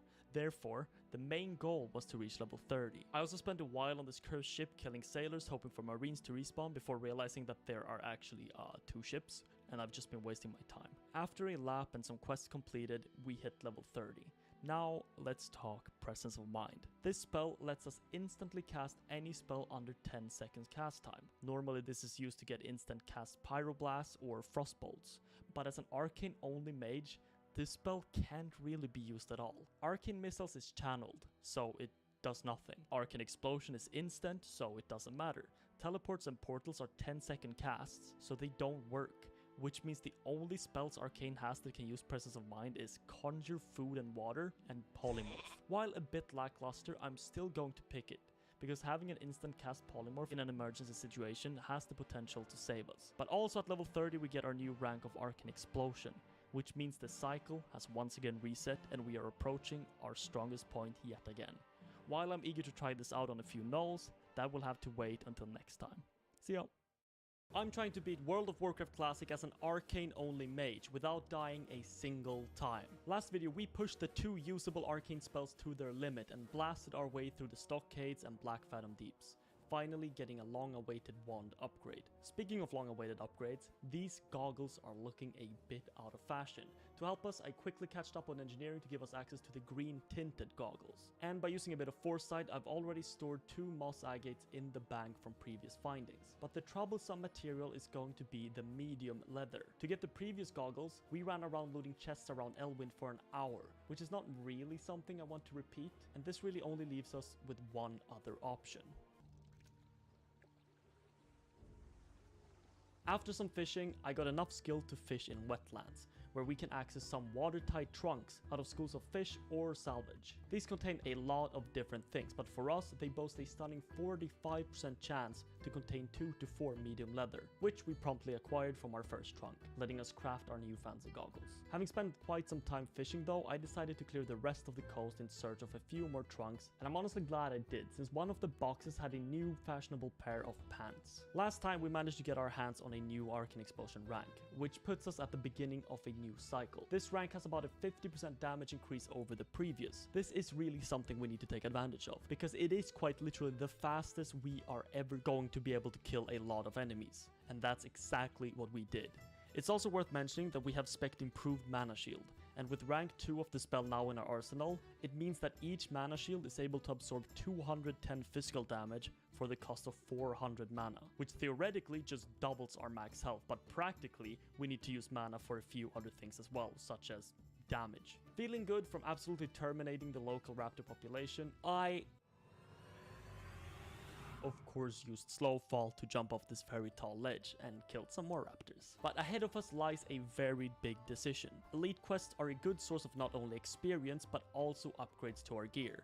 Now of course, elites have around triple to quadruple the health of traditional enemies, but to help us they also deal significantly more damage, leaving us with no way of being able to out DPS them, especially considering that we don't even have enough total mana to deal that much damage. This of course leaves us with the option of kiting. Unfortunately, Arcane is the weakest school of magic to use for such a thing. Frost obviously has infinite slows, but even Fire is equipped with Fire Blast, which is a long-range instant cast that costs half the mana of Arcane Explosion. This leaves us with only a wand to use, which is sketchy because we have to stand still for quite some time before an attack goes out, and of course Arcane Explosion, which costs a great deal of mana and has a limited range. All in all, these are all good reasons for us to not attempt elite quests. So after finishing up wetlands, it was off to Arathi.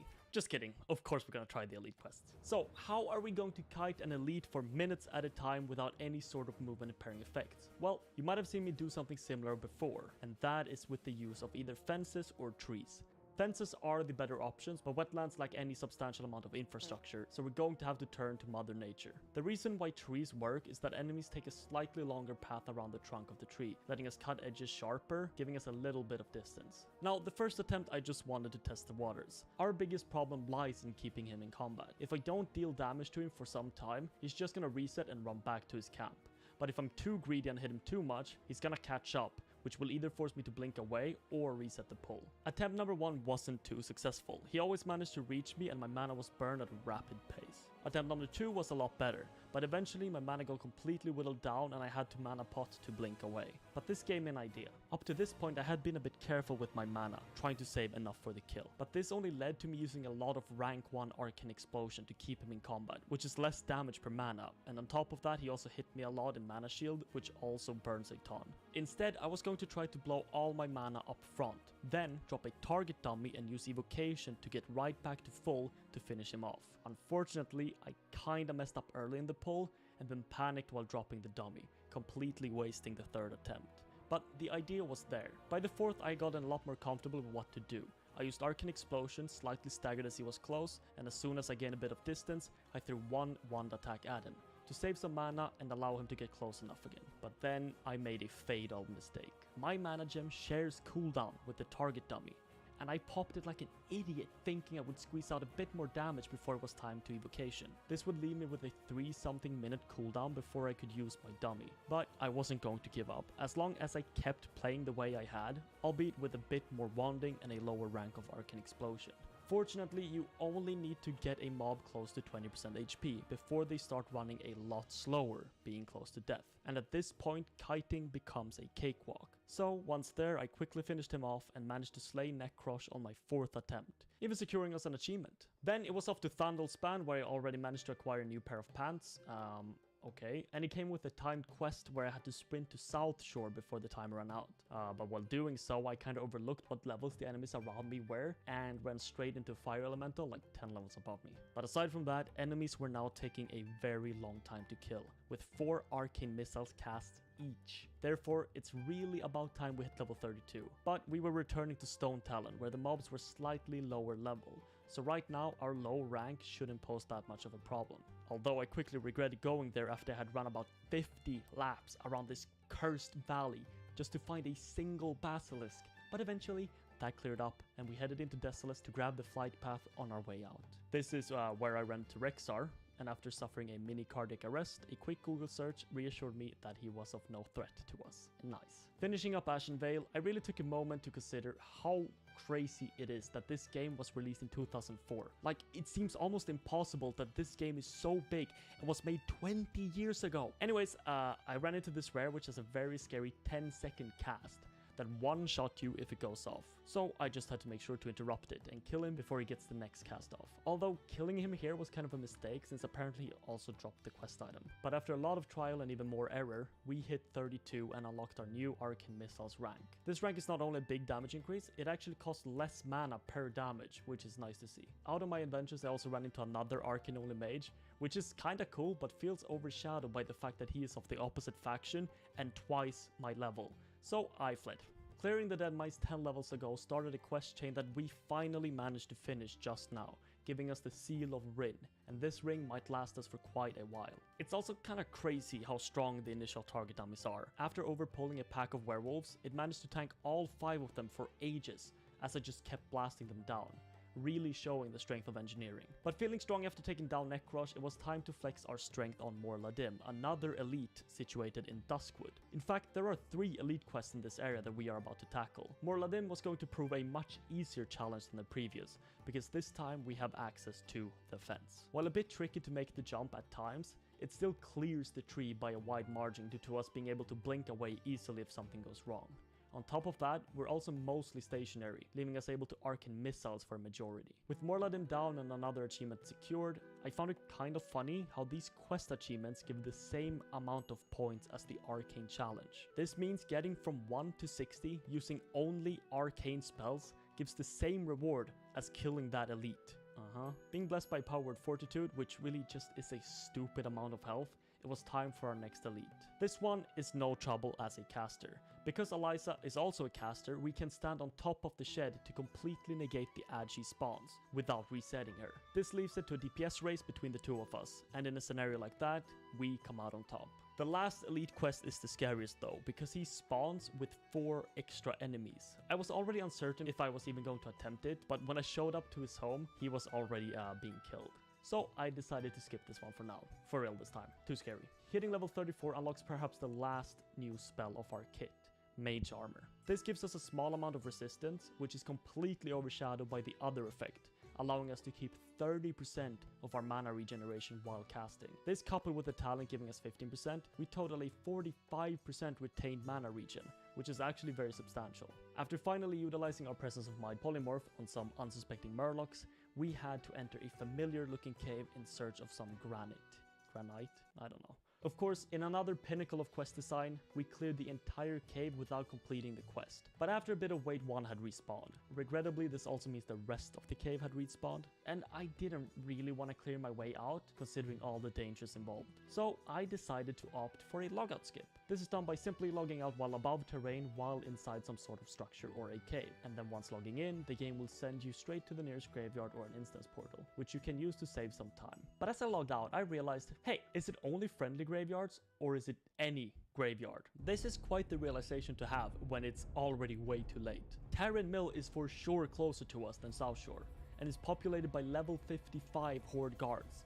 If I were to log in and end up there, that's a very high chance to die. Not only that, the instance portals for Alterac Valley are right above our heads. We could be closest to the Horde entrance, resulting also in instant death. But there's really no way around it other than logging in. Character unstuck requests are not allowed by the hardcore add-on, so it's just time to send it. The Alliance Alterac Valley instance portal was the closest to us. What a very stupid way to die that would have been. But this also took us exactly where we wanted to go, so in the end, mission accomplished, I guess. I also had a few more scares running past Terran Mill as I was grabbing the Western Plaguelands flight path, and not only bumping into high-level Horde guards, but also this very big and scary elite red dragon for some reason. Remember a few videos ago where we killed Fangor? We used a tactic called split pulling. This lets us separate the enemy of interest away from a pack by making sure we pull the entire pack using the same ability. This was again going to be useful for the Forsaken Courier, and using the explosives provided by that one storming quest 20 levels ago, I managed to get a perfect split pull and kill the courier. On the way out, I also managed to contract a nasty disease, but being the oracles that we are, we had saved a staff from an Ashenvale quest which lets us dispel a disease or poison to use for this one moment. I also strolled by Stromgarde to stock up on the first aid books required to advance in the profession. And a short while after that we hit level 35, which gets us access to the talent Instability. When this is fully spec'd, it will give us 3% damage and crit chance, which is nothing to scoff at when combined with a 6% Arcane Explosion crit chance, putting us at a 14% chance to crit with that one spell, which is, half our damage in kit. It was now time for perhaps our biggest undertaking yet.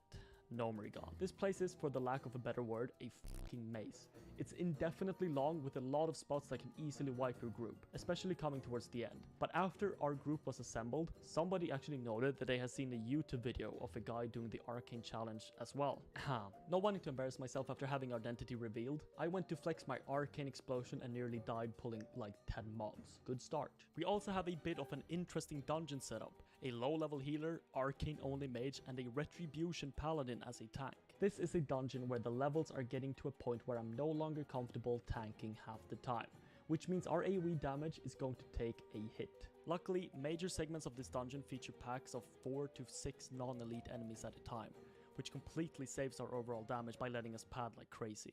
After an hour of winding down these infinite halls, we were approaching the last boss, which presents us with two formidable challenges. First, the Dark Iron Dwarves. These lads drop mines, which if not killed on time will blow up, ensuring the end of your bloodline. But funnily enough, that's not even the scariest part. The pathway is separated into 3 sections, 2 upper and 1 lower. Now clearing all of them is out of the question, so you have to stick to one. The catch is, if you were to at any point accidentally aggro one of the other levels by getting too close, the now approaching enemy will run through the entire floor to reach you, dragging literally every mob down there with them along the way. On top of this, because our priest is slightly underleveled, it increases the range at which enemies see him. To get around this immense threat of looming death, all you have to do is hug the walls like your life depends on it, because it literally does. Not that it makes it easy, considering tackling even one floor is a challenge, but with enough CC and careful pulling, we made it to the last boss and finished the dungeon. Well, I say finished, but we spent another 30 minutes running around trying to finish quests. Eventually we called it quits and I teleported out to freedom. Our reward is a lot of XP and this very fancy chest. Sadly, the chest is just mostly spirit, but with mage armor unlocked, this is no longer such a dead stat. Plus, it looks nice. We are now close to 4 levels away from our mount, but that will have to wait until next time. See ya! I'm playing Classic Hardcore as an Arcane only mage, which means if I die a single time, my character gets deleted. Last time we delved deep into Nomergan and after a few scares, acquired a lot of drip. Seriously, just see how good our character looks. Quickly approaching on our horizon is level 40, which comes with a few things. New rank of water, arcane missiles, we unlock portals, which we're of course never going to use, but most importantly, we gain access to our first mount. It's not all that simple though, considering that the mount and the skill to train it totals a titanic 90 gold, and we are currently at 27. I assumed we would have way more money at this point, considering we're not training 2/3 of our skills. But as it turns out, we're still dead broke. So how do we actually get more money? The main thing I've noticed is that as soon as I get a full inventory, I just give up. Usually I can't be arsed to clear the bags to allow space for random trash to drop from enemies, but that also loses us a lot of money, so it's going to have to change. Coming to Dustswallow, there is a quest that flags you for PvP. The rewards from continuing this questline is a strength ring, which is a relief because flagging for PvP is truly a thing I want to avoid at all costs. No amount of potions or engineering items will save us from a level 60 rogue in stealth waiting to ambush. But after half an hour of traveling, we arrived in the Shimmering Flats, where I instantly pulled too many mobs, one of which apparently stuns, forcing me to pop down a dummy. You'd think by now I would know not to instantly blast multiple foes at once before knowing what abilities they have, but hopefully this is something I will keep in mind going forward.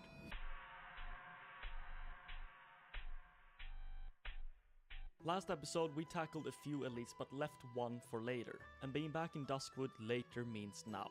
As we know, he is considerably more scary due to spawning with 4 guards around him, but we know our way around this. First I tried to split pull the dude away from his guards, but that turned out to be a major nuisance. Since Morbidfell is a caster, I don't want to take any unnecessary damage because in the end, it's a DPS race to whoever dies first. So I tried to keep my distance while escaping his entourage. This led to him falling very far behind and resetting since I couldn't keep him in combat at that distance. So eventually I just decided to first take care of the guards, then tackle him. The fight was pretty straightforward. I tried interrupting his cast at one point, but as it turns out, his melee attacks just deal more damage than his cast. So that was a small blunder. But with Morbent dead, it was off to Stranglethorn. Okay, but as you all know, I'm an up-and-coming YouTube channel focusing on gaming content. And you know what that means. That's right, Raid Shadow Legends. As an artist myself, I'm in love with the game's unique character designs, incredible art and detailed graphics. In fact, there are over 700 different champions for you to collect. And if you're just starting out, I'd for sure recommend picking a lane. Speaking of designs, one of the toughest bosses in Raid is Hydra, a clan boss with 6 different heads, like the head of Blight, which poisons you, leeches you, and protects itself with a poison cloud. But as with any strength, there is a weakness, and this head hates fire. Any good team requires a tank, and the Hydra has that in the form of the Head of Suffering, which with an ability called Pain Link reflects some of the damage back to your own champions. Of course, with the tank comes a damage dealer, this time called the Head of Wrath, which if you hit it 15 times, it triples its attack power. Then there's the Head of Torment, which applies true fear on your guys. The Head of Decay makes your team's healing lower their HP. And lastly, the Head of Mischief, which steals your buffs, giving them to the other heads. If this sounds exciting to you, whether you're already at the end game or just starting out, Hydra Clash is a new clan-based competition, where with the help of your clan, you face off against 4 other clans to see who can beat the Hydra the hardest. Use my link in the description or scan my QR to get right into the action with insane bonuses like the epic champion Talia. Come on, what are you waiting for? Go! Once you're in and have finished the tutorial, come find me under the name Jampanos and join me in crushing your enemies. Thank you to Raid for sponsoring this video. Stranglethorn is a place we are going to visit many times in our journey, this being the second. In general, this is a good thing, because our old and trustworthy friend, the tree, absolutely litters this place from top to bottom, and that is a fact we really made sure to abuse. Even managed to showcase another brilliant use of Palm Polymorph, which is interrupting spells. Of course, it doesn't put it on cooldown like a traditional interrupt, so the enemy just casts it straight away after anyways, kinda wasting the whole point. So do you remember trees? Yeah, using even more of them. But this got me thinking, look at how relatively easy it is for us to pull 4 to even 5 mobs at a time using only Arcane Explosion. Imagine how strong we would be if we had access to the other spell schools. Like even just ice armor would be crazy. But after a few more AoE pulls, we actually got another rare drop, this time cloth. But it has extremely weird stats considering it's a cloth item. Like who would even use this? I mean, we are going to use it, but not because those stats are good, just because ours are way worse. The goodies didn't end quite there though. Shortly after the bracers, we managed to pick up a 12-slot bag, which is useful in our quest to pick up more trash from the ground. And with the basilisks done, our reward was above all else a very satisfying quest log. At this point we have to be somewhat careful. Fighting enemies close to our own level could prove to be challenging because we are once again close but not yet at our new rank of spells. Arcane Explosion is just a few bars away, but we ran out of quests to do in Stranglethorn, leaving us with only one option: continue to the next step. Making our way across the ocean to Desolace, we found out that this zone indeed also has some very nice AoE spots. It might not be trees, but these tents will do in the meantime. In fact, the spots are strong enough where our lower rank of Arcane Explosion does not hinder us, considering the enemies have such a hard time even reaching me. But a few quests later and we hit level 38. And with a teleport back to Stormwind, we can be taught the new Explosion rank, as well as a new Mana Gem rank. Eager to try out our new kit, I ventured straight over to some poor centaur to decimate their ranks. Well, joke's on me. Apparently the centaurs call for help when hitting a certain amount of health, aggroing half the continent in the process. Myself, completely oblivious to this fact, burned all my mana, and when the horde of four-legged creatures descended upon me, I was forced into a small yet substantial panic attack. But with a target dumbing to one tick of evocation, I managed to scrounge up enough mana for a blink across the water to safety. The world yet again punishes us for greed. I really don't have to do these AoE pulls, but not doing so would be throwing away literally half our available kit. And it also of course speeds up leveling drastically doing it. But of course, no amount of time saved is worth dying over, and we have now gotten another lesson in why it's important to play it a bit more safe, which we will hopefully keep in mind going forward.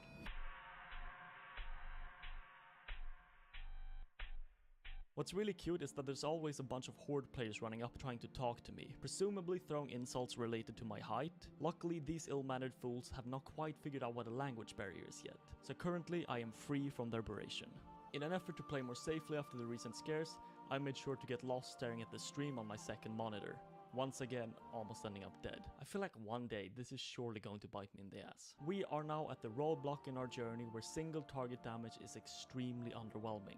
It's so bad in fact that using Arcane Explosion is probably just higher DPS than trying to channel Arcane Missiles. As such, some of these levels are going very slow. It might just be Desolace, but after 2 hours of playing, I was only halfway towards 39. I mean, this will surely speed up once we hit 40, but what doesn't help is that there is actually a crazy amount of people online right now. There's over 100 in my guild alone. At least it's a two-sided coin. On one hand, leveling is slower, on the other, it increases my audience for these videos. Why is it that small creatures such as goblins are always fascinated with larger creatures? Small? Look who's talking. When it comes to stats, I have generally favored stamina over intellect.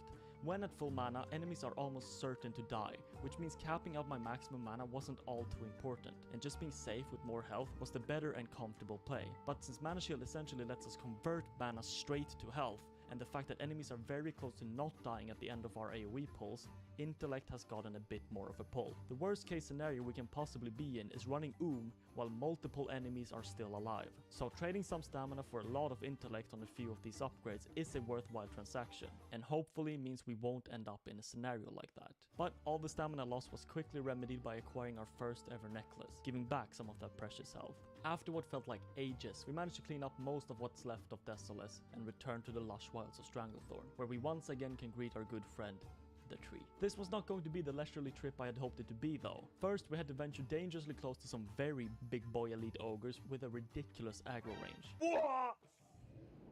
But they're not immune to sheep. Look at this. So it posed no issues. So far we have learned to consider abilities and spells of enemies that we have not yet fought, and to be careful with our resources, leaving plenty of room for us to use emergency items if necessary. So secondly, with the lessons of the past in mind, I completely disregarded them and made a bit of a too ambitious pull. I originally just wanted a piece of this warrior, but he dragged some friends with him. I walked in to bring the axe throw into melee range so I could kite, then ran away until one of them reset. This is where I made the first mistake. I accidentally ran into a second shaman, and instead of just getting out of there, I stayed to finish off the warrior. Eventually I got a mana tick which gave me enough for a blink away, but this really showcased the amount of wrong decisions I decided to make. To greed killing the warrior when overpulling, to burn all my mana including gem when it's not even enough to kill my enemies, and to run in without evocation up. But it's fine. In the end we survived and learned a few lessons, which we will hopefully keep in mind going forward. Still, the danger had anything but passed. Next up, we were entering what I like to call a cave on crack. This lovely troll establishment has multiple levels of walls, and instead of being surrounded in the front and your rear, enemies now occupy 360 degrees of your neighboring areas, with patrols at nearly every point as icing on the cake. All in all, this means we have to be extremely careful when navigating the place. This looks impossible. Like, there are so many fucking trolls here, like in packs of 3? Huh? Always be aware of incoming patrols and deal with them before proceeding. Always be ready for respawns behind you, and always have enough resources to deal with the enemies in front of you. Initially it went pretty smooth. I took my time clearing out everything in front of me, leaving me ample room to maneuver. But this grace period quickly subsided when, to my extreme dismay, enemies had already started to respawn behind me. This forced me to do some extreme parkour shenanigans to handle a pull of 2 enemies. Oh, this is so scary, bro. I'm shaking. But eventually, we made it to our quest, and now it was time to clear the way back. The only real thing we are scared of here are of course respawns. But again, as long as we keep our resources in check, anything that jumps on us can be dealt with a swift polymorph into finishing them off one by one with arcane missiles, which is exactly what happened. With this momentous quest out of the way, I was on a bit of a high. Having expertly navigated such a terrifying obstacle while not even being close to dying a single time, gave me a much needed confidence boost going into the rest of the session, knowing that the biggest danger had probably passed. But with this trip to Stranglethorn finished up and another beautiful quest log secured, we once again bid a brief farewell to this lovely zone and ventured into the Swamp of Sorrows. This is a place demanding slight caution. It's mostly a horde populated zone with no alliance hubs in the area, meaning that horde guard patrols can be found by the roads. Yet there are still a few quests here for us, killing some green dragons, culling the local wildlife and dealing with some very weird looking Draenei. This was actually the original plan for how Draenei should look, but they changed it in TBC because it was too ugly for a playable race. Luckily, their standards dropped quite a bit and eventually we got Mechanomes. Anyways, a mob around here called Noboru drops a quest item in the form of a mace. So I dealt with him swiftly. I just misplayed a bit by blinking in, wasting a bunch of mana. So I popped both my mana gem and potion to deal with it. But it wasn't a big deal. Having those 2 things on cooldown puts us in a spot where our 2 major lifesavers, health potion and target dummy, are unavailable for the coming 2 minutes. Which is fine, really. That is not a very long time to wait. So as long as we don't go for a ridiculous AoE pull at this specific point in time, we should be in no danger. So I went for a small innocent 3 enemy pull, which promptly turned into a 4 enemy pull with an unaccounted Jaguar. And the same Jaguar went ahead and dazed me, allowing for the rest of the enemies to catch up. Right at this moment, we are in a bit more of a pickle than I realized. While there's only 1 enemy left with 1/3 of my HP remaining, I am about to run out of mana with no instant way to restore it, which in itself would be fine, but I am also poisoned and rooted. I started to wand it down, thinking that it's a DPS race I might win, but it packed a bit more of a punch than expected, so instead I opted to bail with a quick Presence of Mind polymorph. This is where another major miscalculation took place. I started bandaging up right as a poison tick hit me, instantly cancelling the cast and leaving me with no way to regenerate health. So all I could do was run away and pray that the poison didn't kill me, and it didn't. At this moment I was still a bit shaken as to what to do, so I threw out a fast evocation allowing me to mana shield and blink if something else crossed my path. Then I just bolted it out of there while the Jaguar remained a sheep. This was scary, because I had no way to deal with the poison. If I took even 1 more attack from the Jaguar before the polymorph, I would be dead. There were of course a few things I could have done different in the situation. One major one I noticed now is popping mana shield and using evocation to fully regen my mana, letting me completely negate the Jaguar damage with the shield, as well as using my engineering grenades to briefly stun the 4 enemies on top of me. But in the moment, in what's essentially a life or death situation, it can be hard to make the right decisions, especially considering that AoE pulls are basically always a race to the death, just with us coming out on top. So it's hard to realize that shit is scary until it's a bit too late. Completely mortified from having my life flash before my eyes, I shakingly continued leveling until eventually I hit 40. Now, I have kept one secret from you. Yes, level 40 means a new rank of arcane missiles, it does mean we can now buy a mount, but all of this pales in comparison to us unlocking our capstone talent in the arcane tree, arcane power. This shit is crazy. For 15 seconds, we increase the damage we deal by 30%. But also the mana cost of spells by 30%. You might think, hey, that means that the end result is the same amount of damage for the same amount of mana. While technically true, that's how every rank upgrade works as well.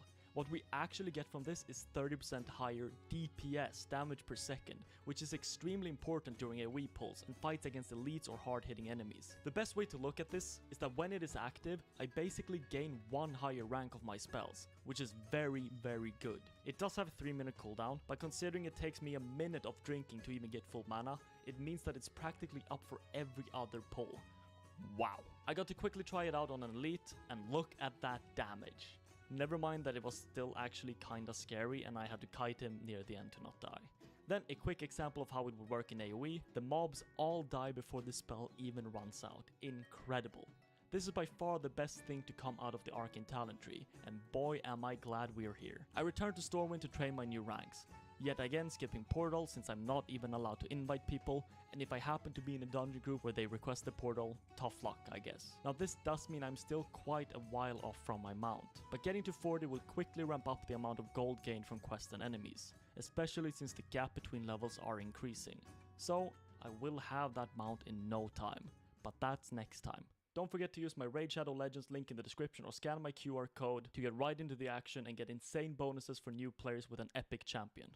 I'm an arcane only mage and I'm trying to get to level 60 without dying a single time. Last time we finally reached level 40 and unlocked a new rank of arcane missiles as well as arcane power, and boy are we strong. Arcane power increases our damage done by 30% for 15 seconds, and with the new rank of arcane missiles we are back down to enemies dying in only 2 casts instead of 4, although this probably won't last very long. But with our new arsenal we have something greater to worry about: our gear.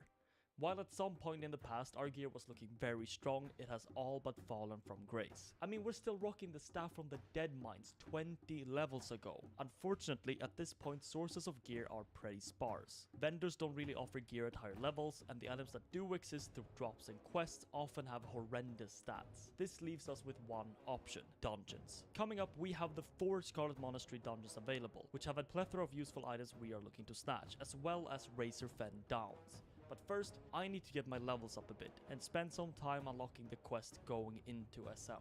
We are also very close to getting our mount. With just a few more gold and we will drastically increase our movement speed and shorten travel times all around the world. Coming into Alterac, the guide insisted on me doing the elite quests in the area. I'm not too sure about this. The entire courtyard is filled with elites with massive amounts of HP. Some of them can even fear me for up to 8 seconds. But I am not one to disobey the arrow, so in the stealthiest fashion ever, I snuck my way past the elites, at times running away to reset or polymorph my way out, until eventually I found the enemy I was looking for. All I had to do next was sneak into a building, and by rotating polymorphs we escaped unharmed.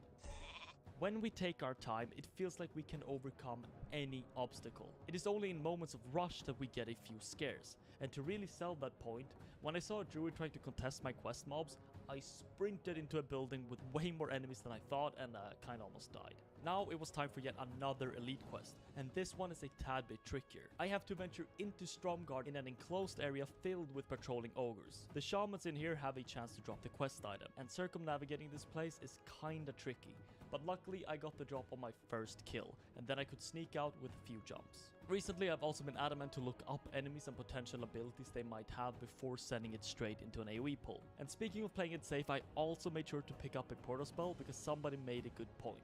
While portals are not castable in combat, they are usable. That means if you put one up before you engage, you have an emergency exit for your whole party in case something goes south. Coming into Badlands, there's a simple yet very useful quest. Once we find the body of this dwarf, we are awarded with a jade. This gem is usually pretty hard to come by, and it's a requirement for a very particular quest that's incredibly handy for us. A mage-specific quest that takes us around the world in order to create 3 wands. One with arcane damage bonus, which is what we seek. This quest will eventually end in Scarlet Monastery, so getting this jade was another step towards preparing for the dungeon. Also, one of my favorite parts of this challenge is constantly looking around to find good AoE farm spots, and then pulling according to how good or bad it is. Coming back to Stragglethorn, I was feeling very brave against these goblins. So brave in fact I constantly pulled multiple without kiting, which of course in some instances forced me to hightail it out of there. Then it was time for another elite. The strategy when it comes to elites have changed a bit. First I pop arcane power and send 3 arcane missiles into the boss before the spell runs out. Then I try to use up most of my mana but save enough for mana shield, which I then use directly into a few ticks of evocation. The mana shield will block the attacks from the boss to not interrupt the cast of evocation and allow me to get my mana back. Then I just need to use the rest of my mana to finish up the elite. This lets us keep a target dummy and potion on hand at all times in case something goes wrong. With Bagthera down, we were just inches away from our mount, and all we needed was to finish up a few quests for the final stretch. Before that could happen, we yet again stood face to face with another elite. This time I made a small optimization to throw a grenade at the point where I'm going to evocation, giving me 2 extra seconds before they have a chance to break our shield. And with all those elite quests out of the way, it was time for another huge batch of quests to turn in, which we proceeded with haste before teleporting to Ironforge to pick up our mount. After careful consideration, I finally managed to choose which color suited us best. Now look, we even have matching eyes. This is massive. A 60% movement speed increase wherever we go in the world will speed up not only leveling our character, but also professions a lot. Of course, it has been a very long time for us without mount, so I instantly forgot about it and didn't use it. But with the mount, it was now time for me to do all the Mage Wand quest prerequisites, it now being easier to travel the world with the help of the mount.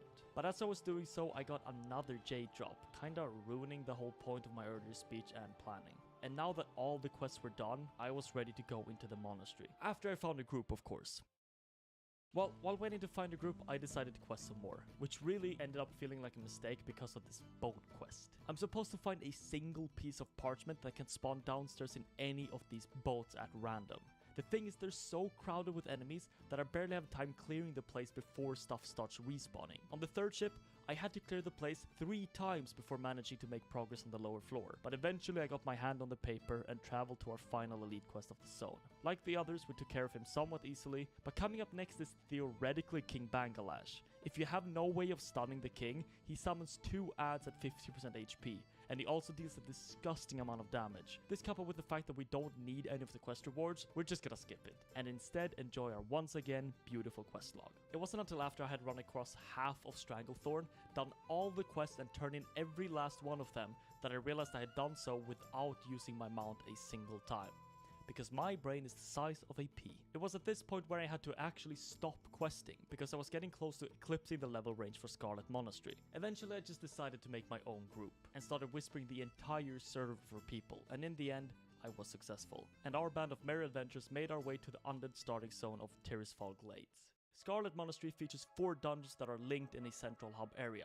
You have the graveyard, library, armory, and then finally the cathedral. In terms of items, we are looking for a few. There are 2 potential helm drops that have intellect on top of the stats we already have, weapons we could use to finally replace the staff from Deadmines, and a necklace, again with added intellect. There are also some zone drops from trash, but most of those items have like a 1 in 3,000 drop chance, so I'm not getting my hopes up. Any upgrade we get our hands on here is massive and will most likely last us a very long time, if not all the way to 60. As we enter the graveyard, we instantly hit the jackpot. In this dungeon, a variety of different rare mobs can spawn, and we just happened to hit the one that drops the first helm that we can use, and with that drop, we got our first upgrade. Killing Thalnos dropped his offhand, which I agreed to pass to the healer since he was already running one-handed weapons. This is also where we struck a deal.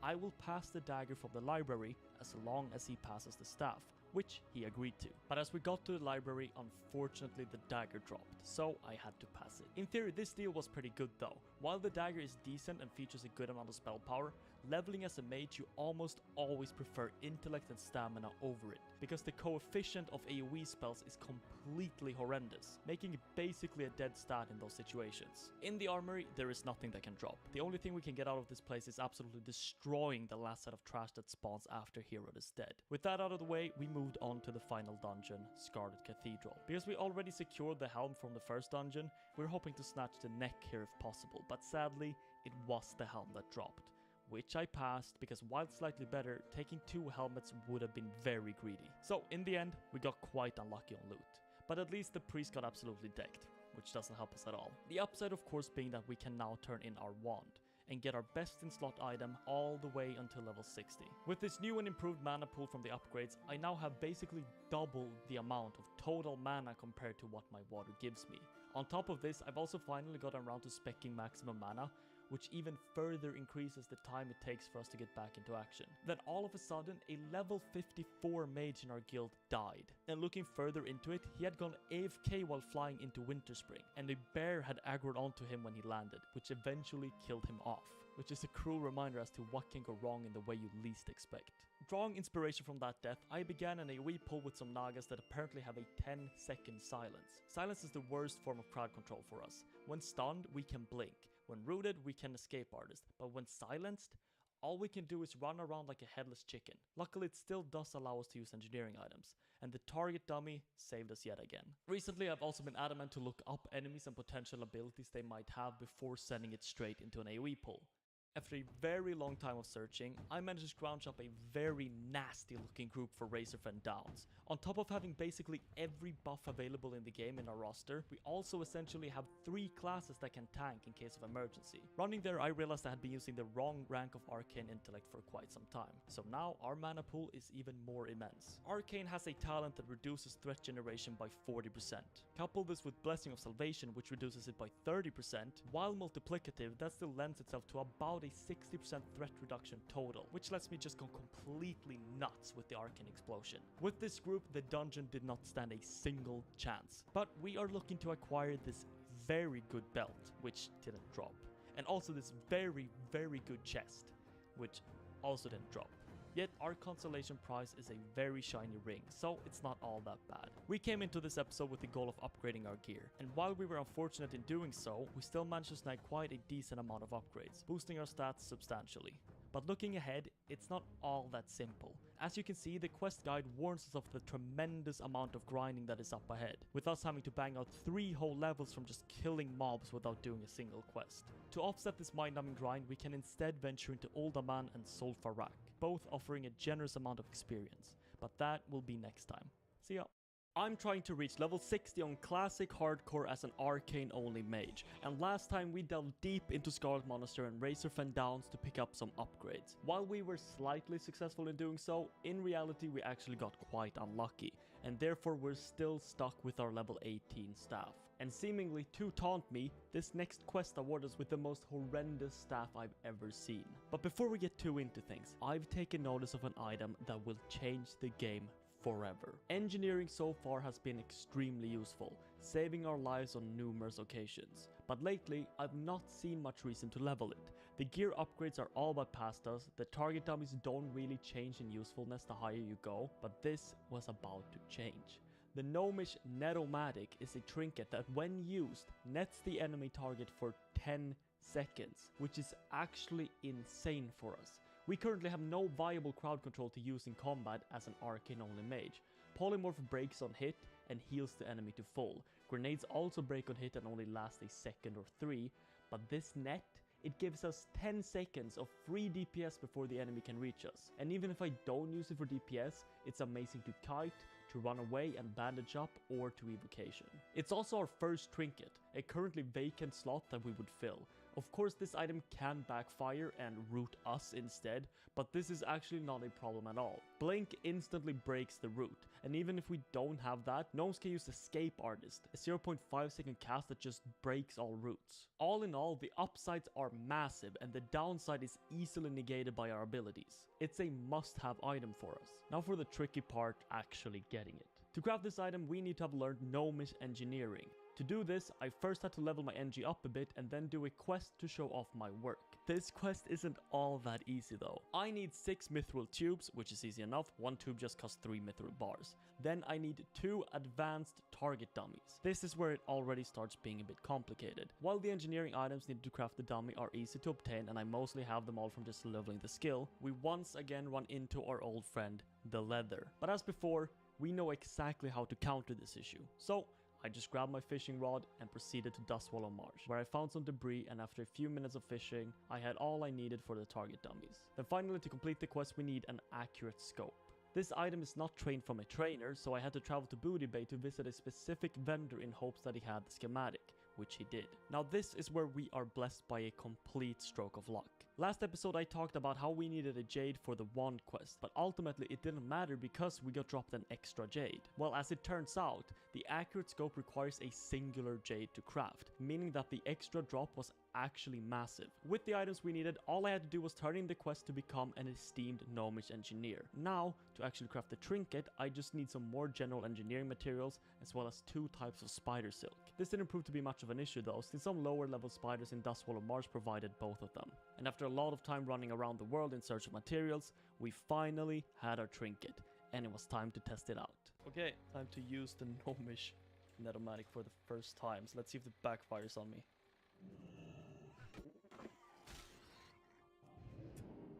It did, but I also rooted him. So, you might think this trinket a bit niche, but I am soon returning to Stranglethorn Vale to face off against the most dangerous elites the game has to offer.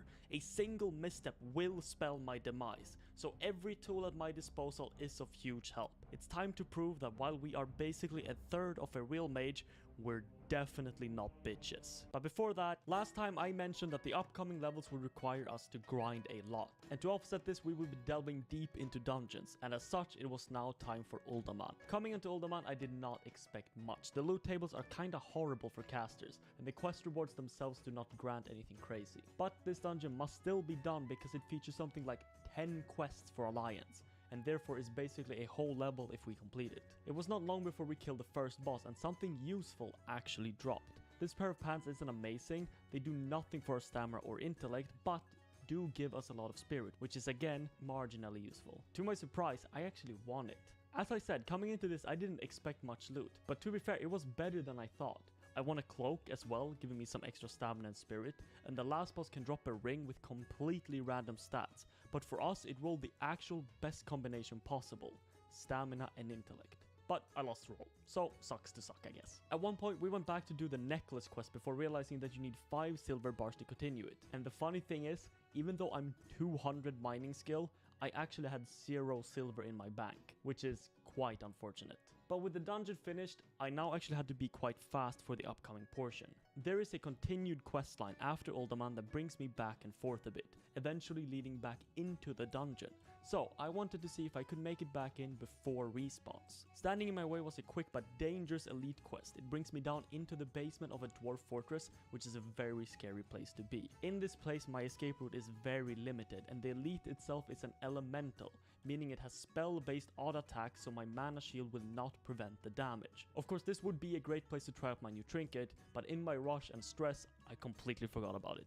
But I managed to kill it anyways. Then, when I made it back into the dungeon, it had sadly reset, and I had to leave without continuing the questline. Next up is Sulfarak, although this will be harder than it seems. Official hardcore is very close, which means finding people who are not saved and in the correct level range for a dungeon is very, very difficult. Speaking of official, on release I will be doing a live stream that doesn't end until I hit level 60 or die. So if you want something to watch, make sure to stop by this channel. In the meantime, I spent some hours running circles on these pirates, killing so many that I might as well be going for insane in the membrane. Doing this also reminds me that I'm really just a budget frost mage. But it's still very good XP nonetheless, and being stuck here for a few bars isn't the end of the world.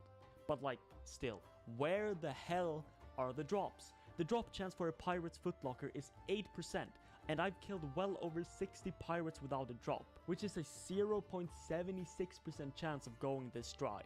But of course, after bitching, I got the drop immediately and hightailed it out of there. Then I actually ran past the guy who tanked my Razor friend downs, and apparently he had run a Sulfarak earlier that day and managed to grab Sulthras. Now to get that weapon, you need to acquire 2% drops in one run of the dungeon. So that's a little bit insane to say the least. After a while of questing, it was time to completely humiliate this poor ogre with the Netomatic, as he just stood there, unable to move, while facing his demise. Subscribe. It is becoming increasingly difficult to AoE farm. As enemies approach my level, I can at most pull 2 at a time unless I have some terrain to kite around. If I want to try my hand at 3 or 4, I have to use Arcane Power. And this is considering I even got a new rank of Arcane Explosions but a few levels ago. But this fact hadn't really stuck with me yet. So during my time in Syrian Gorge, I was chugging potions left and right due to overpulling. Where it really came to bite me in the ass was on a pull of spiders, while my potion was on cooldown. I popped down an emergency dummy, so it worked out in the end, but it's still scarily close. With all of this in mind, it might actually be time to retire AoE pulls. Yes, leveling will be somewhat slower, but I'm now in the final stretch, and killing mobs a slight bit faster is not worth dying over. I was also about to find myself a Solfarak group, but apparently the healer died literally as I asked to join the group. Just my luck. Remember when I said it was time to retire AoE pulse? I lied, but yes, of course, as long as the terrain allows for it, we can always try. After a lot of running about, we hit level 50, which means we officially have 10 levels to go until we are done with the goal of hitting 60. And to reward us for a milestone level, all we get is a new rank of water, which is actually kind of big, don't get me wrong. Less time drinking means faster killing and faster levels. And to my extreme surprise, we actually got a drop that we can use from a random mob in Angoro. While agility is dead, the rest of the stats more than make up for it. We are now approaching a zone that I have dreaded ever since starting this challenge, Blasted Lands. Not only is it our first major introduction to late game classic WoW quest design, where we're gonna have to spend hours running around killing mobs for items with incredibly low drop rates, on top of most enemies having a shared spawn. But then there's also this guy.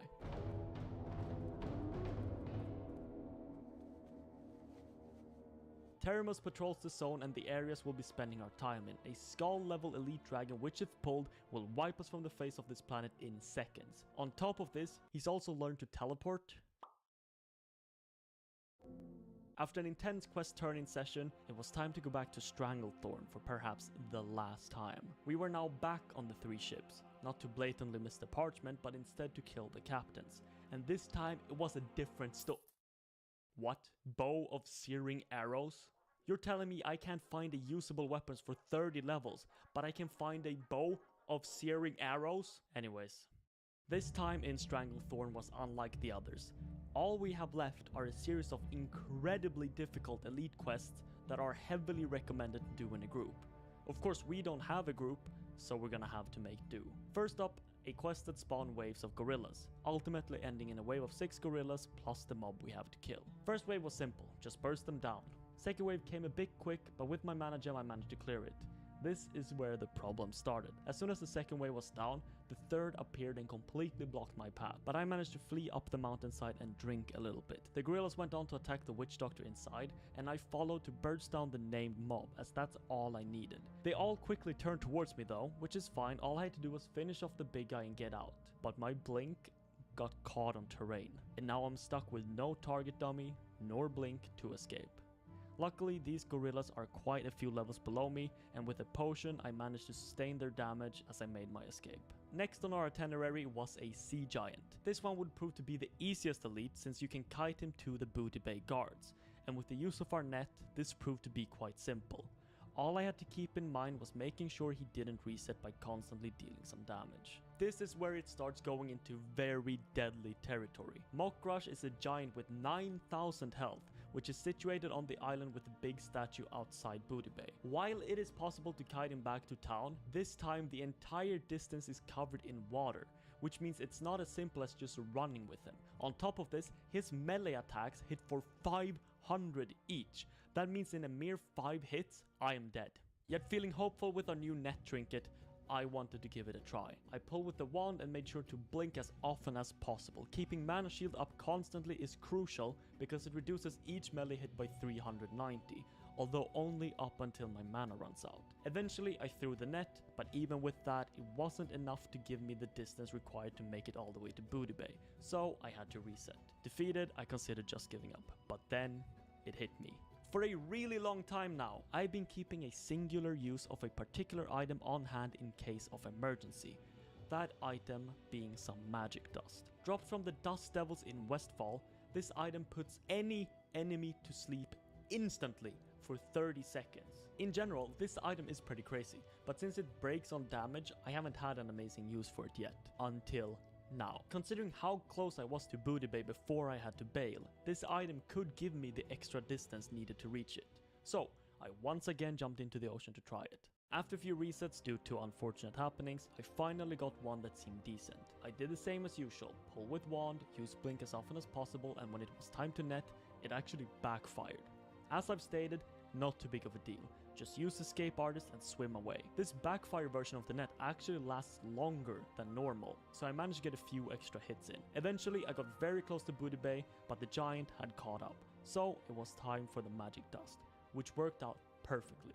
I managed to make it to the guards, who subsequently aggroed onto the giant, rooting him in place. Now for the second part. I need to deal more damage to this giant than any of the guards individually, so I popped arcane power and started blasting, and eventually I managed to get the kill and my quest item, which apparently gave a very disappointing amount of XP. Welp, at least this gave me enough confidence to try the next elite quest, King Mokla. I quickly went and got a new magic dust, then returned. This absolutely massive gorilla has even more HP, hits for the same amount plus some extra due to abilities, and has a stun. In theory, this should be easier though. The length of water I have to cover is substantially shorter, and he's a beast, which means he can be polymorphed at any point for me to gain some distance. One problem though, apparently he can't swim. As soon as I hit the water, he started evading. After some more time spent trying to get him to swim, I gave up and went to see if I could kill him the traditional way, by kiting around the tree. This could probably work, but I didn't find a good enough tree, so I decided to reset him. But when I went back to his spawn, I found a horde hunter killing him, so I helped out. Which really was a great idea, because the hunter actually stuck around for the respawn and helped me kill the king, using his pet as a tank. Great reminder to make love, not Warcraft, guys. Come on. I also managed to pick up some insane plate boots from a chest, once again reminding me that while I can find amazing loot, it's never for myself. If this was official, I would be rich. It's not, so I have nothing. But with those absolute monstrosities out of the way, it was time to bid a final farewell to Stranglethorn Vale, the best zone in the game. After 2 days of searching, I finally managed to scrounge together a group for Zul'Farrak. Sadly, it was a triple cloth group, but having another mage is always to our benefit, which you shall see very soon.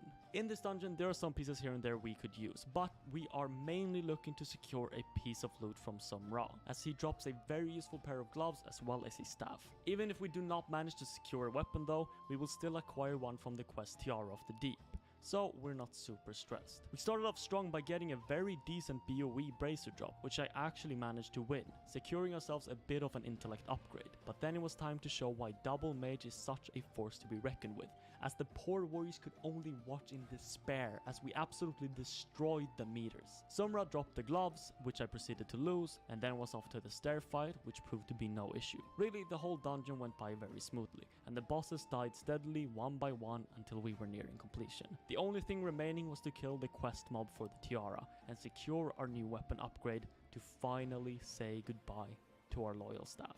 They didn't share the Tiara quest. I didn't pick up the Tiara quest. I can't do the Tiara quest. I am stuck with this godforsaken staff from 30 levels ago. No! We didn't even get to finish the Troll Temper quest.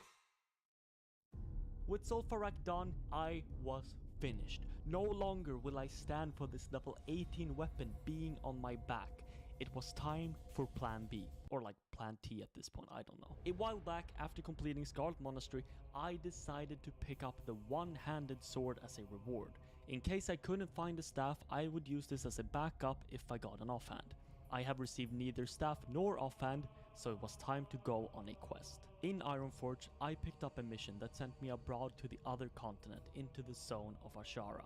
Here, I simply had to traverse the extreme terrain, dodge hordes of Naga to draw some pictures of massive runestones throughout the ruins of an ancient highboard civilization. Then I was to navigate through elite giants, massive cliffs, and even higher level Nagas to the southeasternmost point of the entire zone, where on a small island there is a makeshift helipad that I will proceed to send a signal flare from, where after some time, a dwarf will fly in to pick up my package. To be fair, this is actually the first time I've been here in WoW. I had no idea this small island existed, and I guess that counts for something, you know? After returning to Ironforge, we turned in the quest to receive our 12 intellect offhand, and at the same time reach level 52, unlocking a new rank of mana shield and conjure food. Combined with the sword from Scarlet Monastery, we have now finally upgraded our weapon slot, gaining a bit of stamina and intellect.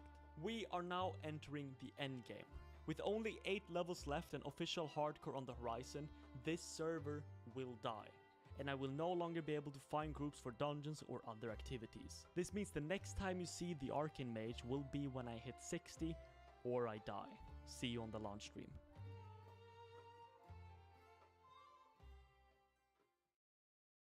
few months ago, I decided to challenge myself to get to level 60 on Classic Hardcore, but playing as a mage which can only use arcane spells. With 8 levels to go, we are on the final stretch of this challenge, and in between us and reaching our goal are only a few select zones standing in our way.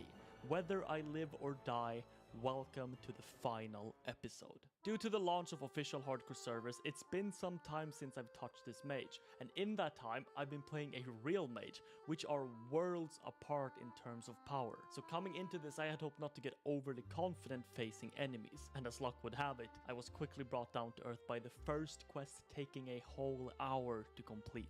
There is a quest chain in Searing Gorge that ultimately has us kill a bunch of elites to hopefully get the quest item.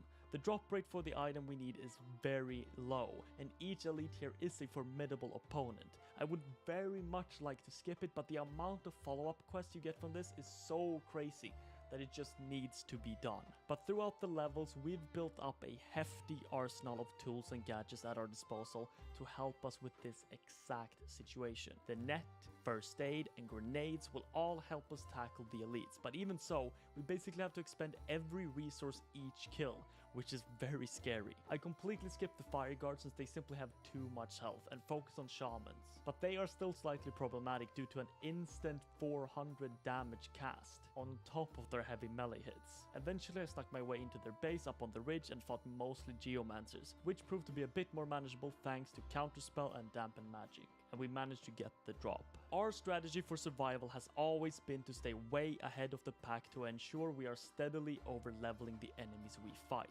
and this has worked well up until this point. The late game zones really don't have much going for them. There are some good ones here and there, but practically there's simply not enough quests left in the game for us to stay above the recommended level. This has two downsides. One, it takes longer to kill stuff with arcane missiles, but two, our main tool to speed things up, Arcane Explosion, becomes essentially impossible to use. Enemies simply have too much health and deal too much damage, rendering me unable to AoE unless I use arcane power once every 3 minutes, and even then it's sketchy. But it's not all bad.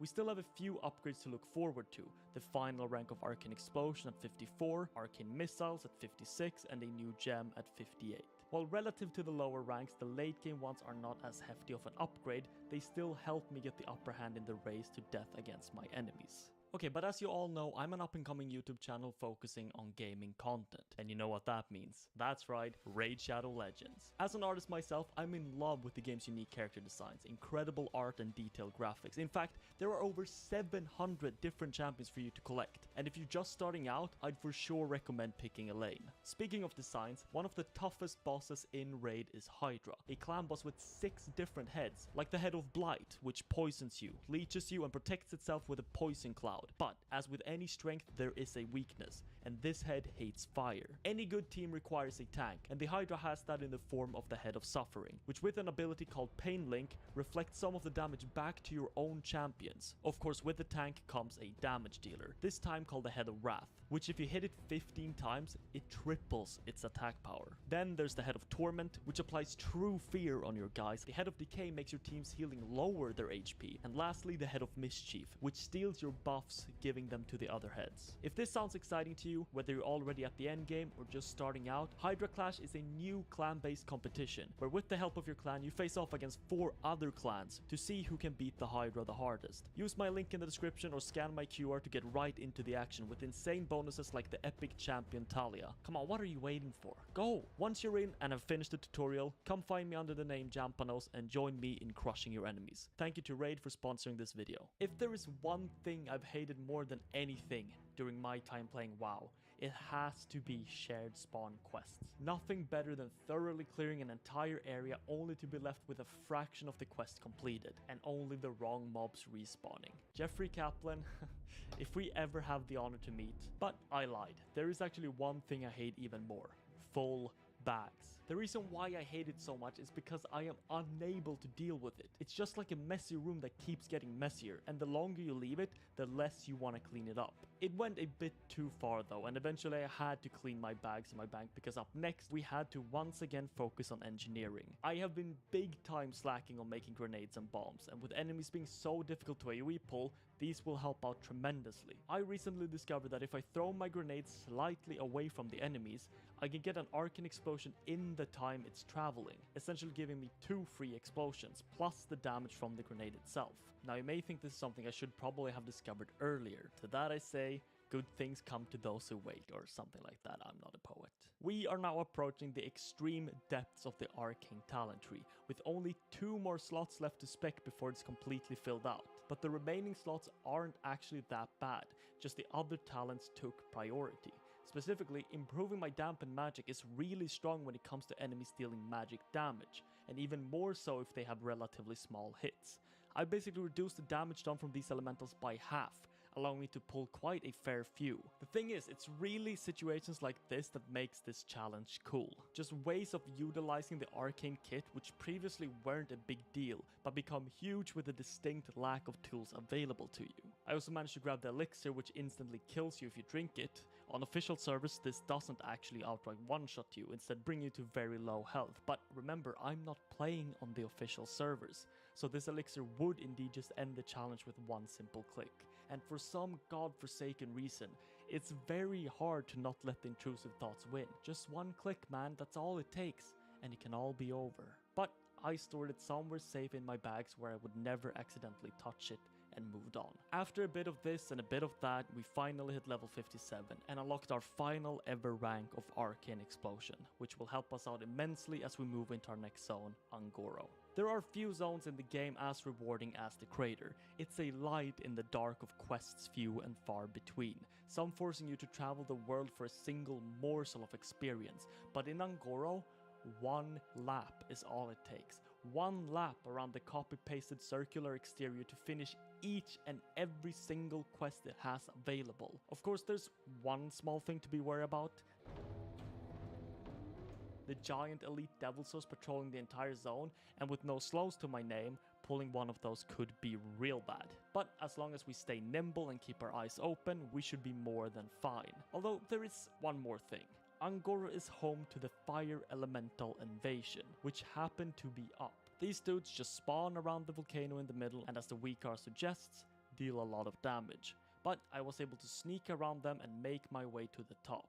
But on the way down to the escort quest, I managed to completely disregard the huge patrolling elite that is the main antagonist of the invasion. Whoa! What the fuck händer? Är de här ute efter mig? Ja. Wow! Ring. Varför är alla ute efter mig? Vad hände?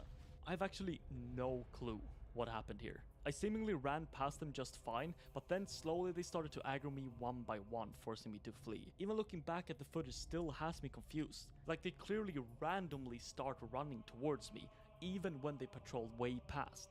Anyways, time for the big boy turn, and let's see, 49% XP, let's see where we're at. Okay, 25%. Not bad. I mean, there's still some more to turn in, so. Then after a quick world buff run, I stepped foot into Winterspring for the first time. As I mentioned before, I haven't really ever quested in these late game zones. Even recently when playing official, I was once again AoE farming, and the only quests I did were Angoro and Searing Gorge, as well as part of the Plaguelands. Basically, I'm on edge the entire time ready for something to go terribly wrong. But that's still not gonna stop me from greeting a few Arcane Explosion pulls here and there. I also have this weak card that displays information about the enemies to help me, but when I tackle Gortesh, separating him from the pack with a split pull, I, for some reason, didn't really expect the warning does extreme damage, even though it's basically as strongly worded as it can be to mean 1k damage in a second. But with the net and arcane power, he was easily dealt with anyways. Finishing off Burning Steps, you might notice that we are only level 55, while the guide recommends us to be level 57. Somehow, even with a lot of rested XP, we have fallen behind quite a bit. Most likely due to the lack of dungeons because the server is dead. But forcing our way through and continuing questing will do us no favors. Even if we can do them, we will eventually just run out of quests as aforementioned. This means we are left with basically no choice but to grind. Our location of preference is going to be the fir bogs in the southern reaches of Felwood for 3 main reasons. 1. Getting reputation with Timber Mahal to at least neutral will give us access to 3 new quests. 2. They drop feathers which can be turned in for additional XP. And 3. They are low level and squishy enough for me to comfortably pull 3 to 5 enemies at a time. Now there was nothing else left to do than to sit back, relax and commit. Welcome to the long grind.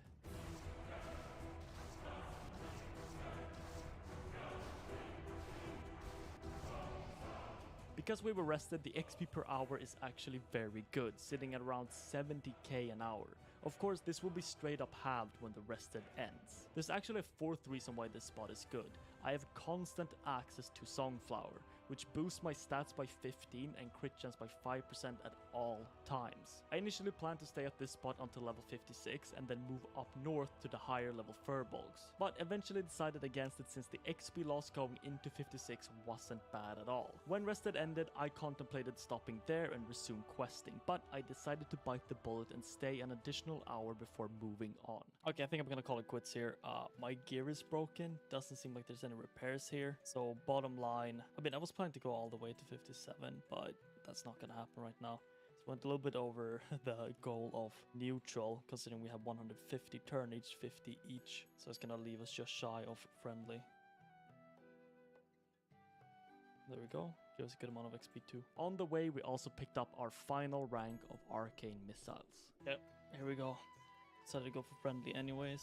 I don't know, maybe it gives me something. Probably not though. Ding. See, the thing is, not a single one of these do anything for me. I think maybe this works. Like the hit chance works on grenades and stuff, so I guess I'll just pick that. It feels weird coming into Western Plaguelands being so incredibly scared of the place I just previously spent over 10 hours at. But without access to the most insane kit in the game, being Frost Mage, the sheer density of enemies here is quite overwhelming. Bro, I can't believe I spent so much time here, but...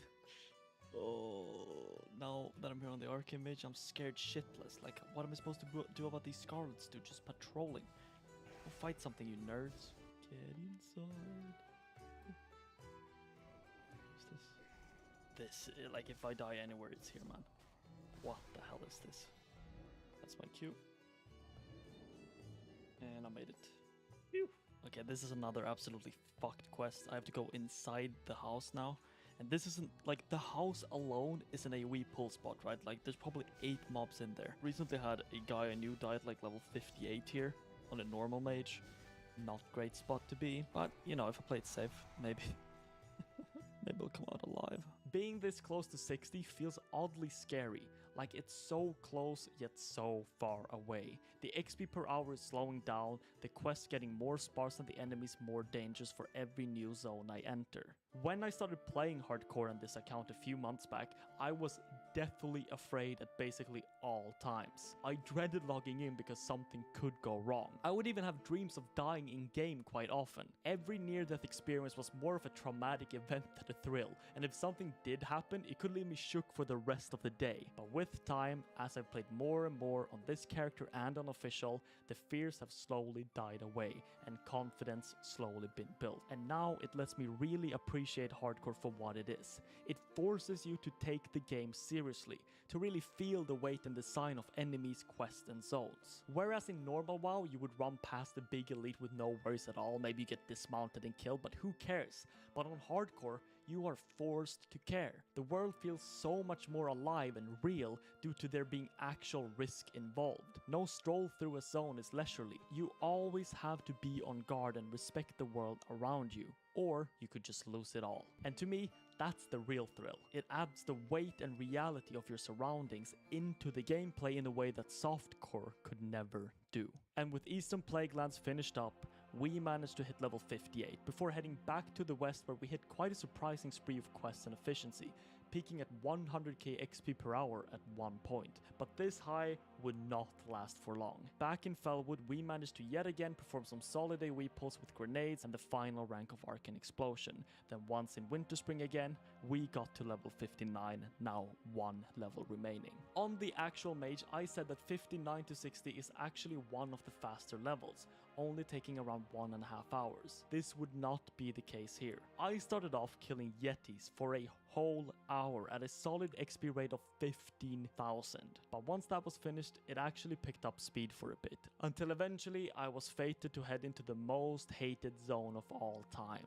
Silithus. And after a quick stint with a horrible quest in Angoro, we were sitting pretty at a solid 20,000 XP per hour for 2 hours straight, since as we headed into Silithus, we were greeted with the most abhorrent of gathering quests, where I spent an hour just trying to get a few stingers to drop. Man, what is this, Jeffrey, please? But praise be Elune, as I finished that up, all we had left to do was Hearthstone back to Winterspring and finish one long escort quest, and we had all the XP we needed to reach 60. In retrospect, is Arcane Mage that bad?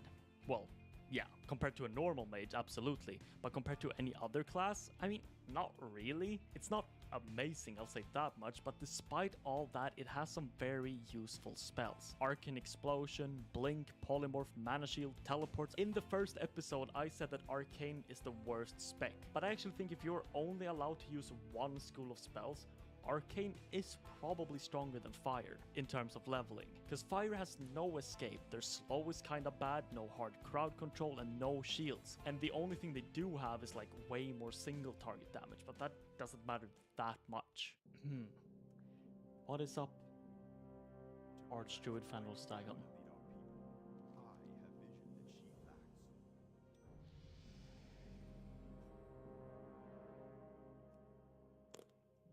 Level 60.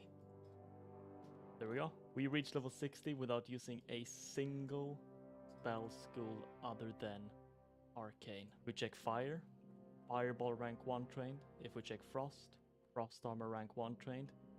Never used. Verification status, pass. We've never died. Arcanist. Complete the hardcore challenge using only abilities within the Arcane and General tab. And it only took us 5 days, 18 hours, and 37 minutes, or 138 hours total. Now what? The server's completely dead. Oh well, I guess it's time to say goodbye. 138 hours of pure Arcane Mage gameplay is what it took for us to reach level 60, finishing our goal that we set for ourselves 2 months ago, and what a journey it has been. Thanks for watching all of it if you have, and I hope you're ready for the next adventure. Until then, see ya. Don't forget to use my Raid Shadow Legends link in the description or scan my QR code to get right into the action and get insane bonuses for new players with an epic champion.